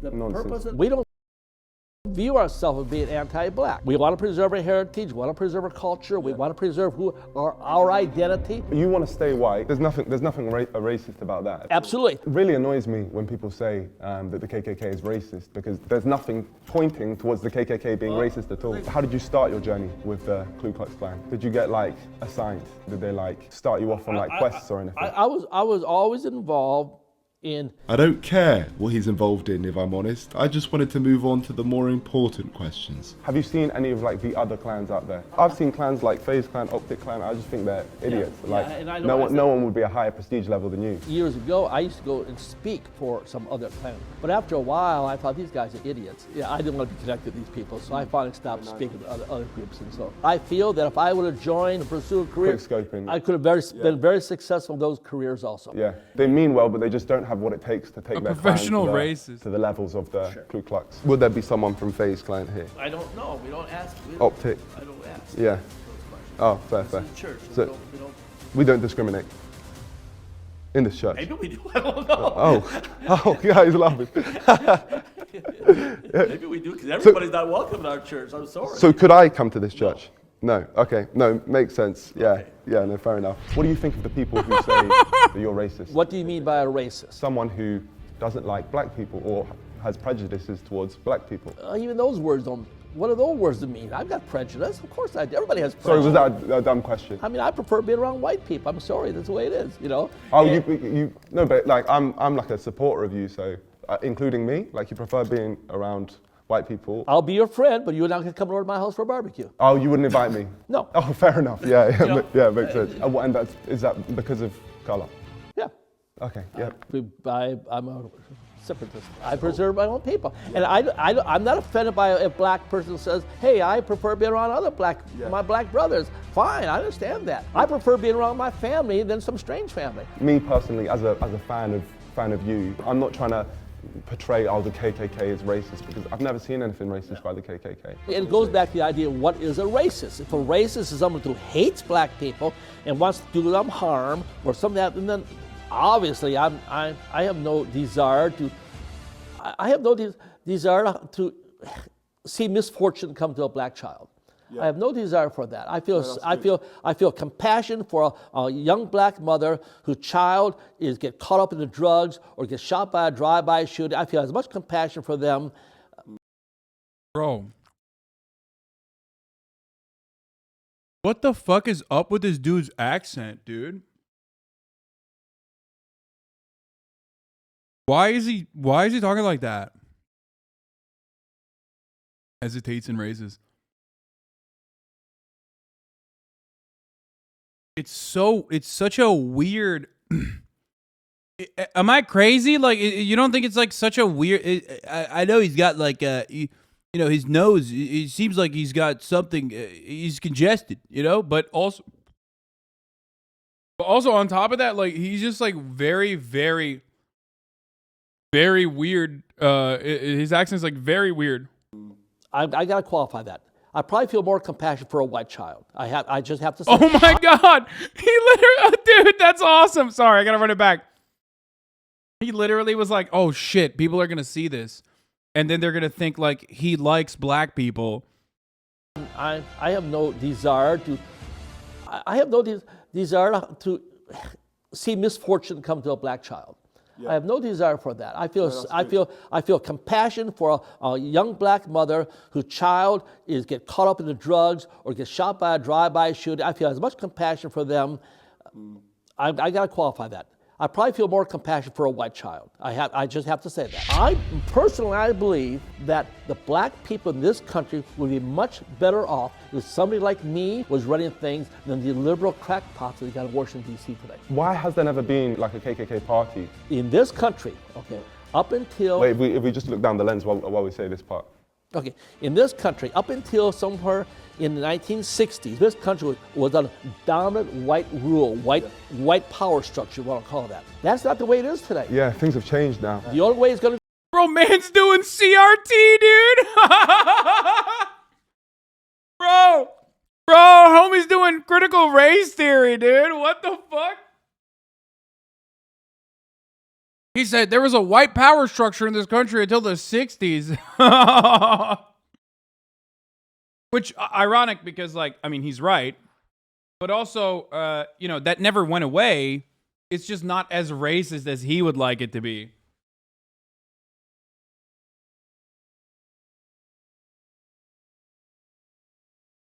Sorry.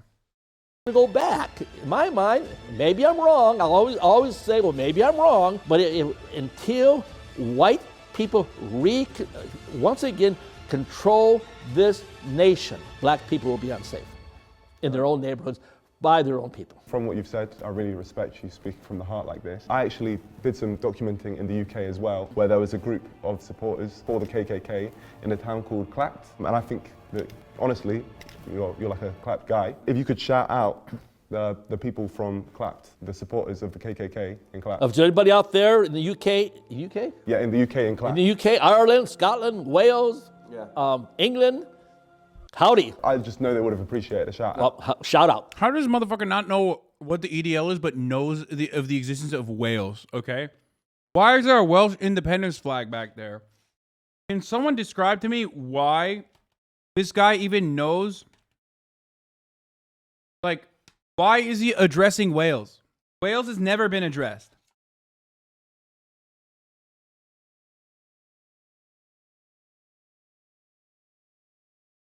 Very weird flags over there. Back there, it's wild. He's really into white people. Bro, he didn't even know EDL, dude. I'm a bigger nerd for racism than he is, dude. What the fuck? You don't even know EDL, bitch? Name 3 of their fucking albums, dog. Oh, you say you're a white supremacist? Name 3 of their hate crimes, dude. Homie's out here like literally just wearing the shirt for the band and doesn't even fucking know any of the hate crimes or the hate criminals. I'm sorry, bro. I'm calling your racism into question, dude. I could be a way better racist than you. Straight up. Fucking Grand Wizard. More like fucking Wizard of Oz over here, dude. Motherfucker's like Harry Potter fan type wizard. Fucking lib, dude. I'm pissed off right now. No, he's just a poser. Straight up. Straight up poser, dude. I'm saying it. Fucking this guy.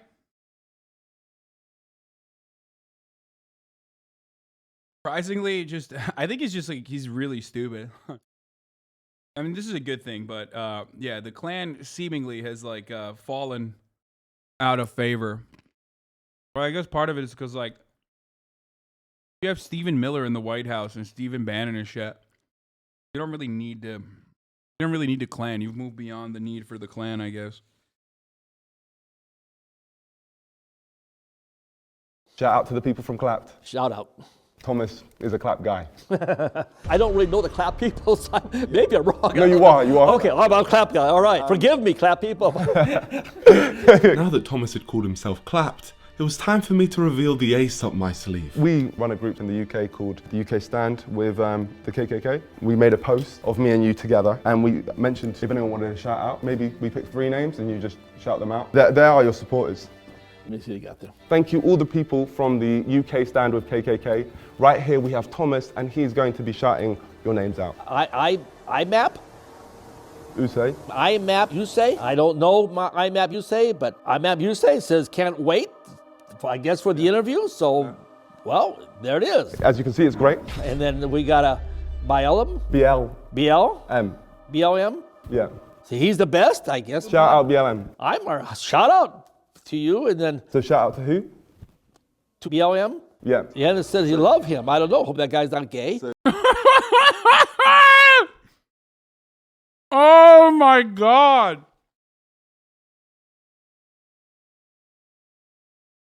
Bro, this dude is a donkey, dude. Straight up. The dumbest motherfucker. I mean, listen. The expectation you usually have, even for the fucking KKK, because like obviously if you're a part of the Klan, like you're an idiot, right? But like, I would have expected him to be like just a little bit smarter. Holy fuck. These homies are just, this is literally what systemic inbreeding does, dude. White purity politics. There you go.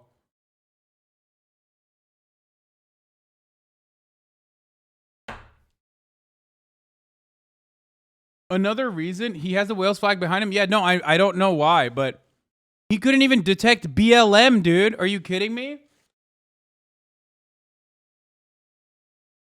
He's not even like he's not even like skeptical of Niko's presence.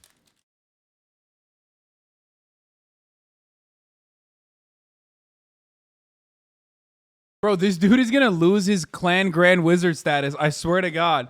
After this, the clan, dude, once he gets back to the next rally, they're gonna be like, brother, we're taking away your robe. Give me your fucking robe right now. You made us look like fools. You said BLM. You said shouts out to BLM. The fuck is wrong with you? I'm picturing the next clan rally, and they are eating his ass in the QRTs, okay? The fuck? You said shouts out to BLM. What the fuck? Sue Kametic. Sue. Sue Kametic. Yeah, Sue Kametic? Yeah. I guess I pronounced that right. Yeah. Says love him. So I appreciate people like me. I like to have people like all these people are, and that's the thing. All You right, have fantastic. a lot of supporters in the UK. Thank you so much for shouting them out. Let's round it up properly because Sue Kametic. We'll look down the lens. Introduce your name properly. So just say, I'm Thomas, member of the KKK. I've enjoyed this BBC. I'm Thomas Raub. I'm a national director for the Knights of the Ku Klux Klan, and I enjoyed this interview with the BBC. No, it's this BBC. So it's just, I've enjoyed this BBC. It's a BBC interview. I've enjoyed this BBC. Yeah, thank you. It's been a proper deep interview. I appreciate you taking the BBC. So am I the first mixed race person in this church? No, we've had reporters from every European nation. We have BBC here before a number of years ago. Oh, so this is the second time you've had a Second BBC. or third time, maybe, I don't know. Yeah, so you're experienced with the BBC. We've done a lot of interviews here over the years. Any as deep as this one? It is what? As deep as this one? Oh yeah, sure. You've had a proper deep Sure. experience with the BBC? Yeah, that's fine. Okay, great. Thank you. Thank you so much. Thomas Rob, you have no idea what you've just done. I'm not the BBC. I'm just a random man making a mockery of everything you stand for. I won't touch that just in case I disintegrate. Okay, BBC, here we have the flag of the Ku Klux Klan. No, this is the Knights Party. Huh? There's not a Klan flag. This is our flag of her. Okay, of the Knights Party. So they're different. Correct. Okay. Okay, BBC, here we have the flag. Oh, wait, we haven't got the shot yet. And here we have the flag of the Knights Party. Honestly, man, you've really smashed this interview. We need to wrap it up though, because You've got stuff to do. Thomas Rob, leader of the Ku Klux Klan. He's like, you need to wrap it up. I got a cross to burn.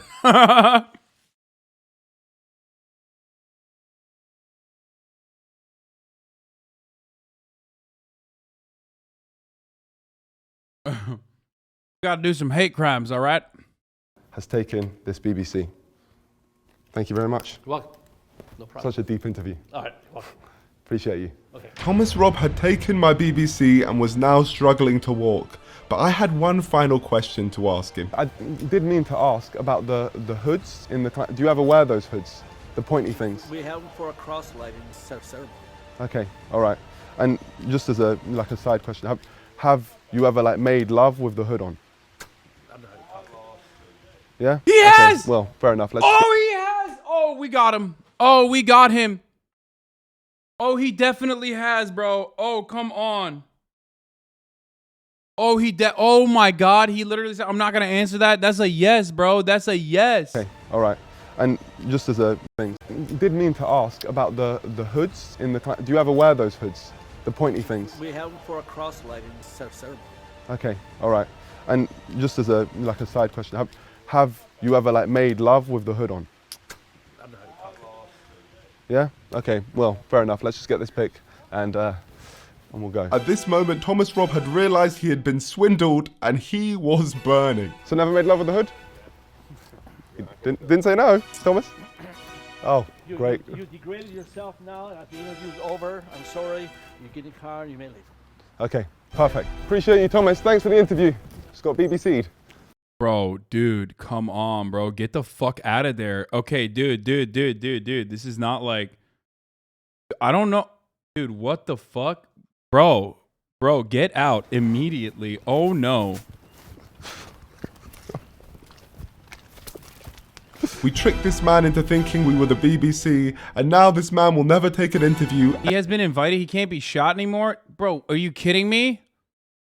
You know, if they fucking shot him and they just erased the footage from his camera, you would not know. Like, this video would not... There would be no mention of any of this. Ever again. He will have trust issues for the rest of his life. Wish the fellows in clap a good time. Yeah, no, well, you're all a bunch of clap guys here. Come down to Clapton in the UK, because anyone from the KKK is clapped. Clap guy, big up. Big up. Oh, he fucking gathered the courage to dab up a black person. He did not do that for Gideon. Back. Right? Did he dab him up? Did he actually dab him up? What we have done today is we got the leader of the KKK, arguably the most racist man in the world, to shout out BLM. That was the best part. You know how funny that is? And he has no idea. Absolutely no clue. He said that I disgraced myself by asking him if he makes love with his hood on. Like he hasn't disgraced himself with his words. But listen, my friends, we do this, number one, because it's right, but also because we wanted to get to the bottom of the story. Harrison, Arkansas is not a racist town. However, it is home to the most racist person. But the heart of Arkansas has incredible people like Richard, and that's what we're going to take away. I'm not going to say there's no racism in Harrison, because of course there is. People have obviously experienced racism there, and it definitely exists. But to label the entire town as racist is just not true, and it's not fair on many of the great people who live in Harrison, including the ones Final verdict, not all racist. that I met. Like Richard, the man who literally helped me prank the KKK, one of the world's most feared organizations, and he did this after knowing me for 48 hours. That's ridiculous. And there was one final thing I needed to talk to him about. All right, Richard, I have a confession to make. I don't actually work for the BBC. I kind of figured that a few days ago. At what point did you realize? Your education. You said you only went to uni for one day. So at that point you realized. I just didn't have the guts to then tell you I didn't work for the BBC. But honestly, you have made this whole journey. Couldn't have done any of this without Damn, what a beautiful story, though. He goes, I always knew. You know what I mean? This was a love story, dude. What a wonderful video. And I feel like you are the best representation of Harrison. Criticism the same. Too comfortable with systemic racism. This isn't funny. Smile. Okay.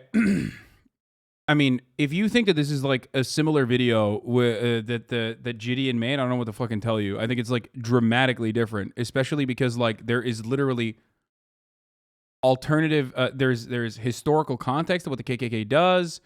He's going at it not with like he's going into the interview with an oppositional standpoint where he already is like there to just make fun of the person.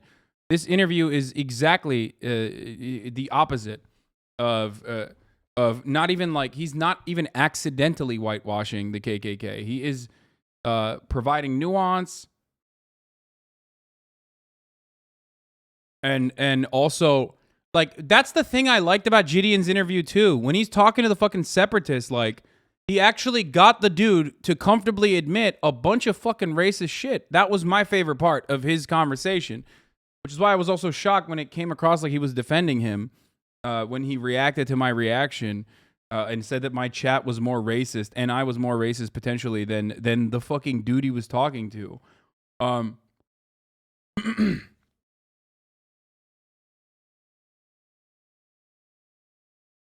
literally said the other video was fake and not a representative of the town, and this guy said not all racist. What?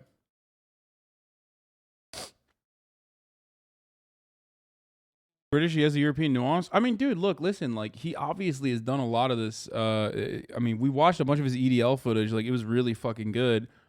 So, okay, let's watch. So I was really sorry to hear about what you were telling me about the other day with your like foot. Oh, he's gonna give him money for his foot. I wanted, just because you're a great guy, to help you out. That's so nice. What I've done, I've got $1,000. And then I want to send you a further $4,000 later on as well. Thank you. Just because you're a great guy, Richard. Honestly, you are an amazing guy. Thank you. So hopefully you can get your foot surgery. You're a living legend, my friend. Thank you.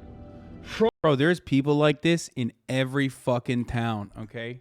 Liberals who think like red states means you're racist automatically, or that like you're like only bad people live there. Remember, another thing that liberals also often forget is that there's a fuckload of black people that live in Republican states. So there's that too. But anyway, yeah, there's so many people like this. They all deserve a life of dignity. They all deserve health care. They all deserve a opportunity to live a stimulating and fulfilling life. Okay? From the bottom of my heart, thank you. This is one of the nicest things that anyone's done for me in a long time. And it's been a wild weekend. It's been a while. Listen, man, any way I can help you, I'm glad. Look, give me a hug, man. Give me a hug. That's so cute, Wouldn't have been the same dude. without you, but, yeah, I really appreciate you, man. And honestly, just your outlook on life, everything. It's just I spent an evening with Niko, just as nice off camera.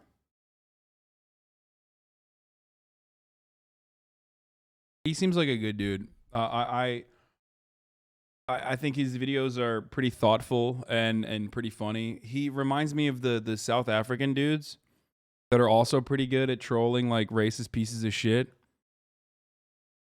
Yeah, he just, dude, this is beautiful. He brought the power of Magic the Gathering. Well, my friends, we came to this random state in America and met some great people, but I can safely say I will never be returning here again, as the KKK now have a direct reason to target me. So my friends of the NDL, we have defeated another enemy. Oh, no way. It's Daniel from earlier, from when he gave us a lift to the hotel. He came all this way to see us off. That's so nice. Not kidding, Lamar. We had to meet up with him because somehow George left a GoPro on top of his car after he dropped us off. So he came all this way to return it. Yeah, I guess to see us off. What a nice man. Cheers, Daniel. Proper ledge. Didn't even use the GoPro shot in the end anyway, lol. Please like and subscribe to join us. You're not ready for what's coming next. Dude, it's fucking, that was great. This was a wonderful video. This was a wonderful video by Niko Omilana, Josh Peters, and Archie Manners. Yeah, that's what I was thinking of. I mean, this is the type of video that makes me want to like watch more of his videos. Like, it was fucking dope. Niko really just took a 3-month break from YouTube, but came back with the most banger video ever. Yeah, this dude is fucking fire. This is a good racism. Some insane content. What do you think? This is why season 1 of Springer was so hard to find. Oh, is this the racist kids? We're gonna watch this. I have the full video ready to go. We're gonna watch this now, actually. That's exactly how you bridge the gap, by the way. Look, so here's the thing, okay? I mean, I love this video. I like Gideon's video too, for the record. I think there were like really funny and interesting parts in it. Like this conversation, I'd go so far as to say, straight up, was more interesting than even trolling the Klansmen, because this was a conversation where this dude was very frank and straight up openly admitted that he was like a fucking racist piece of shit. I love this. This is exactly what I love. Okay, this right here, this is my shit. I like this conversation. This conversation was more entertaining to me than the Klansmen getting trolled. So I wasn't too fond of like the ending and like the overarching message, but like this was actually really, really good. Call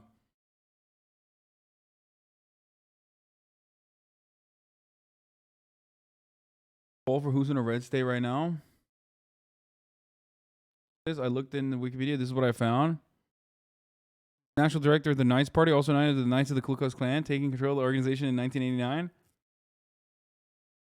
What do you want for me to look at?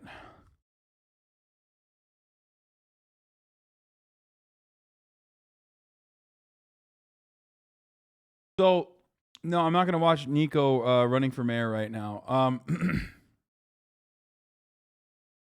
Started a band.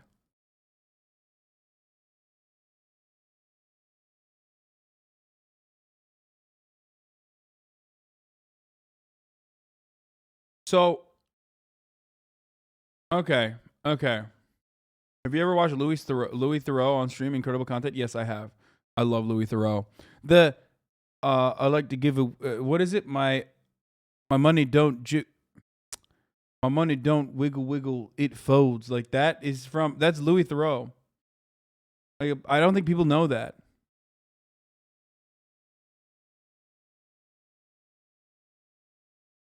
Like that fucking, that viral sound is literally him. Did you guys know that? That's him. That's him rapping.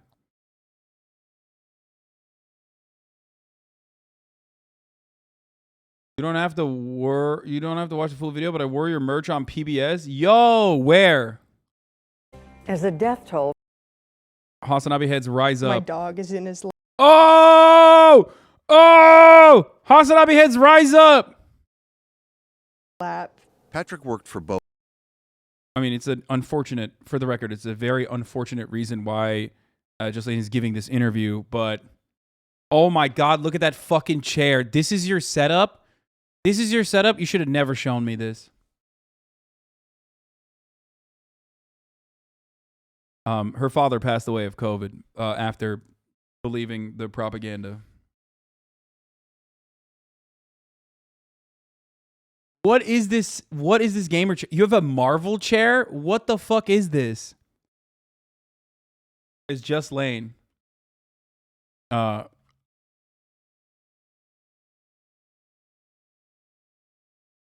I'm gonna make fun of your setup. Junior at Washington State University. At least you have a nice keyboard, though. Oh my God! Wait, is that one of those fucking the big ass what do you call it? The fucking monitors that actually curve? Is a curve monitor, right? Damn. Okay, never mind. You are a real gamer. I take it back. Ultra wide, Samsung ultra wide curve, dude. Okay. You love X-Men? No, I would never have a Marvel chair though. Liberally. Just Lane, which monitor are you watching me on right now? Main monitor or secondary? That's fair. Dead dad money goes far, man. Okay, stop. Christ. University says her dad knew the pandemic was real, but he was reluctant to get the vaccine and he kept putting it off. He also repeated a lot of misinformation. Sweet drip, though. Straight up. Also, I'm sorry your father passed away, obviously, but you know, already covered that. Curve monitor frogs rise up.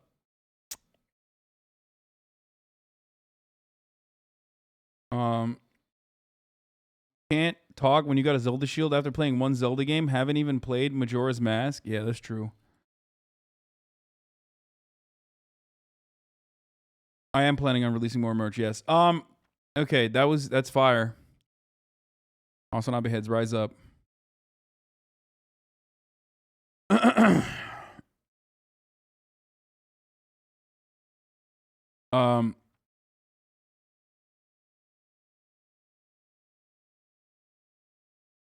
So what was I gonna say? Here's a little taste of what we were gonna watch. About blacks. What do you think about blacks? There's nothing wrong with them, but you should race mix. But you wouldn't kill them. No. Kill Jews? You just send them back to Africa. Yeah. That's where he came from. But you all brung us here. No. You all brung us here. The Jews brought you here. The Jews brought you here. What the fuck, bro? You're like 12. How are they so adept at fucking like repeating white supremacist propaganda? God damn, that conditioning is powerful, dude. Holy shit. Like that's ranked competitive racism, okay? Like your parents have to be like actual Klansmen to be able to spit out this shit. At least give me my week before we jump back in the racist shit. I need to recover, fam. Because yeah, I'm not watching that. Yeah, I understand if you don't want to watch it. This is fucking insanity. Of course, it has a University of Georgia mark. I don't even know if this is like her forehead looks racist. Yeah, that's what happens, dude. When you're born to an incredibly racist family, you have the forehead of a fucking 58-year-old. By the time you're like 14, racism just fucking ages you dramatically. Yeah, the girl is posted about how they were indoctrinated and all this by their dad who was on some cult shit. Yeah, I mean, this is not normal, dude. That we gave you. White Christians had nothing to do with it. Who's clapping? Why are people clapping for that? What the fuck?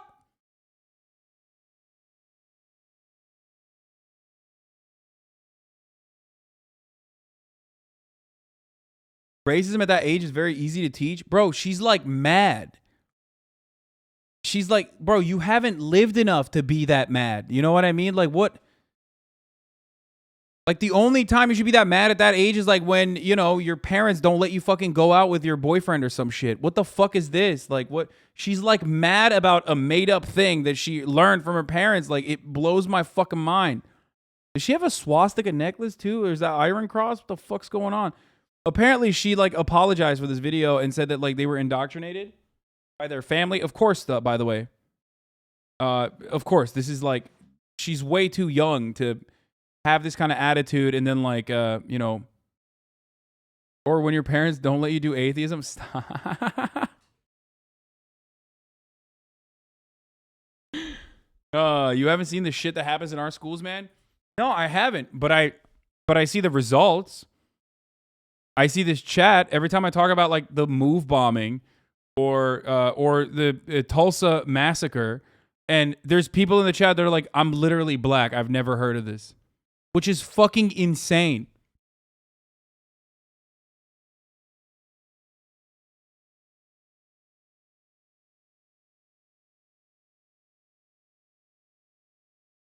This is what she looks like now. Pepela, wait, why? What the fuck? Oh. Wait, what the fuck? What? No, you're kidding, right?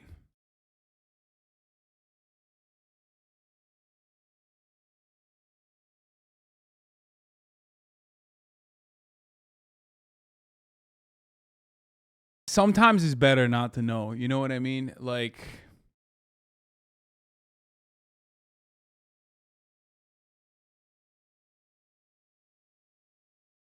took a trip to Jamaica and it was over from that point. That's fake, right? There's no shot.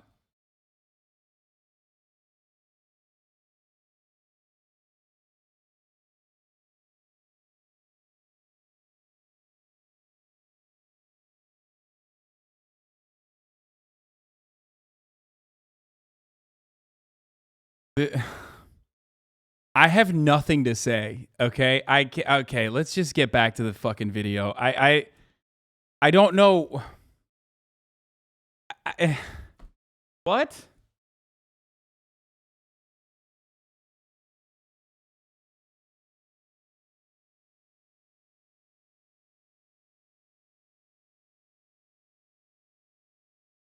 Like saying this is her.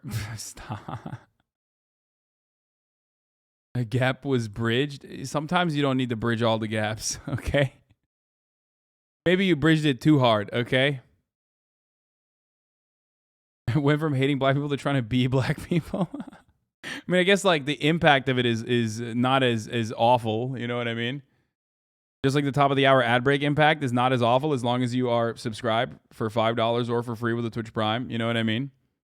And of course, Twitch Prime is free as long as you have an Amazon Prime account connected to your Twitch account, where you get one free Prime subscription a month. That's a gap that you can bridge, you know, in the chat. Or if you get gifted a sub, if you're lucky. Here's the 1 minute ad break now. Why are people clapping? Like, what are you clapping, dude? Why are people clapping? How this look? Where if your four white fathers thought we was some monkeys and some dogs and stuff, why did your four white fathers rape us for my four ancestors or the rest of these four ancestors in here? Why did they rape us? You know how much monkeys and stuff. Why did they rape us? Or why they beat us and stuff? Why they... I don't know if we should watch this, actually.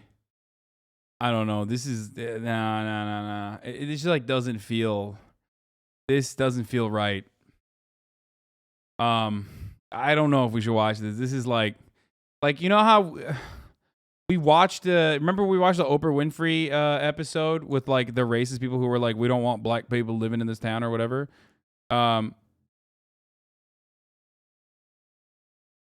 Like I think this is somehow way worse than that. I'm black and I want to watch this. I don't know, man. This is like, I feel gross. Like I feel dirty. Oh, now it doesn't feel right? No, it just like didn't feel right already. It was like kind of sus. But I thought like maybe there were like some moments that were bad, but then there were like moments where, you know, they're getting owned or something. You know what I mean? That's the girl's Twitter, by the way. It is her. No, it is her. It's her. I broke free from childhood sexual abuse and neo-Nazi hatred. I'm ready to tell my story, so get over it.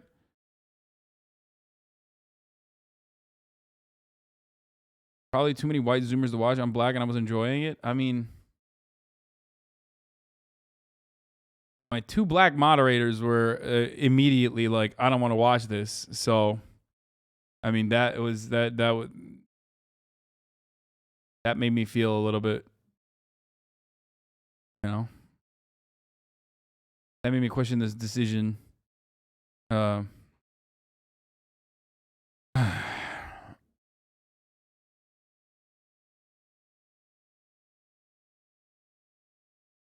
is this? No.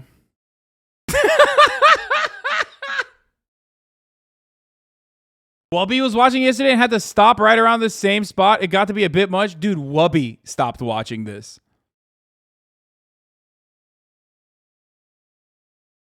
Nice Bathroom will watch it. He's a freak. Yeah, Nice Bathroom was like, let's not watch it because I want to watch it later by myself. When my girlfriend's not around.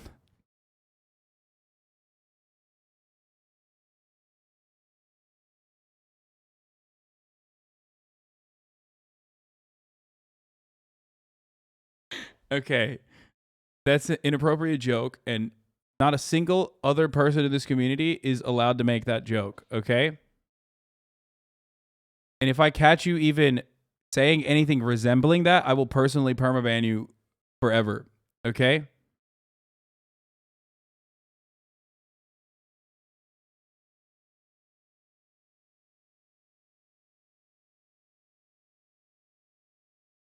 Have you seen the billionaire video? Oh yeah, I wanted to watch the tricking my way into the billionaire penthouses. You never really know who you're dealing with.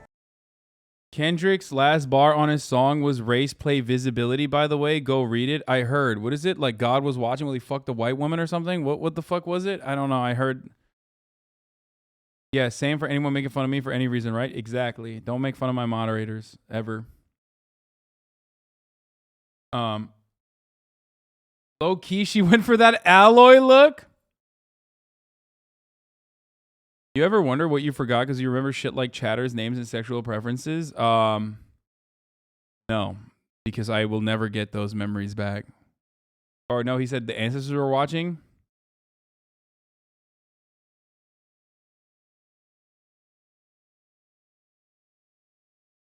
He asks if he is racist right after his ancestor was watched.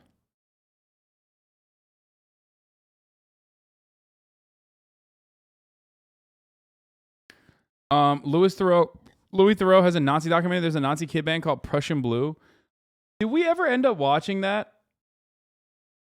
The Auntie Diaries last line? Yeah, it's very second you challenged the shit I was kicking. Reminded me about a show I did out the city. That time I bring a fan on stage to rap, but disapproved of the words she can't say with me. Wait, no. We already saw this. This is not what I'm talking about in the Auntie Diaries. No.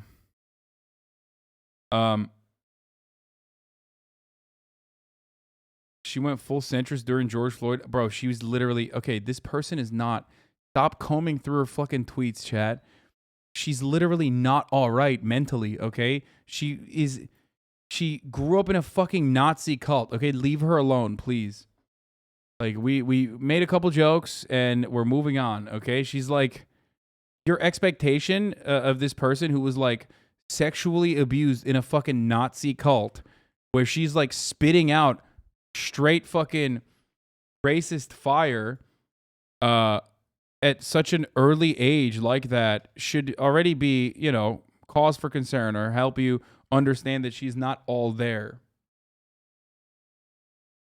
But there's a positive ending to this story, apparently. The two girls on the left return with their dad 2 years later, and Jerry almost fought their dad. Is not about whether we know that the 6 million people died. Trust me, No, we don't know that. They're not hiding. I know You about 30 Shut your face right now.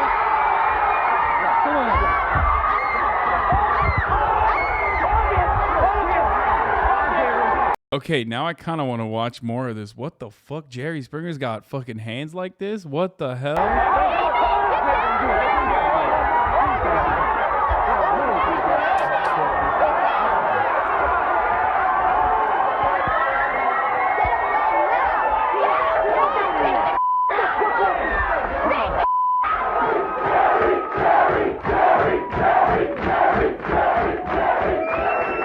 Is not about whether. So what's up? Jerry didn't mind it when he was spitting hot fire about fucking black people or whatever, but the moment that he's like Holocaust revisionist, Jerry was like ready to throw hands. I feel like that's a little sus that Jerry, I don't know, maybe he got pushed to that position at the end, but didn't seem like he had a lot to say when he was being racist as fuck.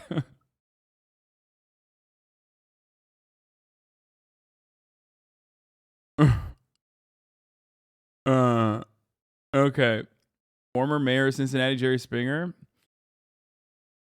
Okay, we'll look at it. We'll look at it a little bit. God damn it, I can't stay away from content. I'm just such a fucking freak, dude. Okay, we'll look at it a little bit. I'm 12 years old. And I'm 14. We believe that blacks are not equal to whites, and when the time comes, God will demand us to kill all Jews. Okay, maybe we shouldn't watch it. I don't know. I'm a little conflicted. That's insane, dude. What an insane thing to say. Yeah, I don't know, man.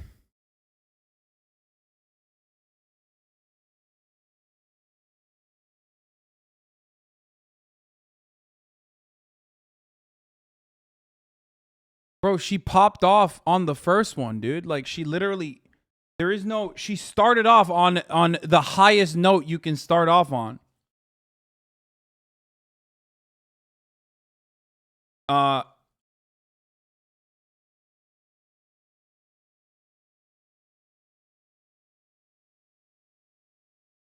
Like, what can they say that's worse than this? You know what I mean?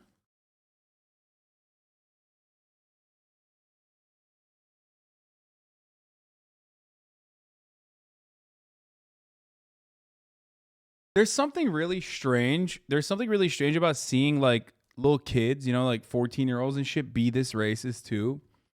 Because, like,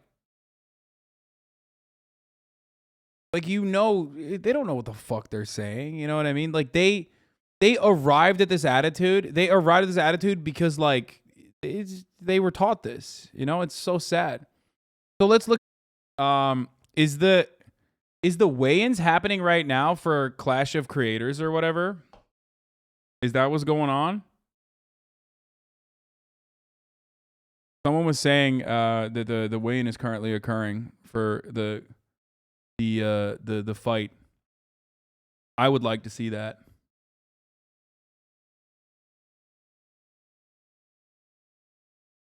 I just missed it. It's over. Okay, folks. This Fushigi? No, dude, that's not the weigh-ins. Why are you guys like this? Oh, hell yeah. It's on Esfand's channel. Oh my god. Y'all are so fucking annoying, dude. Every time I ask for something, you're like... Gonna whiner, diner.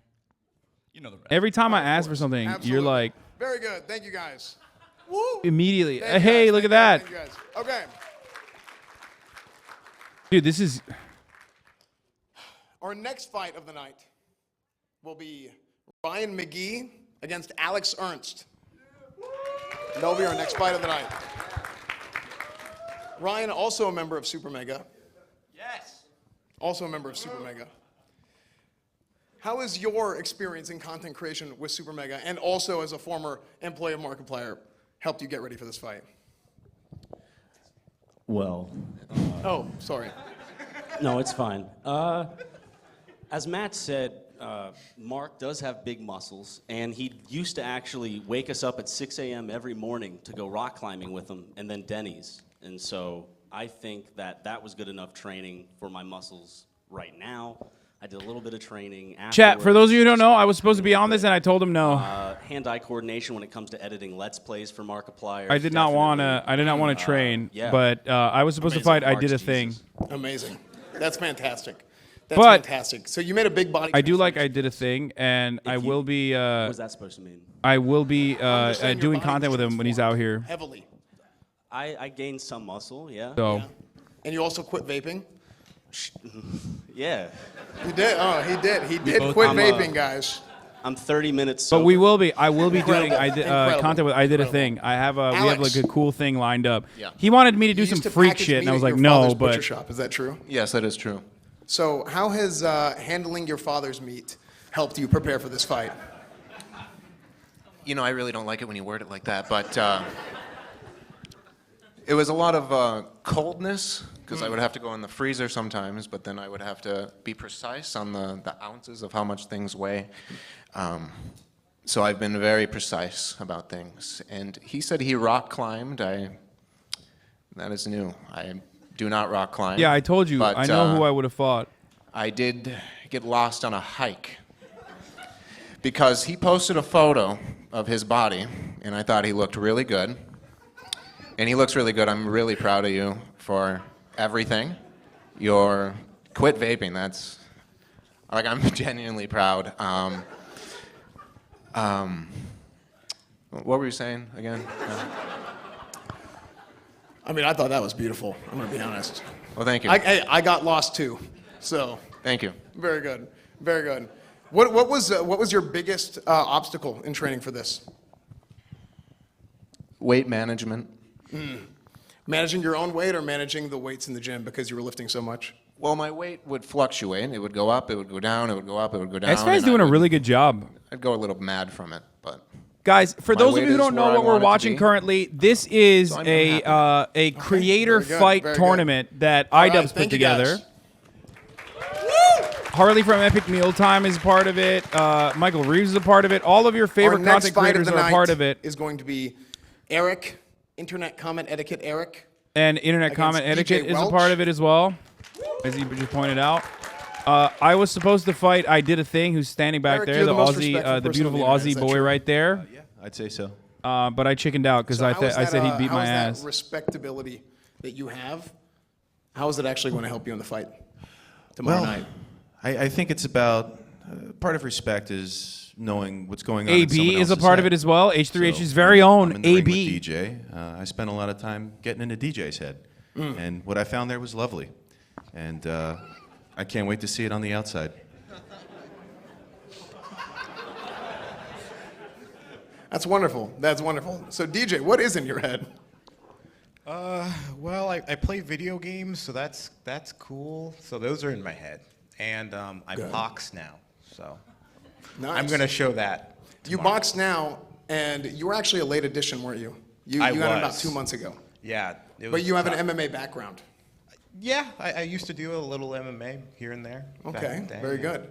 So you came in late. You're still ready to go. Very impressive. I mean, you ask most people 2 months out from a boxing match, hey, we need somebody to fill. Are you in? Nobody in the world is going to say no except for this guy. So Yeah. very impressive. Very, very impressive, DJ. I would have loved 2 months. That would have been really cool. I had about 5 weeks. You had 5 weeks. My bad. See, I round up on everything. Yeah, no, I that's love that's Yeah. what I told my parents whenever I was in school. Yeah. I got hundreds on everything. It was great. To be fair, I think 5 weeks might be all you need to beat me. Yeah, I've been reading the comments on your videos, actually. It seems your fans think the same thing. It seems that they have very little faith. Yeah. I Oh, love no. to surprise people, and if I don't, then things went exactly as planned. Well, there you go. Well, you surprised me, because here's the thing. You're actually incredibly good looking for your age. Thank you. Yeah. Because I did not, I mean. Wait. But, I mean, thank you. Did you guys know Eric is 37? I thought you were my age. Yeah. Everybody tells me that. Yeah, you're incredibly good looking. Stem cells. Yeah. Great skin, everything. DJ, you helped build the AR systems on Instagram and Twitter, is that right? Yes, I did. Do you think you could beat Eric and AR? Yeah, I think so. I You think can I get the visualize dad that. bot too, maybe. Dude is the coolest Add to dude. his What the fuck? technology. I don't know who this guy is, but he's awesome. We might have another match in the future. All right, thank you guys. Very good, thank you guys. Next match. The next match tomorrow night is going to be I don't know who Dad is. Odd One Is Out versus I Did a Thing.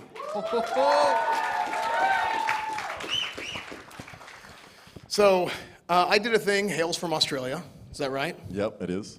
Did you know Odd One's got a personal vendetta against Australia? That's our commie brother right there, Entire dude. country. I did a thing. Yeah, the entire country. That's actually why he wanted to do this.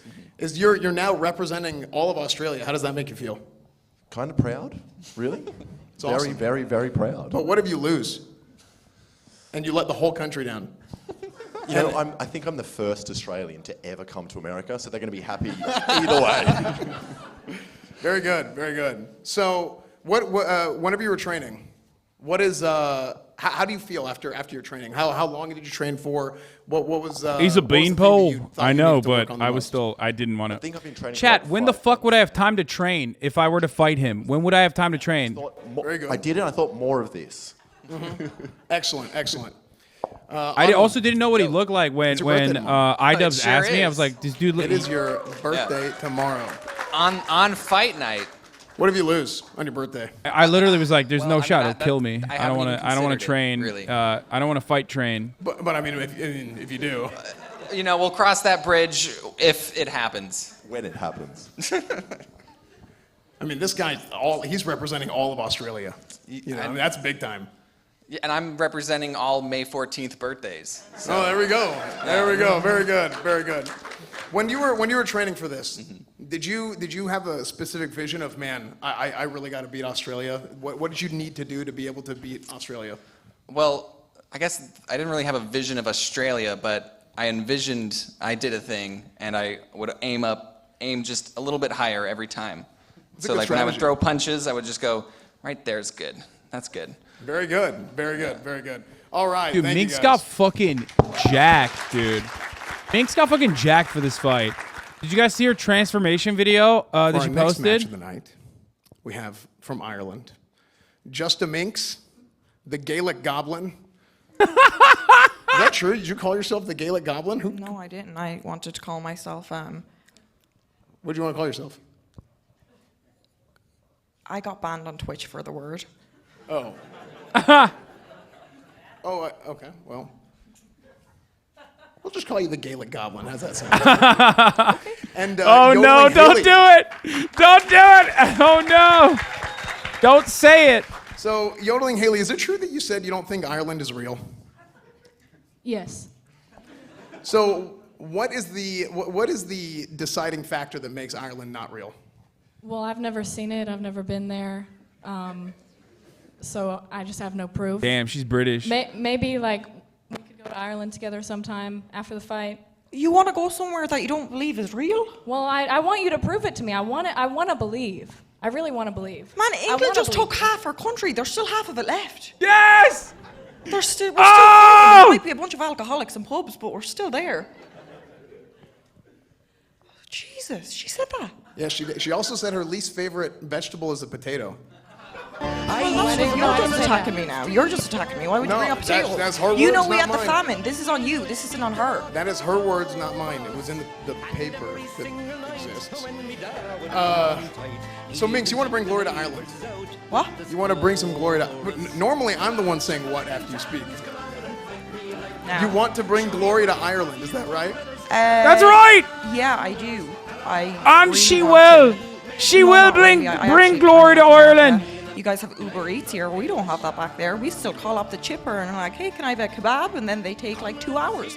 Here I do Uber Eats, priority, there in a second. So realistically, I'm just here for me, myself, and I, and my muscles. And my dad. Dad, I love you. Where's the camera? Dad. No, wrong. No, my dad, not you. Hey, good job. Hey, my man. Double dipping. Oh, please. Is there security? Okay, that's happening. What Yep, the thank fuck? you. Who is this guy? I don't know what this guy This is does. a What is this thing? Court case? Minx, you activated his programming. He's voice activated, so that's your fault. His name is Her Dad. He's great. biological dad told me that he would disown her if she lost. If she gets KO'd, specifically. Yes, so. he did. You don't know Dad? No, I don't know. Minx, what was your biggest obstacle in your training? Alcoholism.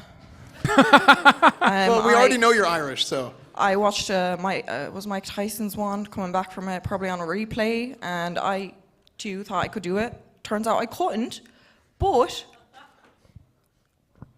I lost weight.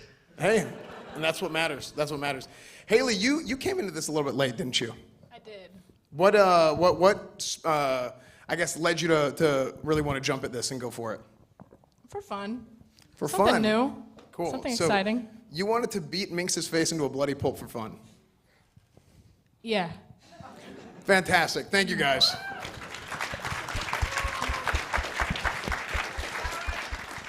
Our next fight of the night is AB Ayad, Star Killer, as many people know him as, Woo! and Hundar.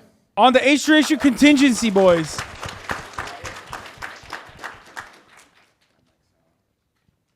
Hundar's mic's not on.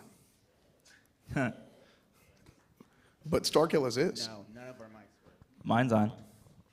Holy I'll fuck, just this talk. dude looks Yeah, go brolic, ahead. bro. Oh So, no.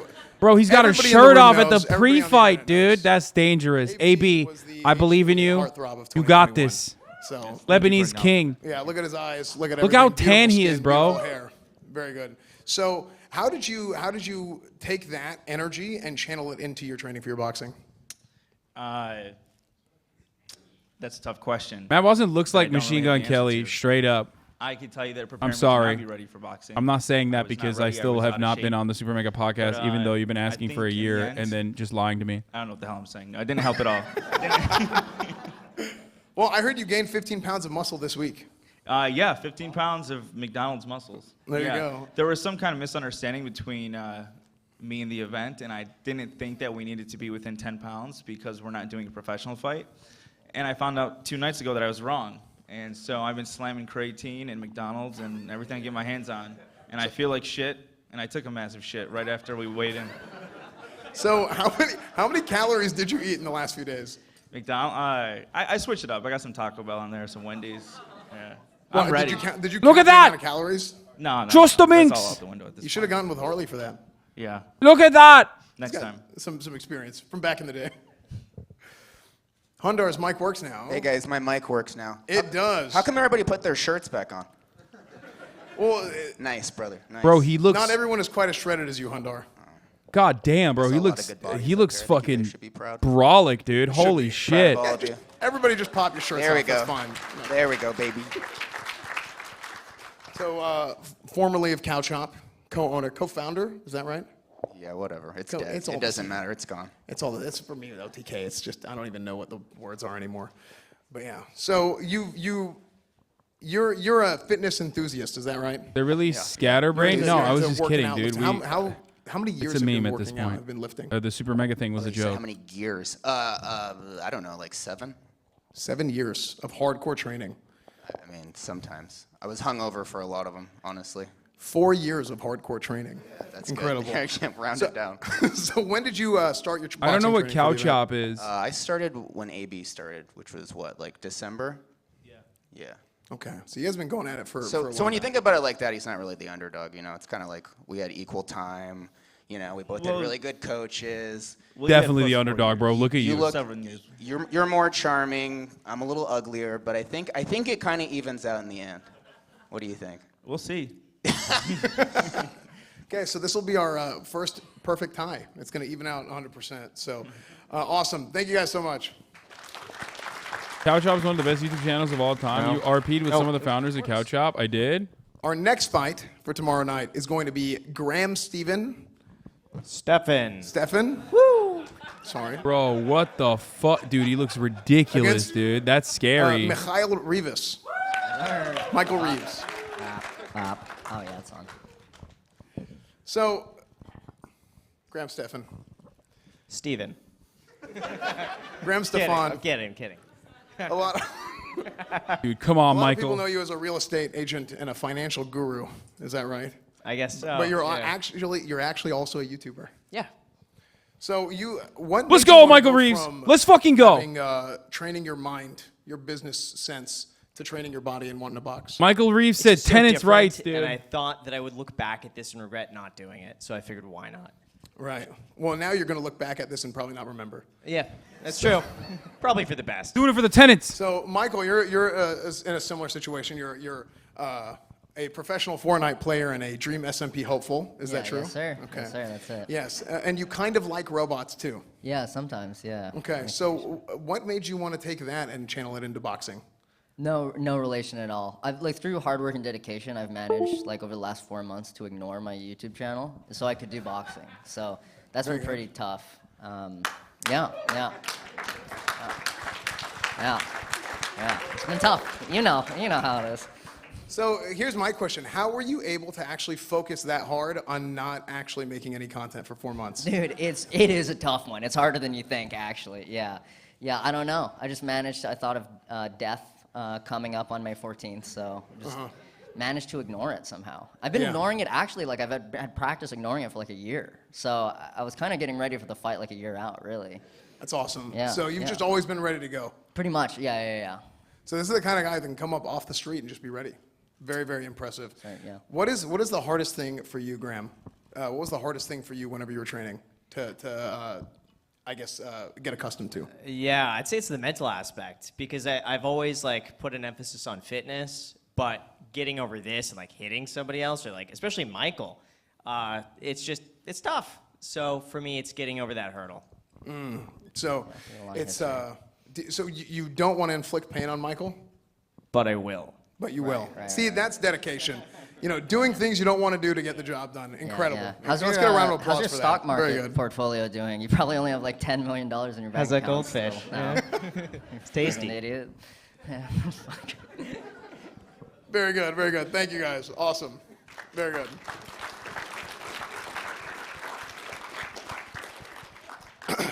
Our next fight for the night, the heavyweights. We have Ego Raptor and Harley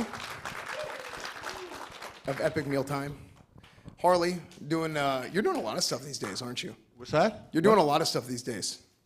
The vlogging and you're still. No, I feel like I haven't been doing that much lately. Actually, is that a shot? Are you taking a shot at me? No, So this is going to be Harley. I would love to. Epic but, Mealtime I versus broke my hand, Aaron ironically Ego enough, on an Raptor. arcade boxing machine in South Korea. You should have fought Harley So, for sure. Harley fucking ate me up, dude. You're crazy. In fact, I was so scared of fighting that I broke my hand on purpose so I would have an excuse not to fight, even though I wasn't built to fight. So, don't worry about that. But you're somebody who you have. Let me tell you, actually, this is my first experience meeting Harley. I walk out there and I'm looking to go get some food with some of my friends. Right, I got my buddies here. My very first experience meeting Harley, I didn't even ask him. I said, "Hey, good to meet you. We're gonna go get some food." And he starts giving me recommendations of all the places to eat in the area. And it's just, of course, the Epic Mealtime guy is gonna be the guy who knows everywhere to eat. I'm that kind of guy. I'm like that. I help people out. I'm a very chill guy. If anyone ever told you I wasn't chill, they're a fucking liar, and they're probably not chill. And you know what? I gotta tell you something. Aaron's a chill guy. I like him. I do. But I want to tell you something else. And I get it. There's not a lot of people watching Epic Mealtime in 2022, but the people that watch Game Grumps fucking suck.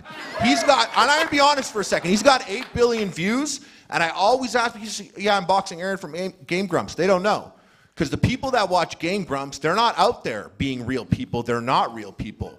They're weird fucking mutant people, and I'm not just saying it like I'm making it up. My Twitter timeline is filled with people like, Aaron's gonna fuck you up. And then I look at them, their display pic. It's like muscular Shrek sucking his own dick. I swear.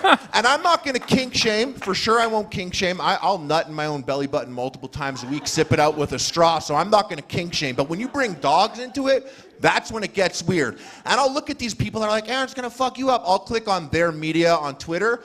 They draw like humanoid dogs fucking each other. Those are the people that watch Game Grumps. So I like Aaron, But tomorrow I'm going off because of all those fucking weirdos on my timeline. It's your fault. So tomorrow, Aaron, I'm gonna fuck you till you love me, friend.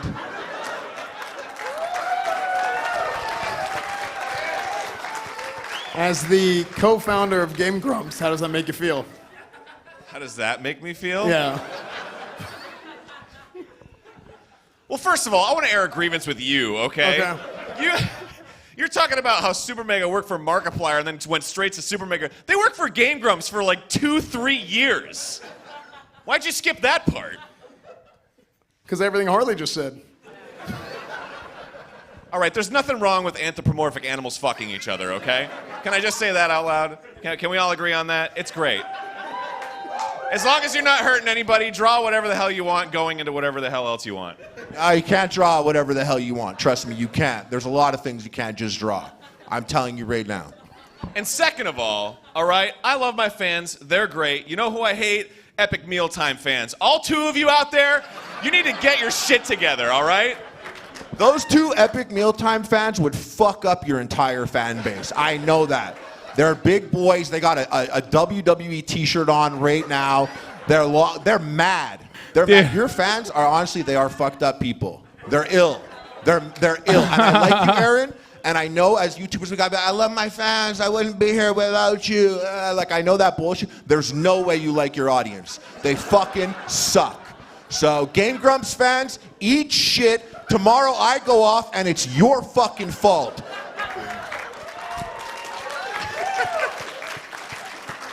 Also, I don't know what the hell you're talking about with people in your mentions being like, oh, he's gonna be. Even my fans are like, Harley's gonna fucking fold you, dude. Those are my burner accounts, though. All right, awesome. Thank you guys. Thank you guys. This is a really cool concept. Like, shouts out to iDubbbz for putting this together.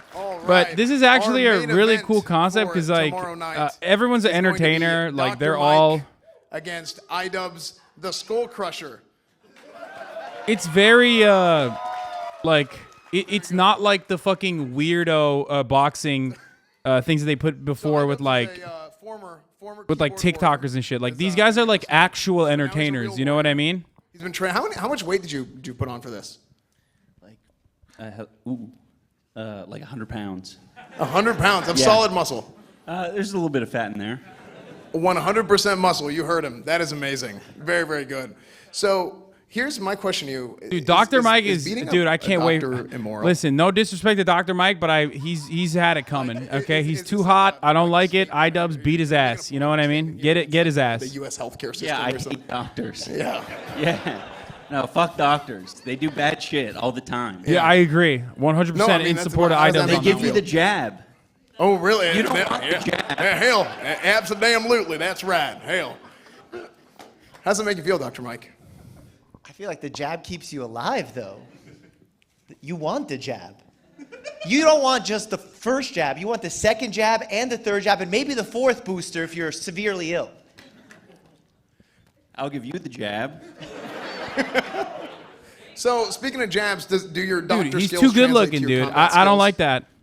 They probably do in terms of training, understanding how your heart rate works, your injuries, overcoming those things. So are you going to try and target his vital organs and try and make him kidneys, heart, lungs, penis? Absolutely, because when you go to medical school, you take the Hippocratic Oath, but part of that is there's an exception at section 116.4D that says you're allowed to prescribe these hands. There you go. I believe I saw that in your when you were People's Magazine's 2015 Sexiest Doctor Alive. Yeah, that was 7 years ago, so. Yeah, what happened? 2015? I mean, come on. No one's won it since. I guess you could say I'm the reigning one, so I'll take that. There you go. There you go. So if you end up hurting Ian, will you also nurse him back to health? Absolutely. Ian's the man. Okay, well, here's my problem with this. Isn't that a conflict of interest? Like, you know, you're hurting him, and then you're going to charge him for doctor care. I mean, that's actually like okay, a real Esfand, dude, Esfand's got fucking jokes. He's built for this. This is like actually. So will you go to jail or? He's kind of killing it. If enough people watch it and report me, probably so. Oh, there you go. Ian. Yes. He's a handsome guy, isn't he? He's looking pretty good. To be honest? To be honest, your mic just turned off somehow. What's okay? And there then we turn go. back on. I better not move. I don't know. Have you seen his haircut? Yeah, the haircut kills. It was better before. He was better before. It was better before. He was better before. The hair does not. The hair's not doing him justice. He was way He'll more explain it attractive to you. beforehand. It was like what was it? Who was the person who got the? It was a rock star hairstylist that told me he's going to make me look like Beckham. Yeah. And he charged you $1,000 for it, I'm sure. Well, there you go. What? So you've been doing boxing for 10 years. Is there a Mike, is that particular true? reason why both iDubbbz and Dr. Mike look like fucking like the most oi bruv? No, my producer was like, "Oh, you should tell people your history with boxing," and I said, "Okay." Like they both look like they listen to fucking hard style. They dance hard style to techno music. Both of them. Both of their haircuts scream. Like he's got the turf bangs and the mullet, and he's got the fucking 2011 like faux hawk. Well, I did do martial arts growing They up, both so look I like did do roadmen. taekwondo. That's for real. Well, there you go. So 10 plus 8, it's like 30 years. So I don't know you've got a why. hell of a I don't lot know of why they experience, went Mike. with the fucking roadman iDubbbz, on the fit other hand. and cut. I mean, this all started with wanting to fight Rice Gum. Hello. Goodbye. I don't know. Business. Hell yeah.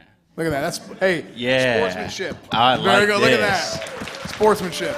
This all started with wanting to fight Rice Gum. Is that true? What was that? Didn't this all start with wanting to fight Rice Gum? Yeah. He's a pussy. Yeah, he's a pussy. He's just a huge pussy. Yeah. Yeah.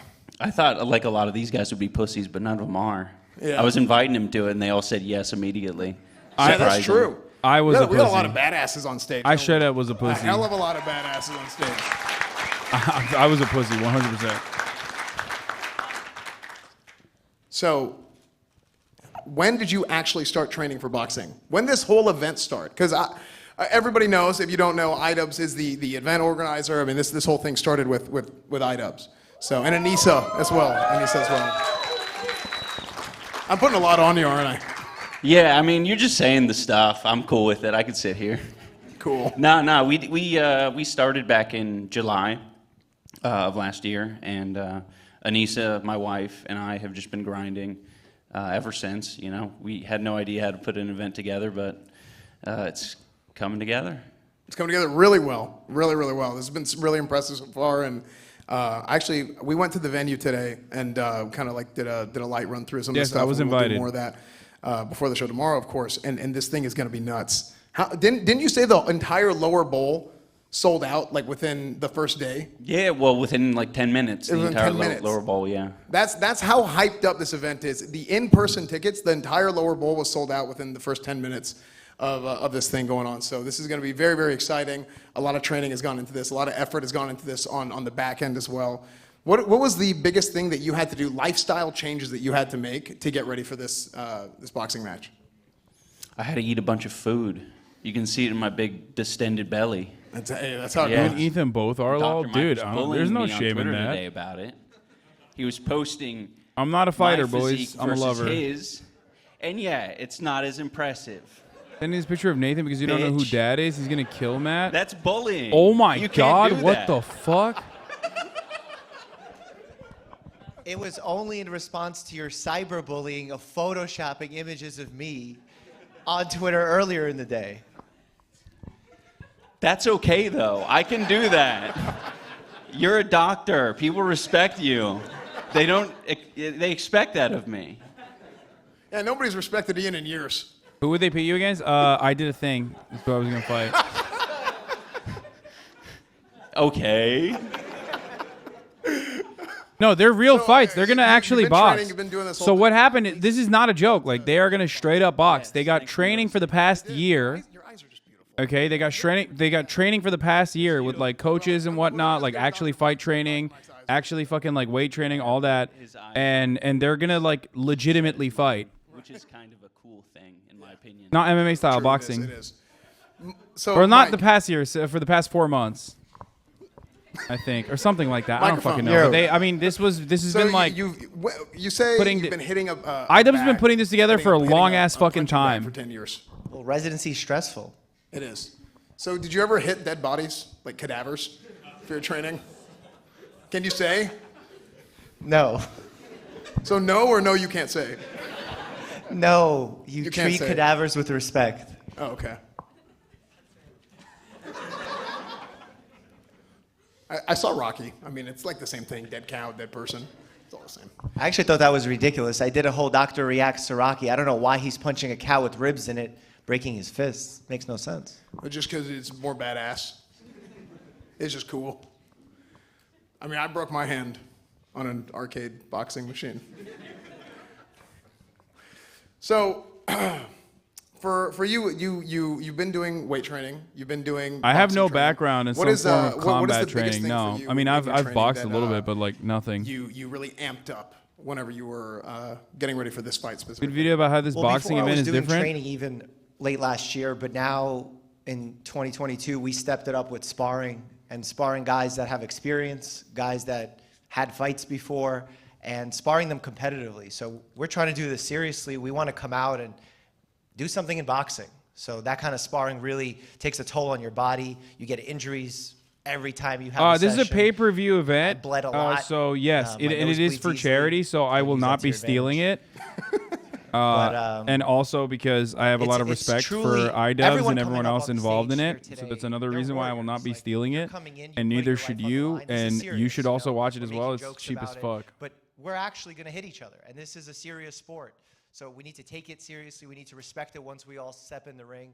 And actually, for everyone at home that wants to box, we Respect for encourage that, IDubs, right? lol. We Yeah, want I everyone do. to I be do respect physically IDubs. active The and fuck do you healthy. mean? But it doesn't mean you have to go fight other people. It means you can do a boxing fitness class like I was doing for 10 years. You don't all have to become warriors like Harley and IDubs here, so.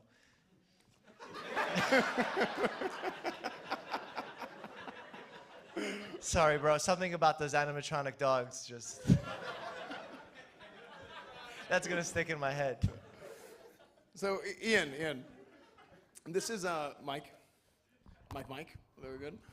So one of the big things that Ian has talked about multiple times, and I want you to touch on this again, is about respecting the sport of boxing and going from kind of what a lot of people see influencer boxing as and what you really want the Creator Clash to be as an event. I mean, it is a charity boxing event, but also like beyond that, whenever it comes to more the sport of boxing and how it's approached by content creators.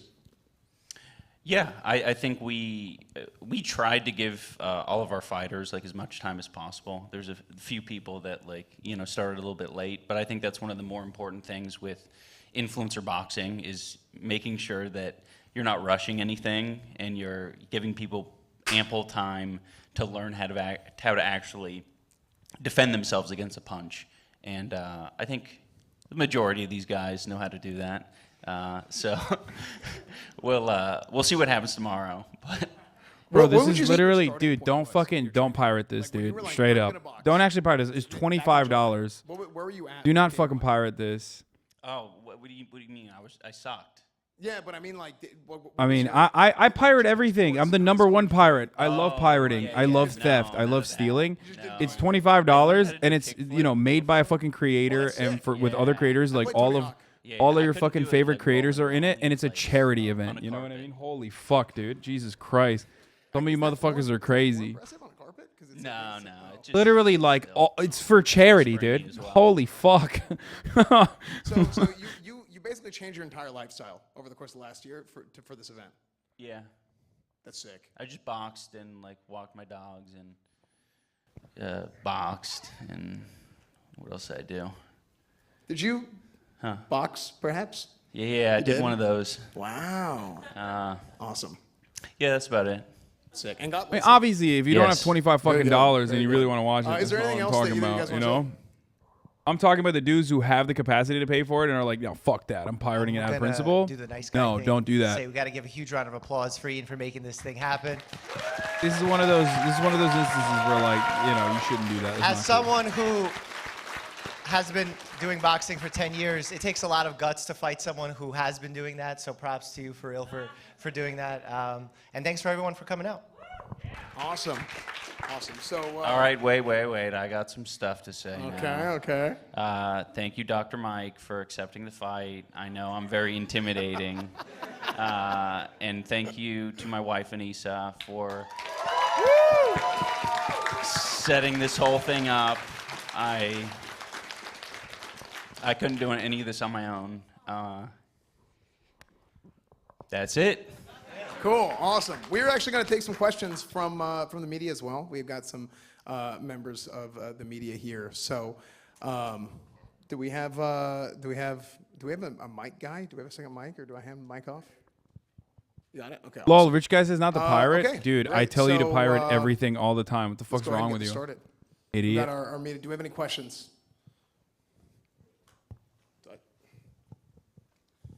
What's something unorthodox that you guys maybe didn't think that you would have to do to train for this boxing match?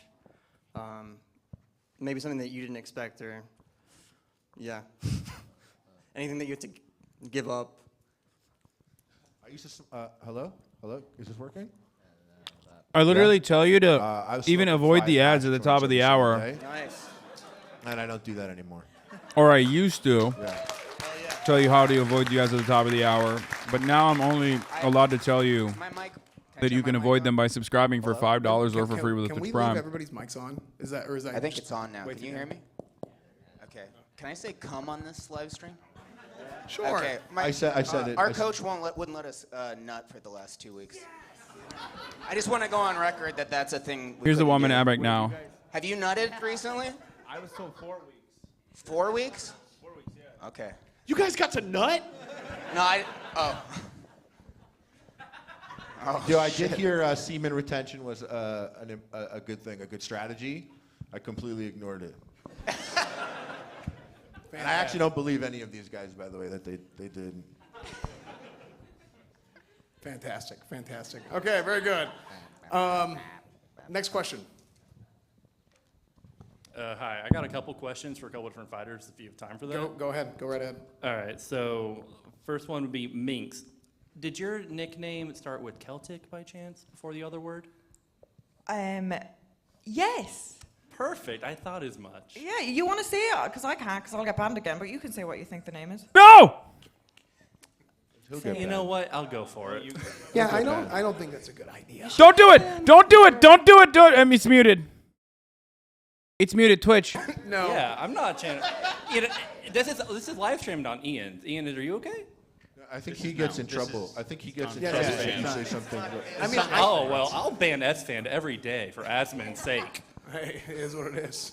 You know what? I'll do you a favor, yeah, Esfand. we'll For skip OTK's sake, you know. Yeah. All right, so Matt, are you related to either Pete Davidson or Machine Gun Kelly? Yeah, we're actually first cousins. And You look it. They actually helped me train a little bit. They showed me how to like really get my under eye circles to be darker, how to really have like a sunken in kind of look. So, yeah. Yeah, I thought as much. So, Dr. Mike, when Ian breaks your nose, are you going to reset it and keep going with the match, or are you just going to call it quits there? I'm going to try and just ignore it, and then after the fight, take care of it. Damn, yeah, dude. But I'm going to push through. Got it. Okay. Aaron, do you feel like you have a home field advantage being You back in Anthony Florida? Padilla? No, I forgot how to walk through the soupy air. It is so humid here, and I'm sick of it. Well, if you manage to win, I'm going to get your haircut, because it's time for me to get one. Wow, okay. Are you talking about this Yeah. situation going on? Yes, of course. Yeah. Okay, cool. I know a great lady. She's right up the street. Well, let me get the contact info. Hell 'cause yeah. If you win, which You hardly... want to calm down? Where you draw dogs having sex or something? I'm getting that vibe. I'm getting the humanoid dogs having sex vibes from you now. Harley, my next question was for you. It was about the retention, which you already said you don't do, but that's how confident I am in you. Because I have to go back to a day job later, and sorry, Aaron, but kind of mid. That's cringe, dude. I'm based as hell. Based on what? Dude, I don't know these internet terms. I was like flexing already by knowing based By the and way, mid. I'm from Know Your Meme. Okay. And your entry, going right in the trash after this. Dude, what the hey? What am I going to tell my I mom? like this guy. Doesn't draw dogs fucking. Michael Reeves. Yes. What was harder, preparing for this or writing stock code? There's a girl behind you. Yeah, for your fish. For my. Oh. Yeah. Sock code? Stock. Stock code. Fuck. Do you already have like bad ears? Yeah, I got punched so much for this. I don't remember dicks. Okay, this is a little bit cringe. The interview portion. I'm gonna skip it. I'm going into Anthony Padilla's new video. Spent a day with Pokimane streaming under scrutiny.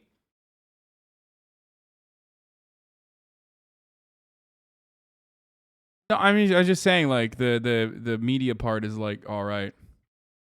Did we finish Chet? Yes, we're done with Chet. Sponsored by BetterHelp Online Therapy. Visit betterhelp.com/Padilla because sometimes existing is exhausting. This guy came up to me, opens a deck of cards. He's like, you need to kiss me for me to find the card that you kiss. My name's Anthony Padilla, and I spent a day with Pokimane to uncover the truth about how becoming the highest paid woman in streaming has resulted in relentless hate campaigns and purposely misconstrued headlines that have forced her to rethink her entire sense of self. Pokimane She'll accused reveal of how doing she handles drugs. the stalkers that show up and harass her directly at her home, and she'll address the headlines about the mental breakdown and the condition that almost caused her to retire.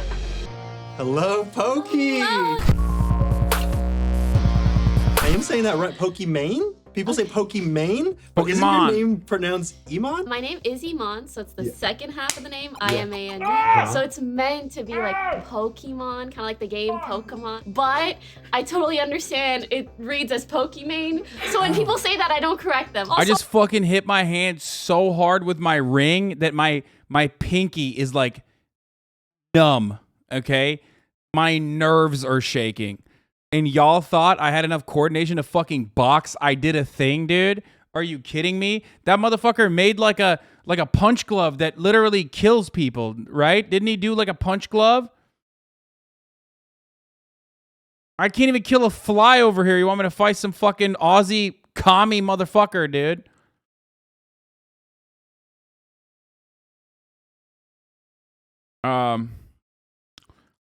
Anyway, he made a blammo hammer. Take your ring off so your finger doesn't swell. No, it's fine. All right, let's do it. I don't want to catch a Nintendo lawsuit, so I'm like, I'll go with Pokimane, sure. That's fine. Nintendo, please don't sue. Thank you. There is constant media surrounding your every single move. Oh, jeez. There's thousands of articles about you, at least one every single day. The only time I do know about those articles is when my mom or family members bring it up to me. I heard that you were permanently banned from Twitch. I heard that you're quitting. I heard this and that. I'm like, Mama, you're getting clickbaited. I have some article headlines here that are very spicy. So I'm gonna read the headline, and then I want you to tell me what was actually going on. I'll do my best, because on God, sometimes I read things and I'm like, I did that. Pokimane breaks down while explaining why she needs to live on a farm. Did you have a breakdown? Did you have a mental breakdown because you need to live on a farm?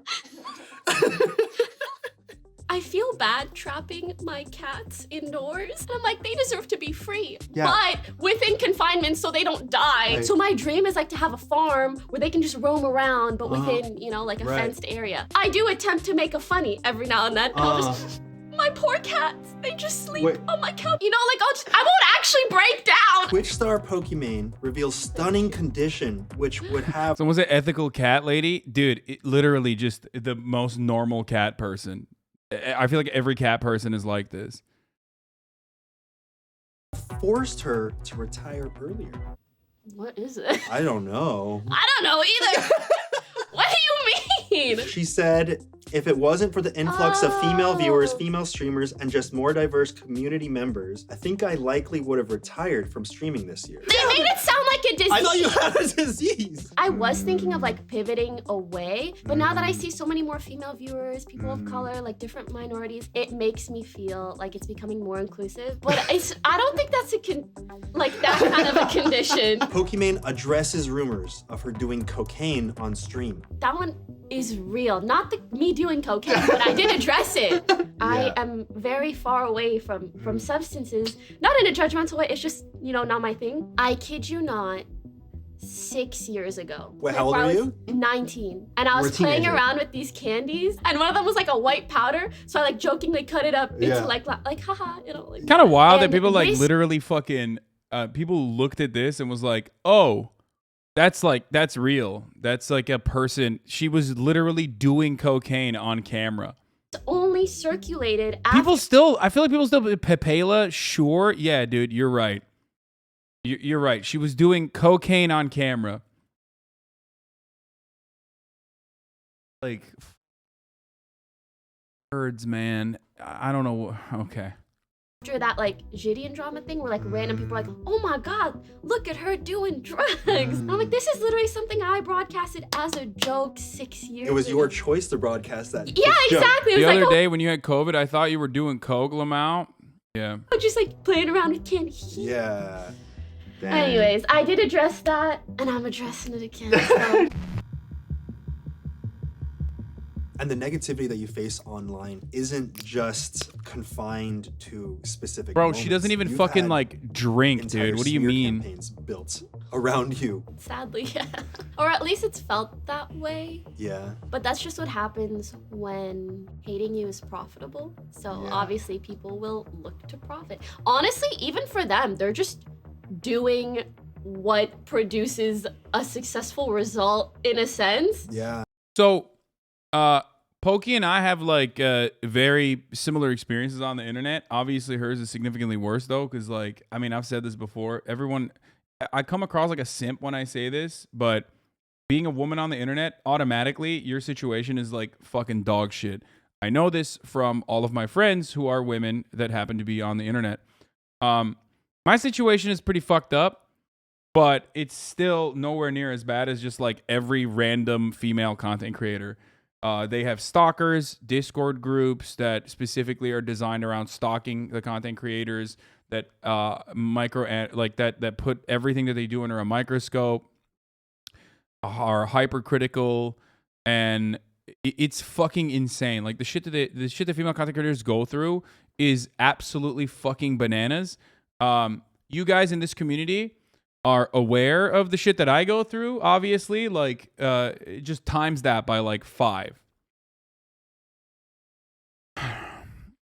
You know what I mean? Like the wild stuff that people do to me,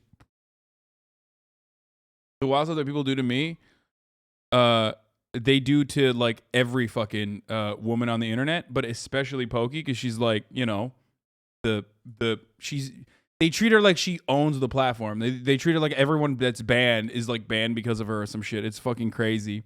Going through, okay, dude. I mean, yeah, I have similar and very, very dedicated stalkers as well. Like, let's not go back to the earlier thing that I just found out, which was that apparently they're like botting all of my fucking replies with like insane shit in my replies, like saying I kill dogs and stuff. I didn't even realize that. It's like so normal. It's so normal to me that like I don't even see it sometimes. And like one of you guys actually told me that it was happening and I found out. I thought you have more haters that stalker. No, I have like stalkers who, what do you think stalkers are? Stalkers are haters. And they do unhinged ass shit. Even if it's at my mental health's expense. There was one big thing that you dealt with where there was a photo of you and someone took a screenshot of a very specific moment from that video. They were like, let's all attack Pokey for this? Prior to that no makeup stream, I had done like 3. So when I did it, I really didn't think much of it, but there was a split second where people screenshotted and I looked particularly not pleasing. But you know, that's human beings. Like, put us in bad lighting, didn't sleep well, your hair's a mess, you're gonna look not that nice. But the irony of the fact that that has been used against me so much is that like throughout that stream, like I spoke about how I feel like online there are so many unrealistic beauty standards and not enough people kind of dismantling them. Within that stream, you talked about that? Yeah.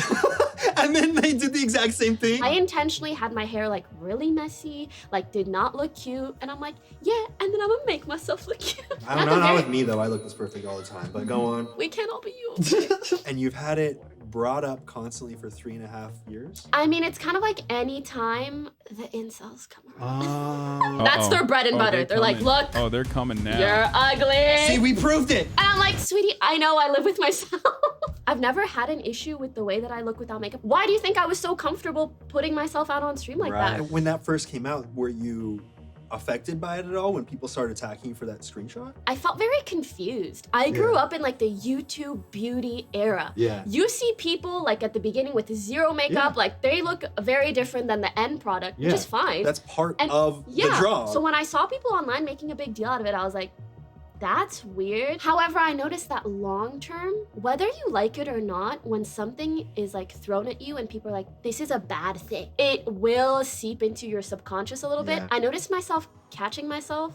If I had like hair similar to how it was in that photo, or the lighting was like that and I wasn't wearing makeup, and I would like remember that picture and it would make me feel kind of bad. Were you ever tempted to change yourself to reflect the positive things people said about you, or to try to negate the negative things that people were saying about you? When it comes to social media, I feel like we are kind of all being trained to... You could say brainwashed. I actually kind of prefer the word trained, because it's like, when you see something performs better than something else, you feel this desire to do more of that. But what if that's not really reflective of who you are or who you want to be, and you're really just responding to what other people like? You were trained to see yourself in a negative light. I started sensing like, oh, like why do I feel weird when I see myself like this? Oh, it's because so many people have told me. Dude, straight up. I hate the haters of Pokey, but I'm glad we bullied you for your bullock hair, dude. What?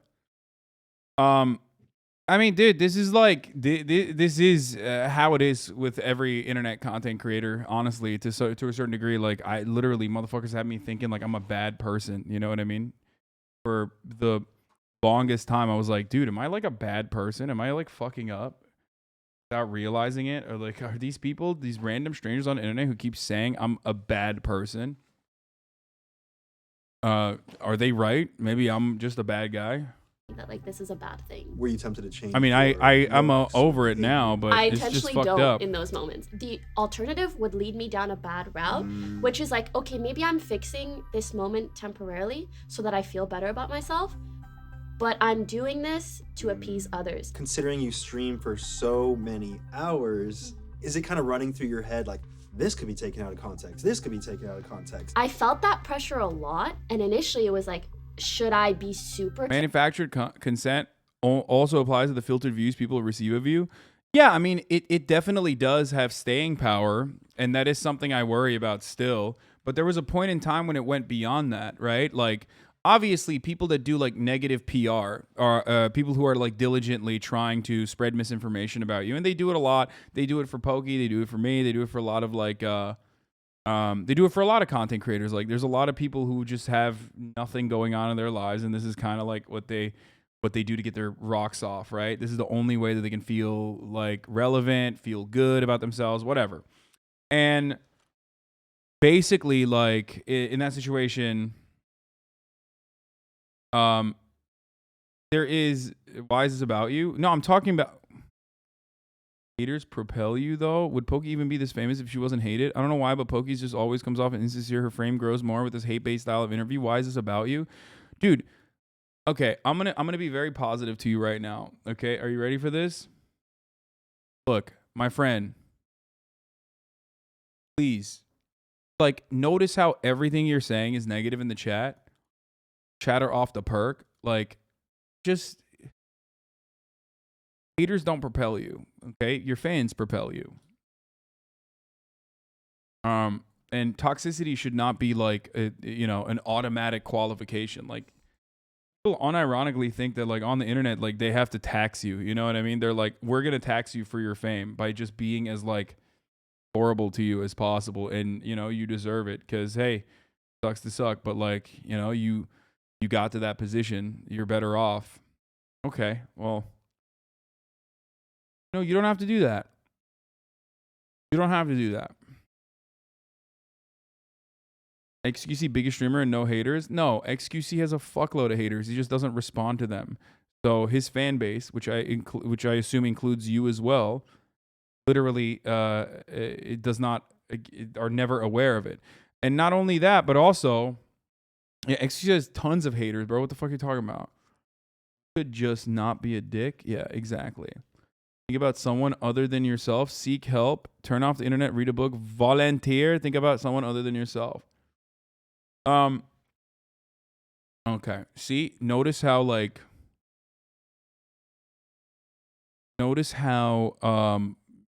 the moment that I reached someone, the moment that I tried to be as positive as possible to someone and be like, hey man, like look, you're being kind of negative, and I gave him attention, 10 more immediately jumped in to be like, oh, it's my opportunity.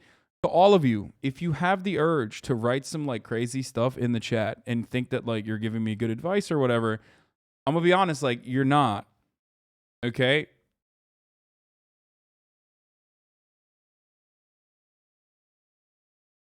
I promise.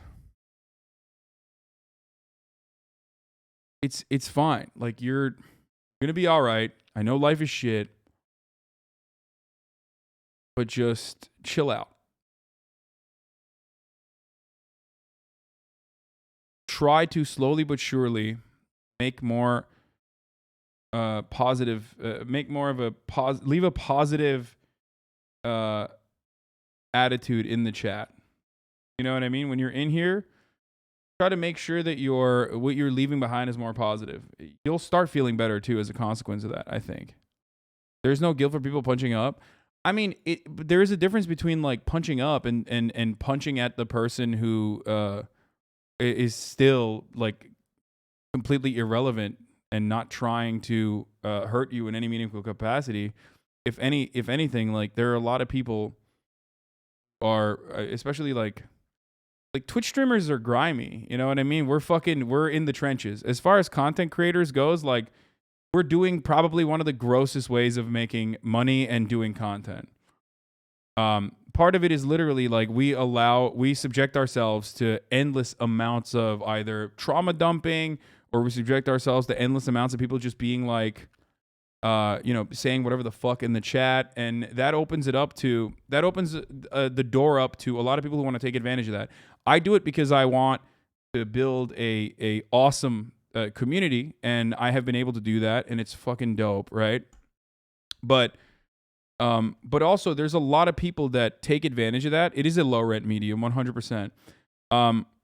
But there's a lot of people who take advantage of that and are like, I'm a really sad person. I'm a really sad person personally, and I'm going to take advantage of that and say, fuck the 25,000 other people that are watching currently, right? And I'm going to try to get the streamer to react to me individually by like trying to pick apart like any kind of any kind of faults or any kind of insecurities that they may have. I'm going to sit here for 8 hours and figure out all of this stuff and then try to use it against him to draw like some kind of reaction out of him.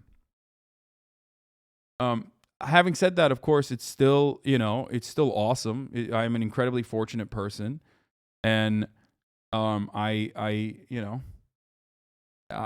very lucky, very, very lucky. I have the best community on the internet. Right?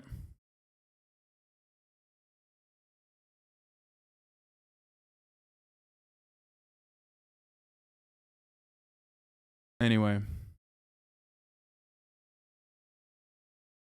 I know, my mom told me not to open up Careful vlogs. about everything that I do, but then you're essentially putting yourself in a very small box, and that is not fun. Literally anything can be taken out of context. Every time I wear my hair curly, like so many people come out of the woodworks, like, you requested my opinion on this, didn't you? I want you to know that I prefer your hair when you wear it like this. Someone implied that you were doing blackface because you allowed your hair to be natural. They just don't know that I'm Moroccan and Morocco is in Africa, so that's just my natural hair. If anything, throughout my life, I've done the opposite. I've like chemically straightened my hair. Yo, chemically straightened team, what's up? Happy to say though, like me wearing my hair curly naturally was probably one of the things that I received the most positive feedback about. And the thing is, that was like one guy who said it, and then people write it in articles because those like very sensational. And then because people will write articles on this one comment, the people who read the articles will think that that is a larger sentiment than it really They think is. that's a consensus. Oh, yeah. Yeah, when it was really just one guy. That implies that any one single person has the ability to shift a narrative because it becomes seen as the consensus. But the fact that this is like a article clickbait thing takeaway is just so annoying. Is there a difference between Pokey and Iman? I make the distinction between Pokimane and Iman more so as a way to like mentally protect myself from certain things. When people say, oh, Pokey is this, Pokey is that, I kind of just think to myself, oh, this is just what they think of like Pokey and what they've seen of her. And what is she? A collection of moments like in content throughout years on the internet, right? Who am I? A human being with friends and relationships and like so much more that it is impossible for people to fully know that. But that's not to say that I feel like personality-wise, these are two different people, especially because when you're streaming, like, what am I gonna act for 6 hours, That'd be world class. Oh, I know, like, give me the Oscar. Give that woman a raise. When you were referring to Pokey and Iman, you said her for Pokey and you said I for Iman. That has served me a lot, because then when people say things about Pokey, I don't take it personally. And I don't think any creator should, because these people don't know you personally. So their comments, therefore, cannot be personal. However, that doesn't mean that, like, I won't... Yeah, I can't do that, which is probably a problem. So that's definitely an issue. And in a lot of instances, like, that's why the attacks on my character are ones that I do not take lightly. Or my political ideology. It's probably healthy to fucking differentiate like that, but I don't know. It was too late for me. GG's, you know? Consider what they say or like take constructive criticism, but I at least compartmentalize it to like my stream or my work or like the content that I'm You creating, use your full as name as your opposed internet to persona? me lying in bed thinking about Joe Smo from Mississippi hating me. That's something that I think I need to work on as well, is separating the me that people see and then knowing that I am a completely separate person. And I feel like having that username separation there probably helps. If I could do it again, I would be faceless 1000%. Yeah. Do you feel like people like to minimize others to their mistakes and they like to see them through the lens of, you are mistake 1, 2, 3, 4, nothing else? Recently, I did a collab video with Anthony Padilla. He posted a photo of us, and I saw quite a few comments about a past mistake. It just hurts to be labeled as someone who uses slurs when it's something that I am so vehemently against. Like, one of the comments said that I've said it like numerous times, and that's just not true. I've publicly apologized for this instance many times before, but it just feels like my apology isn't able to reach people who hear about this for the first time. Or rather, no one gives a fuck and they're using it against you because they're pieces of shit. No matter what the fuck happens.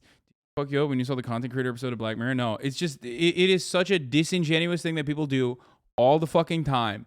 They try to, and dude, the hilarious thing is like, this is a random person who's like a content creator, right? Pokimane is a random person who's a content creator. So obviously, like, her personal politics are not like always aware to people, right?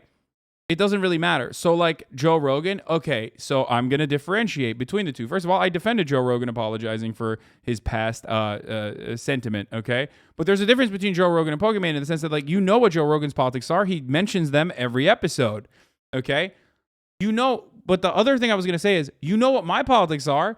That's literally the only internet footprint I have. The only footprint I have on the internet is me doing politics, is me talking about politics, right? And even then, motherfuckers will literally turn around and still try to be like, remember when you said this? Or they will turn around and fucking clip shit out of context and be like, look, actually, he's like a piece of shit. He's like lying. Yeah, dude, I'm lying for fucking 10 years every single fucking day that I'm on the internet.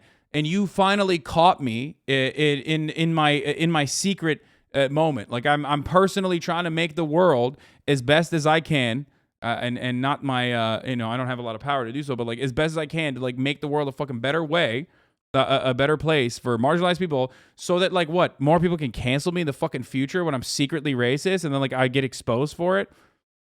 Again, it's just incredibly stupid, right? But the reason why I'm mentioning myself in this situation is because like people will do that to even me. And everyone knows what my fucking politics are. I'm a political commentator. Right? So the reason why I'm frustrated about this is because, like, if you can do that to me, someone who does politics for a living, you can do that to any human being, okay? You can do that to any human being.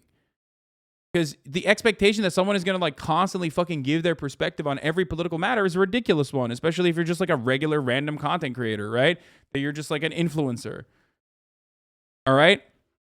So that's the point. And I think that like it's a very frustrating thing. It's a very frustrating way to live. It is deeply upsetting when I see people do this and they go, hey, oh my God. Like, remember when Pokemon says the N-word all the time? I hate that. The clip is from 8 years ago. I hate it. When I was a minor. It's disgusting. The people that do that are pieces of shit. And streaming myself throughout that journey makes me hope that I can be like a good example for people changing and becoming more considerate and becoming a better person. I think some people do. I hope that the majority of people don't. If anything, I think it is a much better story to be like, oh, this person made a mistake and still was able to learn and grow from it and achieve all these things. And then you can look at yourself and say, if I make a mistake, like, that's okay. I can still do so much. Like, a mistake shouldn't define you as a person. Encouraging growth? No What way. What? No, you made one mistake. You're that way. That's the only, that's you. What was your childhood like? I was just like an internet little nerd since I was, especially like 12. Oh my God. Maple Story days, RuneScape, any MMO I loved. I quite liked my high school years. Yeah. My family and I have always been like very academic centric, had a huge hobby of gaming, which was like my after school secret life. Why was it secret? People weren't into gaming then. It was not cool. Yeah. I couldn't tell you like one other girl in my high school that gamed regularly. Then I went on to study engineering. I did programming, I did physics, I did chemical engineering, and you take extra classes than normal. That's when I had the mental breakdown. So you have had a mental breakdown at some point. Oh my God, if you're in engineering and you haven't had a mental breakdown, you're not in engineering. Dead inside. I love maths and sciences, and I Really? I wish I still got to do something with that. What's 14 plus 3?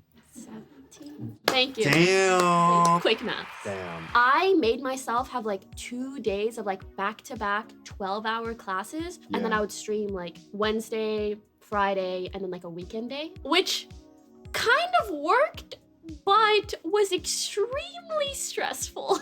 So I arrived at like a fork in the road by the end of my second year, and I was like, if I go into my third year, my classes are gonna be so heavy, I will have no time to stream whatsoever. I had like a PowerPoint. I convinced my parents, I'm like, these are my projected incomes. Wait, so that you would tell them why you're dropping out? Yeah. You know when you have traditional parents and you want to drop out of school? You gotta make a PowerPoint presentation. Yes. Thank God they're like, sweetie, if it makes you happy and it seems like financially it makes enough sense, you could go ahead. Wait, tell me about the PowerPoint presentation. What did it look like? Someone said 14.3 Keem's new girlfriend. Stop. But don't stop. But like, it's true. And someone should look into that. But also, stop. I had to graph my income and show them like these are the sponsorships I had, and so this is how much I've been able to make. And so if I take a year off, worst case scenario, I would save approximately this much money, so at least I would no longer have student debt. I feel like I went about it pretty reasonably. Yeah. It was like a calculated risk. If anyone is like, I don't know how to tell my parents, PowerPoint presentation. Come back here to the comments in a few years and let us know how it worked. Yeah. When did you first start streaming? I was 17, second semester of my senior year in high school. When did you blow up? 21, 22. So you blew Just because you were young doesn't give you a pass, Paula Dean. What? Martha Stewart? Bro, y'all are fucking bananas, dude. Like, what do you want? You want to kill her? Like, what the fuck? She was young and she was dumb. Like, what the fuck? A thing that she recognizes herself. It was like 10 years ago. What's fuck? It's so insane. You know what I mean? When people do that, it's like, dude, do you recognize that, like, you are literally a crazy person? Like, do you understand that other people probably look at you and go, damn, that's a crazy person? Like, Paula Deen was like 50 years old doing like literally slavery LARP, harassing black people regularly and making them dress up like slaves for a fucking dinner party. And you're making a comparison to like a 17-year-old who said the N-word on stream and recognized very quickly that it was like bad and wrong and has apologized for it like a million times since then. That's like an insane fucking leap, dude.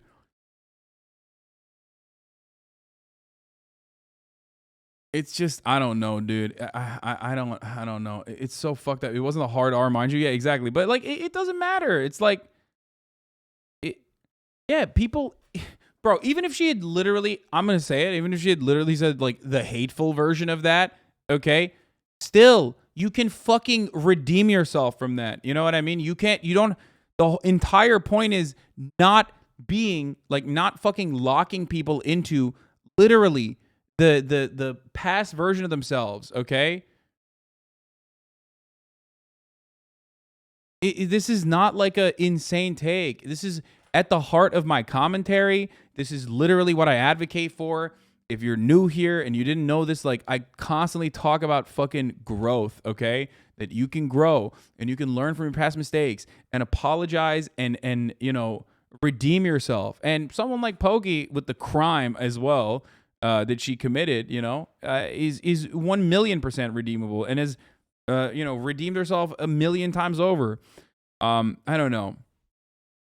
Motherfuckers were just watching iDubbbz like he's chill, but Pokemon needs to destroy it. iDubbbz, I think, is a great example of this as well. Straight up. And iDubbbz has said way worse shit than Pokemon, for sure. So, good faith interpretation. Hasan thinks slurs are good. Yeah, exactly. People will hear me say this and be like, wow, Hasan loves saying slurs, actually.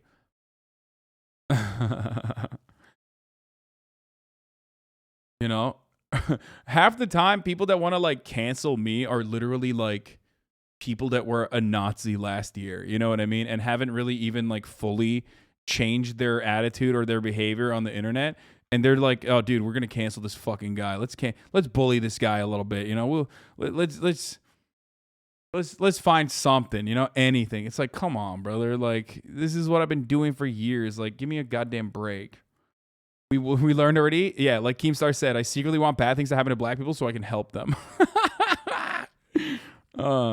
Blew up after dropping The everything timing else. was so good. It was almost like I was on a boat and the tide just happened to really rise. Like, that's when gaming took off. Was there a moment when you realized, oh, this could be my career? During my second year of college, there was a month where my combination of like subscriptions, donations, like people were especially generous and supportive that month, and sponsorships, and I made 5 figures in a month. So I made over $10,000. And when you are a college student and you know your college debt is like 30K, you're like, a third of my debt is gone. Yeah. And when I saw that, I was like, wait, maybe this could be a potential career path for me. Short term, long term, whatever it is, right? And then I started building the PowerPoint, you know? Yeah, that's when you decided the PowerPoint needed to come out.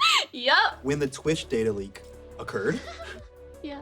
you were referred to as the highest paid female streamer. Before we get more into Boys, that, I have an update. Before we get more into that, I have an update. First of all, Niko Omilana followed me back, and then the first thing he said, and I shit you not, okay? Straight up.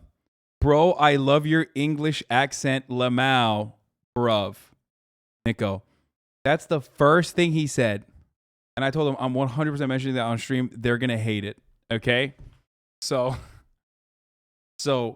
sorry to the fucking Oibruvs. Here you go. You got a Oibruv. You got a certified Oibruv that validated me. I am valid, okay? I will never stop. He's lying? No, he's not. He can never tell a lie. He's unable. Historic W. Bosman. Yeah, that's right, dude. That's right. I got the seal of approval. I got the English one now. I got the Irish one. I got the Norwegian one. Dude, it's done. It's done. I don't know where the fuck Aiden is, but you know. Yeah, he's from the BBC. It is illegal for him to lie. Bro, his whole thing is trolling people. He is not trolling me, okay? He's not. He's not trolling me. He's real. Being real. That man almost became the mayor, dude. Are you kidding me? He can't lie. Like that, literally, the almost mayor of London, physically incapable of telling a lie. Kidding me, dude?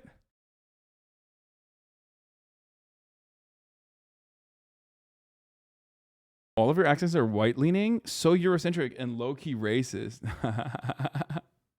Oh, you have not heard me do Middle Eastern accents, which I do regularly as well. That, a quick heads up that we actually had Pokey on another episode 3 years ago, and I spent a day with ASM artists. And we have a bunch of other episodes with some of the biggest names in streaming, like Hasan, Amaranth, Tubbo, Rambo, Wilbur Soot, Carl Jacobs, and some upcoming episodes that I don't want to spoil, but Tina Kitten and Niachu. But take that to your grave, do not tell anyone. You could watch those here, sure, or on the completely uncensored podcast version of the show by clicking the link that I hid down in the description below. I bet you won't find it. And of course, a huge thank you to Purple for continuing to sponsor and support this series. And you might be wondering, why am I so excited about a mattress company? Well, let me tell you, Purple mattresses provide incredible comfort while you sleep by Okay, I'm skipping the ads. All right. Dia. You'll get 10% off any order of $200 or more. Terms apply. Now back to the world of Pokemon. When the Twitch data leak occurred, Yeah. you were referred to as the highest paid female streamer. How do you feel about gender constantly being brought up when noting your successes? I think games are for everyone. If you're a kid, if you're in your teens, if you're an adult, if you're like a senior, whoever you are, to me, gaming, it's like reading a book. You're not gonna say, books aren't for me. It's like, you just have. Guys, I have not changed. Guys, I'm not a libtard. Guys, this is not even libtard as essential. He's a libtard. Guys, I have literally a libtard, straight up. Haven't found a book you It's like. true. It's another form of media. Exactly. And so that's always kind of been my goal, to show people that when I achieve anything and people relate it to my gender, I take it as a win for my gender, essentially. And actually, I remember when I hit 1 million followers on Twitch, the thing that made me the happiest about that milestone was not just that I hit 1 million followers on Twitch, it was that a woman hit 1 million followers on Twitch. Do numbers affect you? Do you have your view count on? Oh no. Honestly, at this point I should, but I have it off all the time. To me, I was like, I don't want to treat my audience differently if I have 50 viewers or 5,000 viewers. I think this came from a decision I kind of made when I was watching a certain streamer, and he said something along the lines of like, oh my god, there's only 1,000 people watching, like I'm gonna dip. And I remember feeling like, oh, like I feel bad for all these people watching, right, whose time you essentially just disregarded. There are thousands of individual human beings who decided that you were worth their time in that moment. That's crazy. Do you feel? Why are you saying Pepela?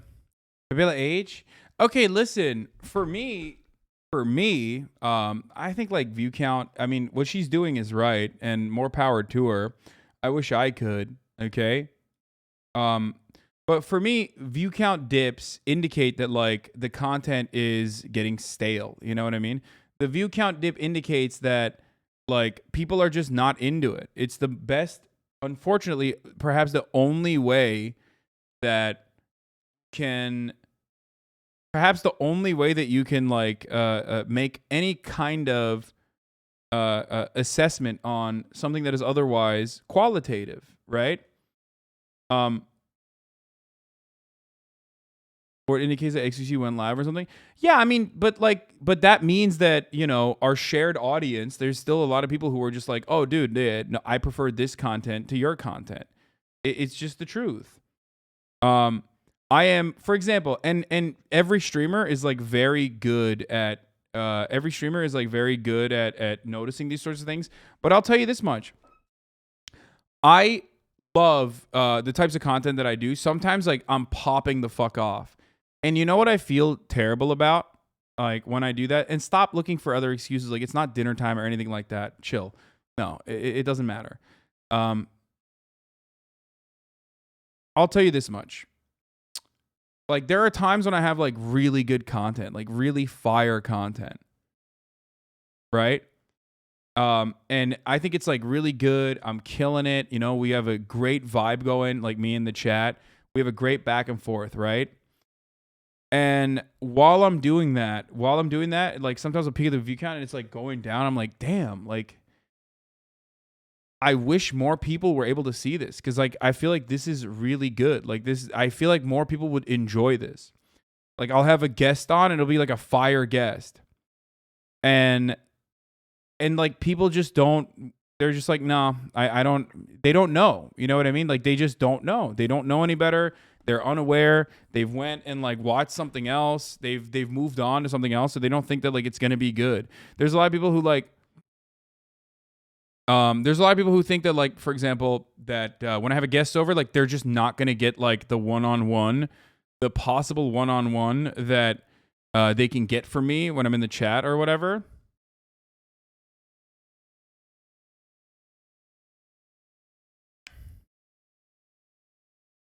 And that sucks. For me, that sucks because like I always wish like they wouldn't miss out on really good content. Always interesting hearing you talk shop about how you approach various from other streamers. Is why I keep it up, King. Yeah, I mean it's just like I'm being very honest about it. Like right now, you think I'm not you think I'm oblivious? Like I went from 33,000 to 24,000 viewers. Like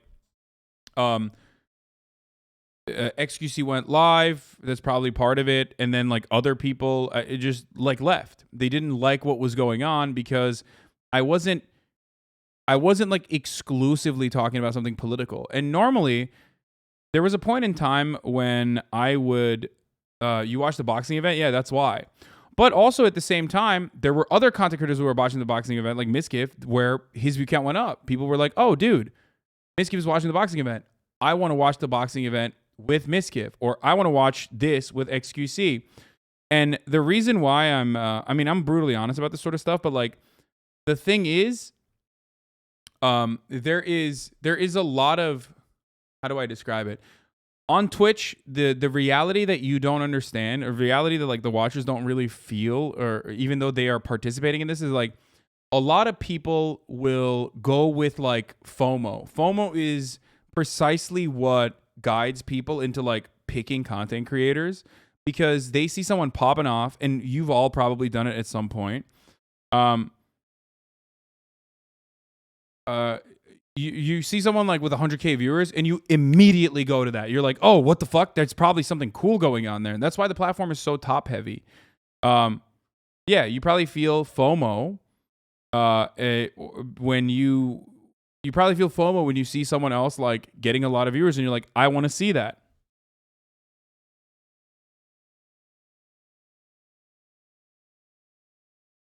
You know, you don't want to miss out on it.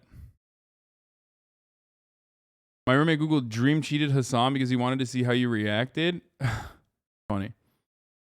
Is there a moment where you go, this isn't worth it, and pivot, or if it's something you enjoy and you decide to roll with it?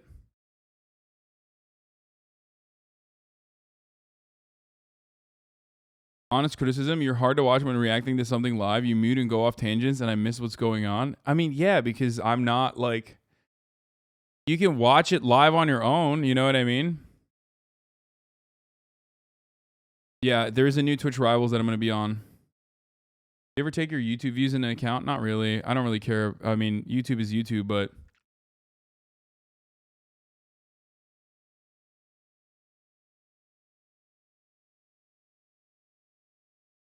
I get a sense you're blaming yourself. I do blame myself, because if I do... Here's the thing. If I did better collabs, if I did more collaborations, like...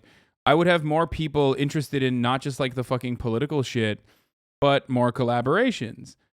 But because I don't do it enough, people don't come to me for it anymore. Like getting off of LSF was one of the best things for my mental health, but it also made me kind of distant from the rest of Twitch. I no longer know what the fuck's going on the platform. But because of that, and because I don't like give my assessment on what's going on the platform, people that normally would gravitate towards me for things that are going on the platform because they want to hear my perspective on it, no longer come here. So whenever there's something popping off on the platform, I am out of the meta. And people, even if I want to talk about it, even if I want to talk about something that's going on the platform, my audience is not here for that. They are here for exclusively political news. So they literally leave when it's non-political. Like that is a great example of what just happened when I turned on to the meta thing, which was the boxing channel. That's it. Honest comments. Sometimes you focus on negative comments so much it depresses me, so I leave. Yeah, I know. I try to not do that, but if X even gets a whiff that content isn't popping, he dumps it like yesterday's news, and that already has something queued up. People trust that instinct. I mean, I have that instinct as well.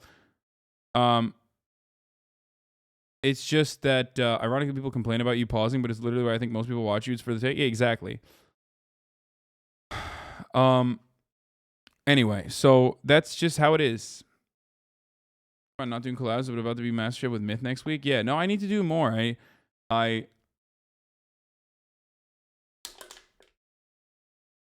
used to have a more variety focused audience, and by variety I mean React stuff. Like people loved the shit I was doing with React stuff, but then Reactgate happened, and then people literally were just like, only Hasan watches React, only Hasan reacts to shit, and I fucking despise that, I think.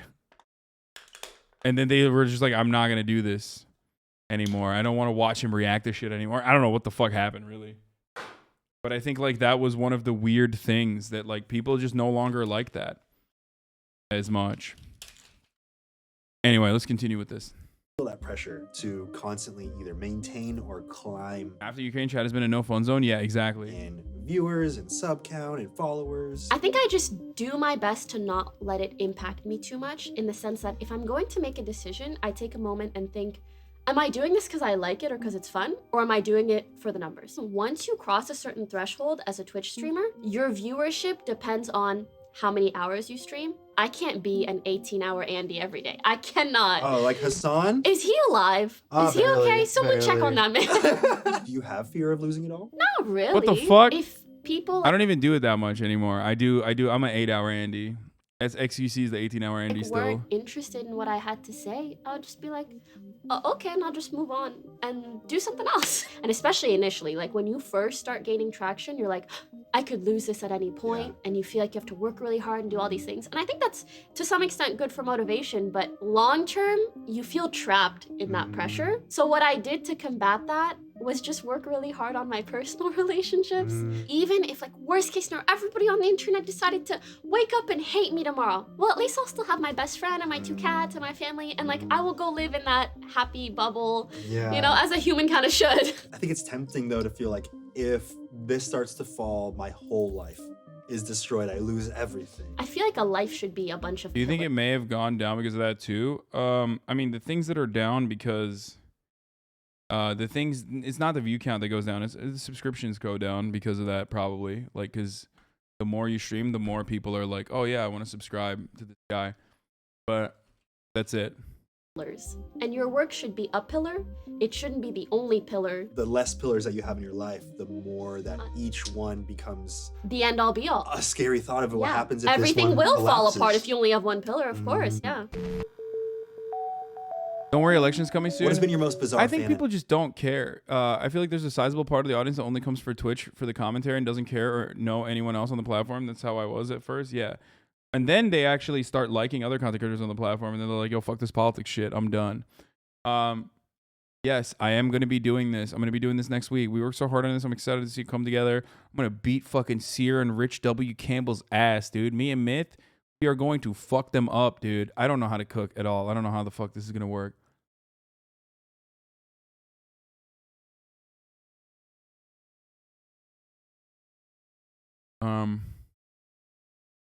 I feel like you just try to have intention with the content, whereas others just follow for full content brain.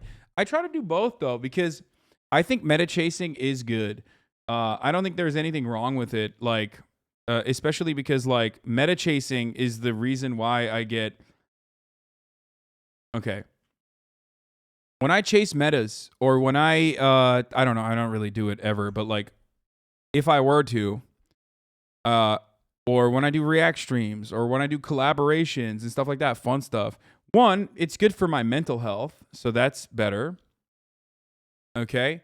But two, that means more people are more open-minded and more charitable to what I have to say when I'm talking about politics.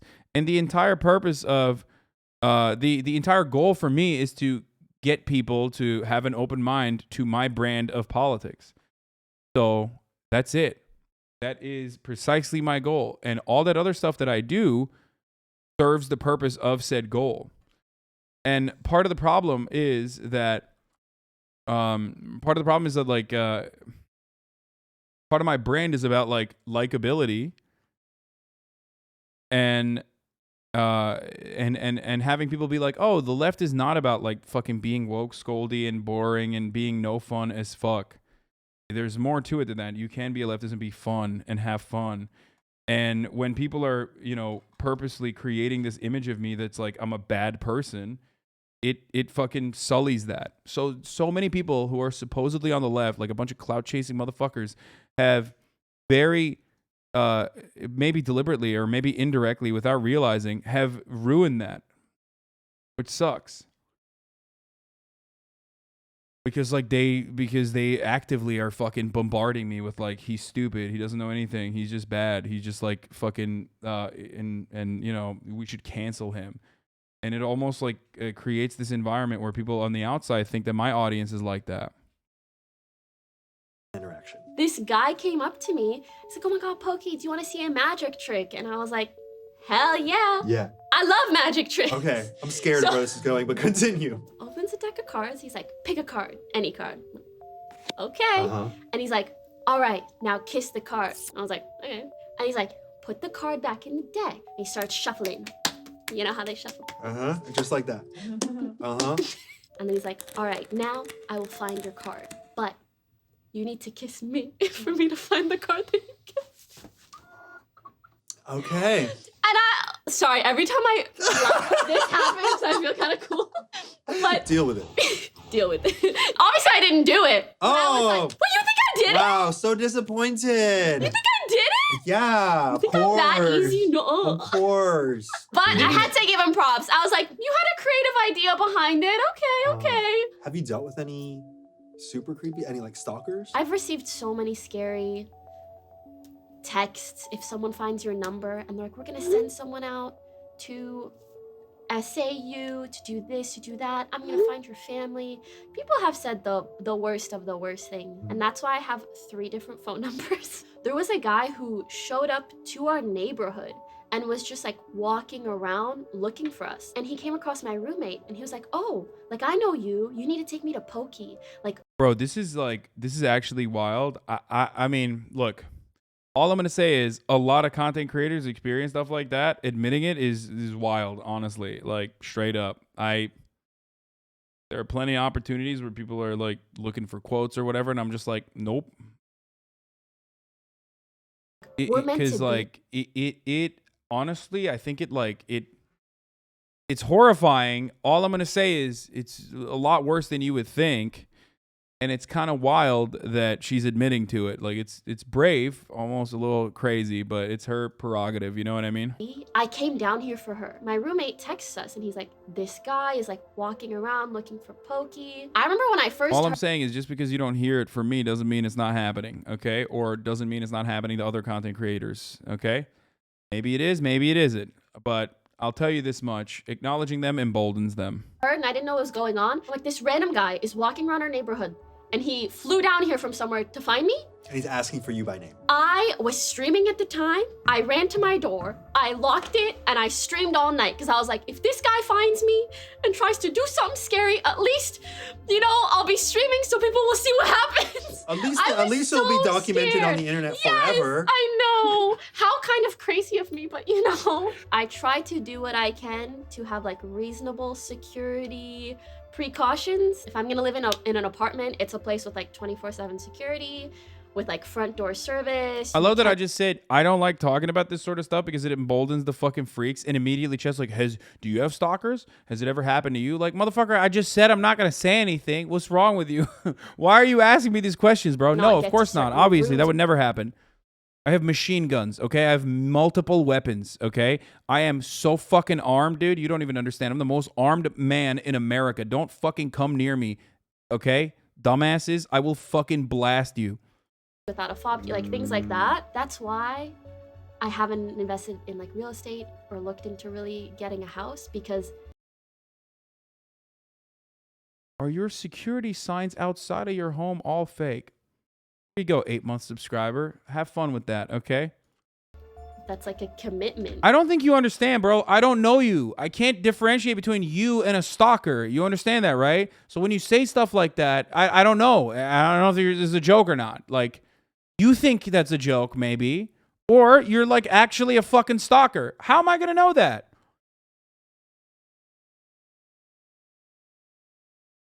And what if that house address gets leaked? You're done for. Yeah. So I just move lease to lease to different places. You have to be ready to pack up and move if someone, Exactly, if your yeah. number or address Which gets leaked. sucks commitment-wise, but the security is kind of worth it. Dating. I am a 25-year-old who's interested in people. Whoa, sometimes. wait, you date people? I've Fucked seen up. articles that are like, oh, Pokey's dating this person. Is she dating this person? Why would she talk about her dating I'm life? dating them all. People want to know about your dating life. Do you purposely keep that separate? I feel like this part literally ties to all the previous parts. You're a Twitch streamer, you just can't fucking, it's not happening. You know what I mean? You just can't ever be open about that sort of shit. I never understood that on the other side. You know what I mean? I never actually understood that when I was not on the platform. You know what I mean? And let me tell you, it's just...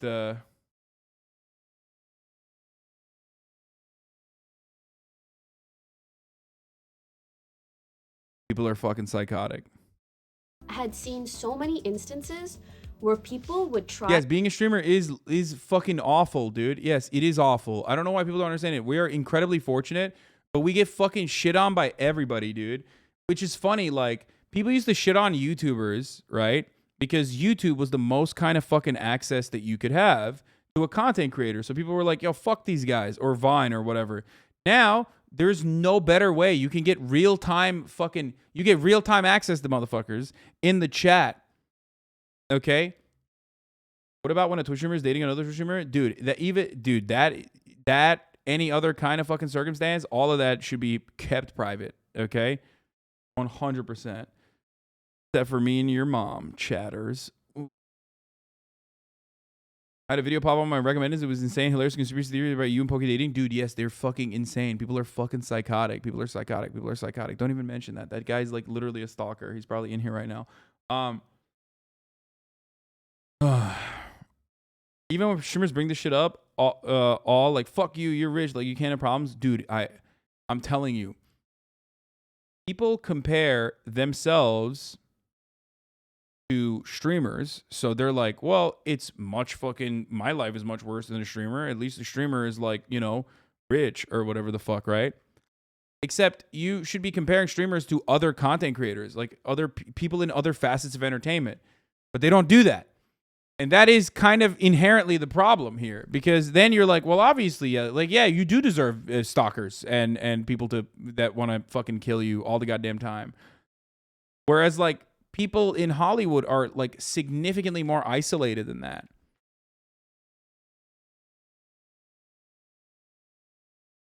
Like you always think, you have to think, am I safe? What if a hater pulls up on me? I mean, to be honest, you could say that about billionaires, but yeah.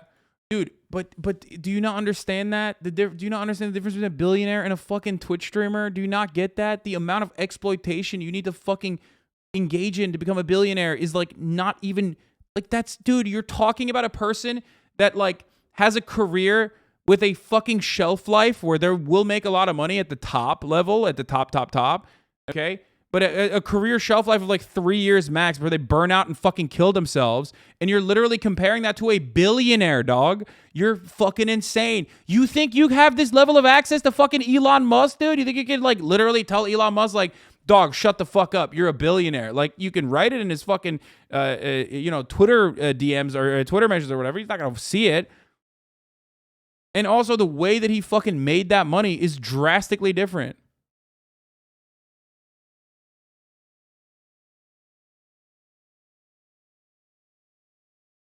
I only ask because there are 2 small streamers who are dating, and the way the internet's been reacting has been kind of weird and gross as you imagine. I don't want to know, and I don't know. Parasocial delights at parasocial ends. Streamer are celebrity where most of the real-time viewers are mentally ill. I mean, I'm wrong, but like there was Noah Colwyn made a joke, friend of the show, Noah, made a joke. I remember Disguise talked about his stalkers creating a Discord and actively stalking him and his girlfriend at the time. Shit sounded incredibly scary. Never want that shit. Yeah, that stuff is like so normal too. But like, dude, motherfuckers think that like Twitch streamers are billionaires, dude.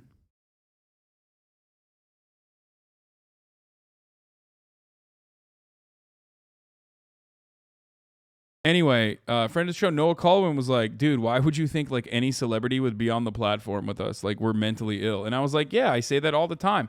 It's something that I joke about all the time. Okay. And I responded to it foolishly. And immediately motherfuckers were like, dude, yeah. I mean, they proved exactly what I was saying. Where is it? Let me see if I can show you. I said something along the lines of like, why would any celebrity, he said something along the lines of like, why would any celebrity be on this platform? Oh, celebrities aren't on Twitter because we are, lol. I said, why would any celebrity subject themselves to anonymous stalkers telling them they know their lives better? And immediately the responses were like, there was astute observers definitely know things about you. You're unable to see yourself. That's the nature of putting yourself out there. Like homie came in hot to prove exactly what I was saying. You know what I mean? Like no celebrity's gonna fucking put up with that. Only, and then I got botted. Apparently, 156 fucking responses to this. All of them more psychotic than the first. But, point proven immediately. Like immediately point proven. And have some shame. Bro, he's a one like Andy. Dude, I have 156 replies on this, dude. What do you mean? He's a one like Andy. My point is, I think like we as a society are unwell. We are deeply unwell. And entertainment and a sense of community and a sense of shared purpose can be really positive. And I try to be as positive as possible. But it can be really fucking reactive and damaging and really awful. And what I mean by that is like, because we are as a society like deeply ill, we literally fucking look to whatever we can grab onto and make changes in that and try to shape it in a way that we see fit, or like basically turn any opportunity into like just like harming the other individual almost in like incredibly toxic ways, turning that into our own version of content.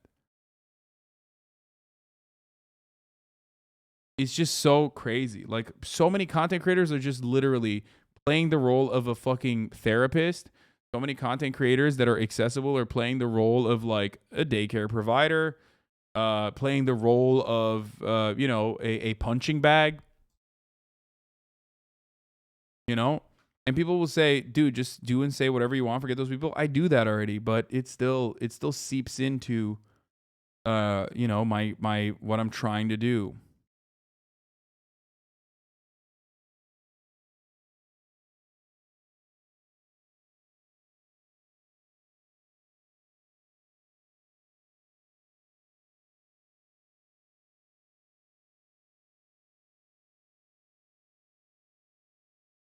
So funny because like people, it's just funny because like people literally like normal people that aren't on Twitch all the time who don't think that like this is normal look to this from the outside and basically go, dude, this is insane. Like Grimes, a person that like lived on a riverboat or whatever, like literally a person that has 2 children with Elon Musk looked at what I was doing and was like, this is mentally ill. Like you have a mental illness for doing this. Like you're not normal. That was fucking Grimes, dog. She's one of the least normal people on the planet, okay?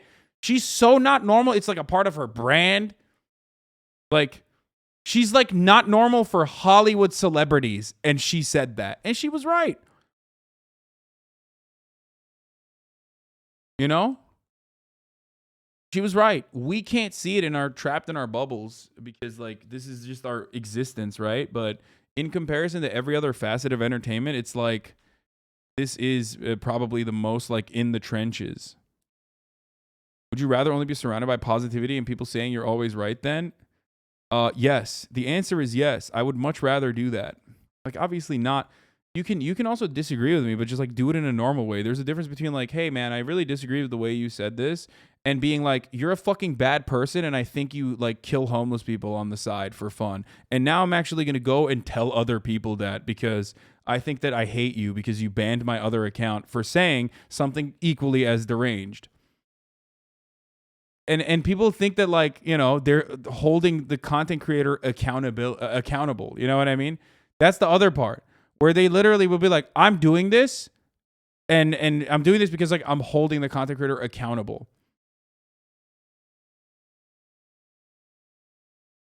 You know what I mean? It's not. You're not doing that. To accredit a female streamer's success to their male partner in the industry. Like, yeah, that's just this person's girlfriend. And I was like, you know what? I'm not gonna date anyone publicly ever, so anything that I do accomplish cannot be accredited to anyone else but myself. And now that I've grown, it's become more so like kind of a different issue where it's like, I am so in the public eye, even if I were to be in a relationship, that person would need to be okay with also being in the public eye. And that's a lot to ask of people. Maybe someday I'll feel comfortable enough and I would need to make sure that my partner doesn't care too. Like that's a big question mark in that regard. What is next for Pokimane? Lenny Crum. You got a little Crum? You can't date Normans when you're a Twitch streamer. Okay? Because you're literally opening them up to like doxing and harassment campaigns because people can't hold themselves, can't control themselves. You can't date another content creator because then you have like 2 psychotic fan bases that are working in unison with like shipping and shit like that. And that's it. There's just no one. When you're a Twitch streamer, like again, there is a lolcow component to it. So it just sucks. That is definitely a bummer, but what are you gonna do? Feed me, mommy. You're not mommy. Actually, you're hungry, so I am you pretty do. hungry, so I am saying feed me, mommy to someone, but it's not you, I promise.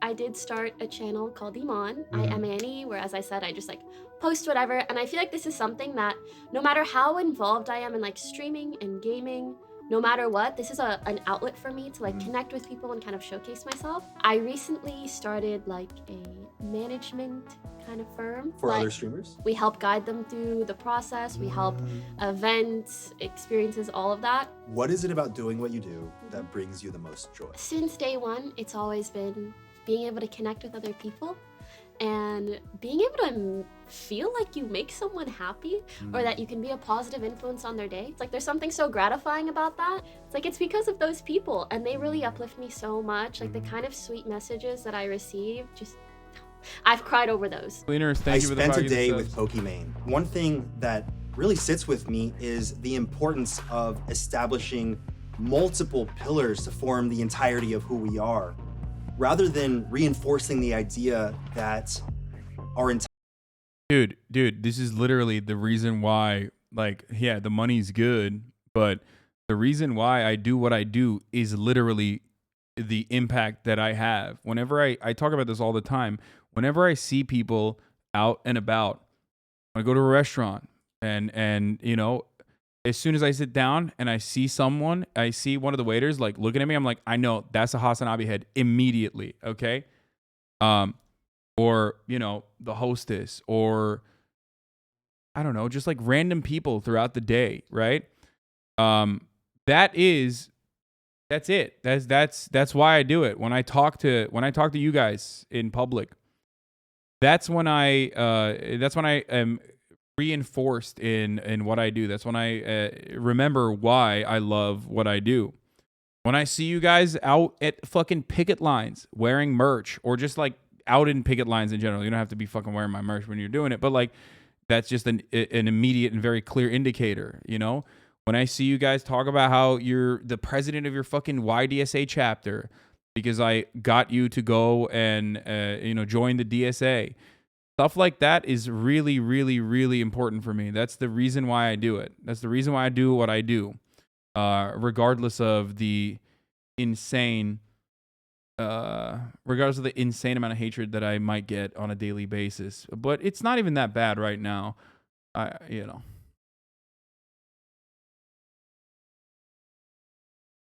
So that's it. If I saw some chatters with the HasanAbi merch across the street immediately, yes. Same. When you start the Ferrari, you feel better. See, like that's a really small. Yesterday's stream at 1.25 speed and skipping is so much better. When I open the door to my house, when you start the Ferrari, you feel better. Yeah, dude, that's why I already said it. Like I already said that, like, yeah, the money's great, but it's not fucking worth like being routinely harassed like this. You know what I mean? It's not worth. You don't know, like, you have TV in your name, okay? Which implies to me that like at a certain point, you want to become a Twitch streamer. So let me tell you something, okay? in TV. Like, let me give you a little bit, okay? Maybe one day you'll be a very big streamer. Okay? Maybe one day. Don't make fun of him. Don't make fun of him, chat. No, man, this I used to just be called Justin TV. Okay, regardless. A lot of people want to. But the point is this, okay?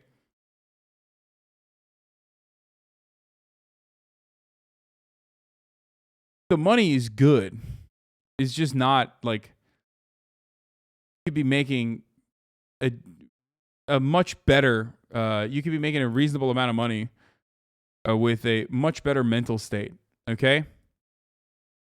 And even then, I already mentioned that. Like, I already mentioned that. I said, yeah, the money's great. I'm very fortunate. I'm an incredibly fortunate person. Right? I'm an incredibly, incredibly fortunate person.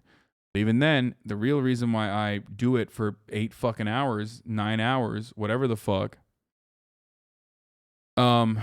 is because the things I just mentioned, because of this community.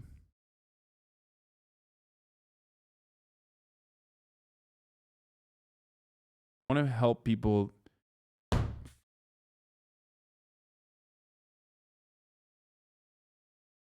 run away. Oh my god, I caught it and then I'm getting to kill it after I catch it. I want to make people feel not alone. That's my goal. I want to make people that live in red states. I want to make people that feel that live in red states, that live in fucking blue states, wherever the fuck, that are surrounded by other people that have like reactionary attitudes or whatever, feel less alone. Okay? That there are people like there are people like you out there. There are people that have a different way of seeing the world, an empathetic way of seeing the world, and one that actually sometimes even gets angry. Okay, that hates conservatism, hates reactionary people, and I think it's pretty good overall. I think that, you know, a great amount of success in that front. You know, that's my goal, and I think I achieve it. So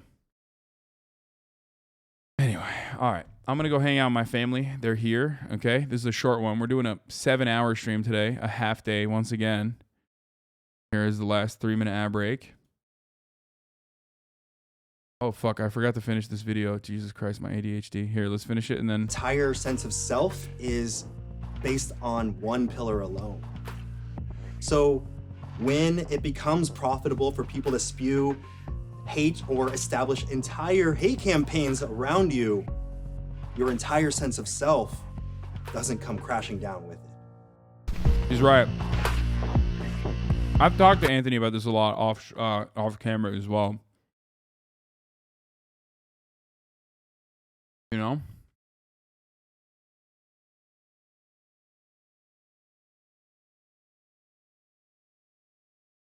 Anyway.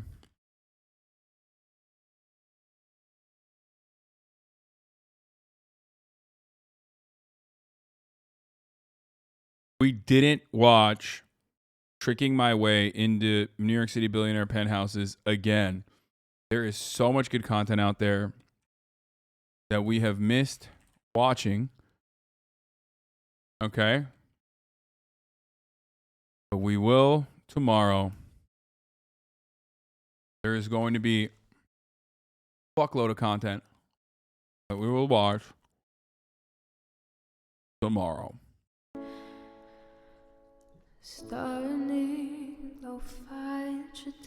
That note, love you all. And I will see you tomorrow. Peace.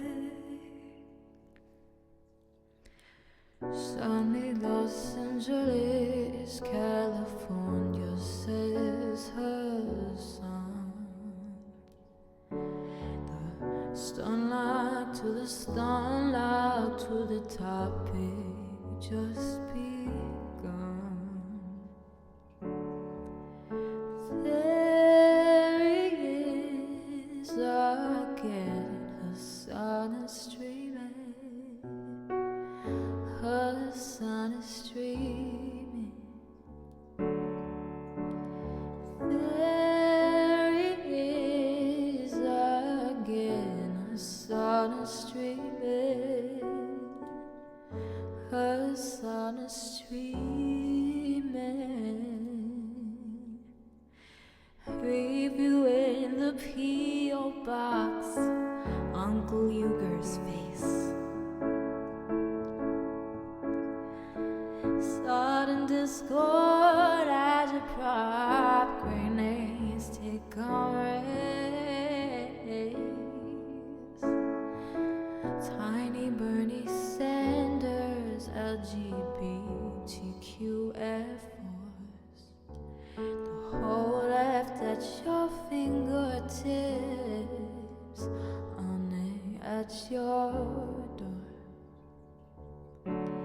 H3 crowded up at the Young Turks Island show.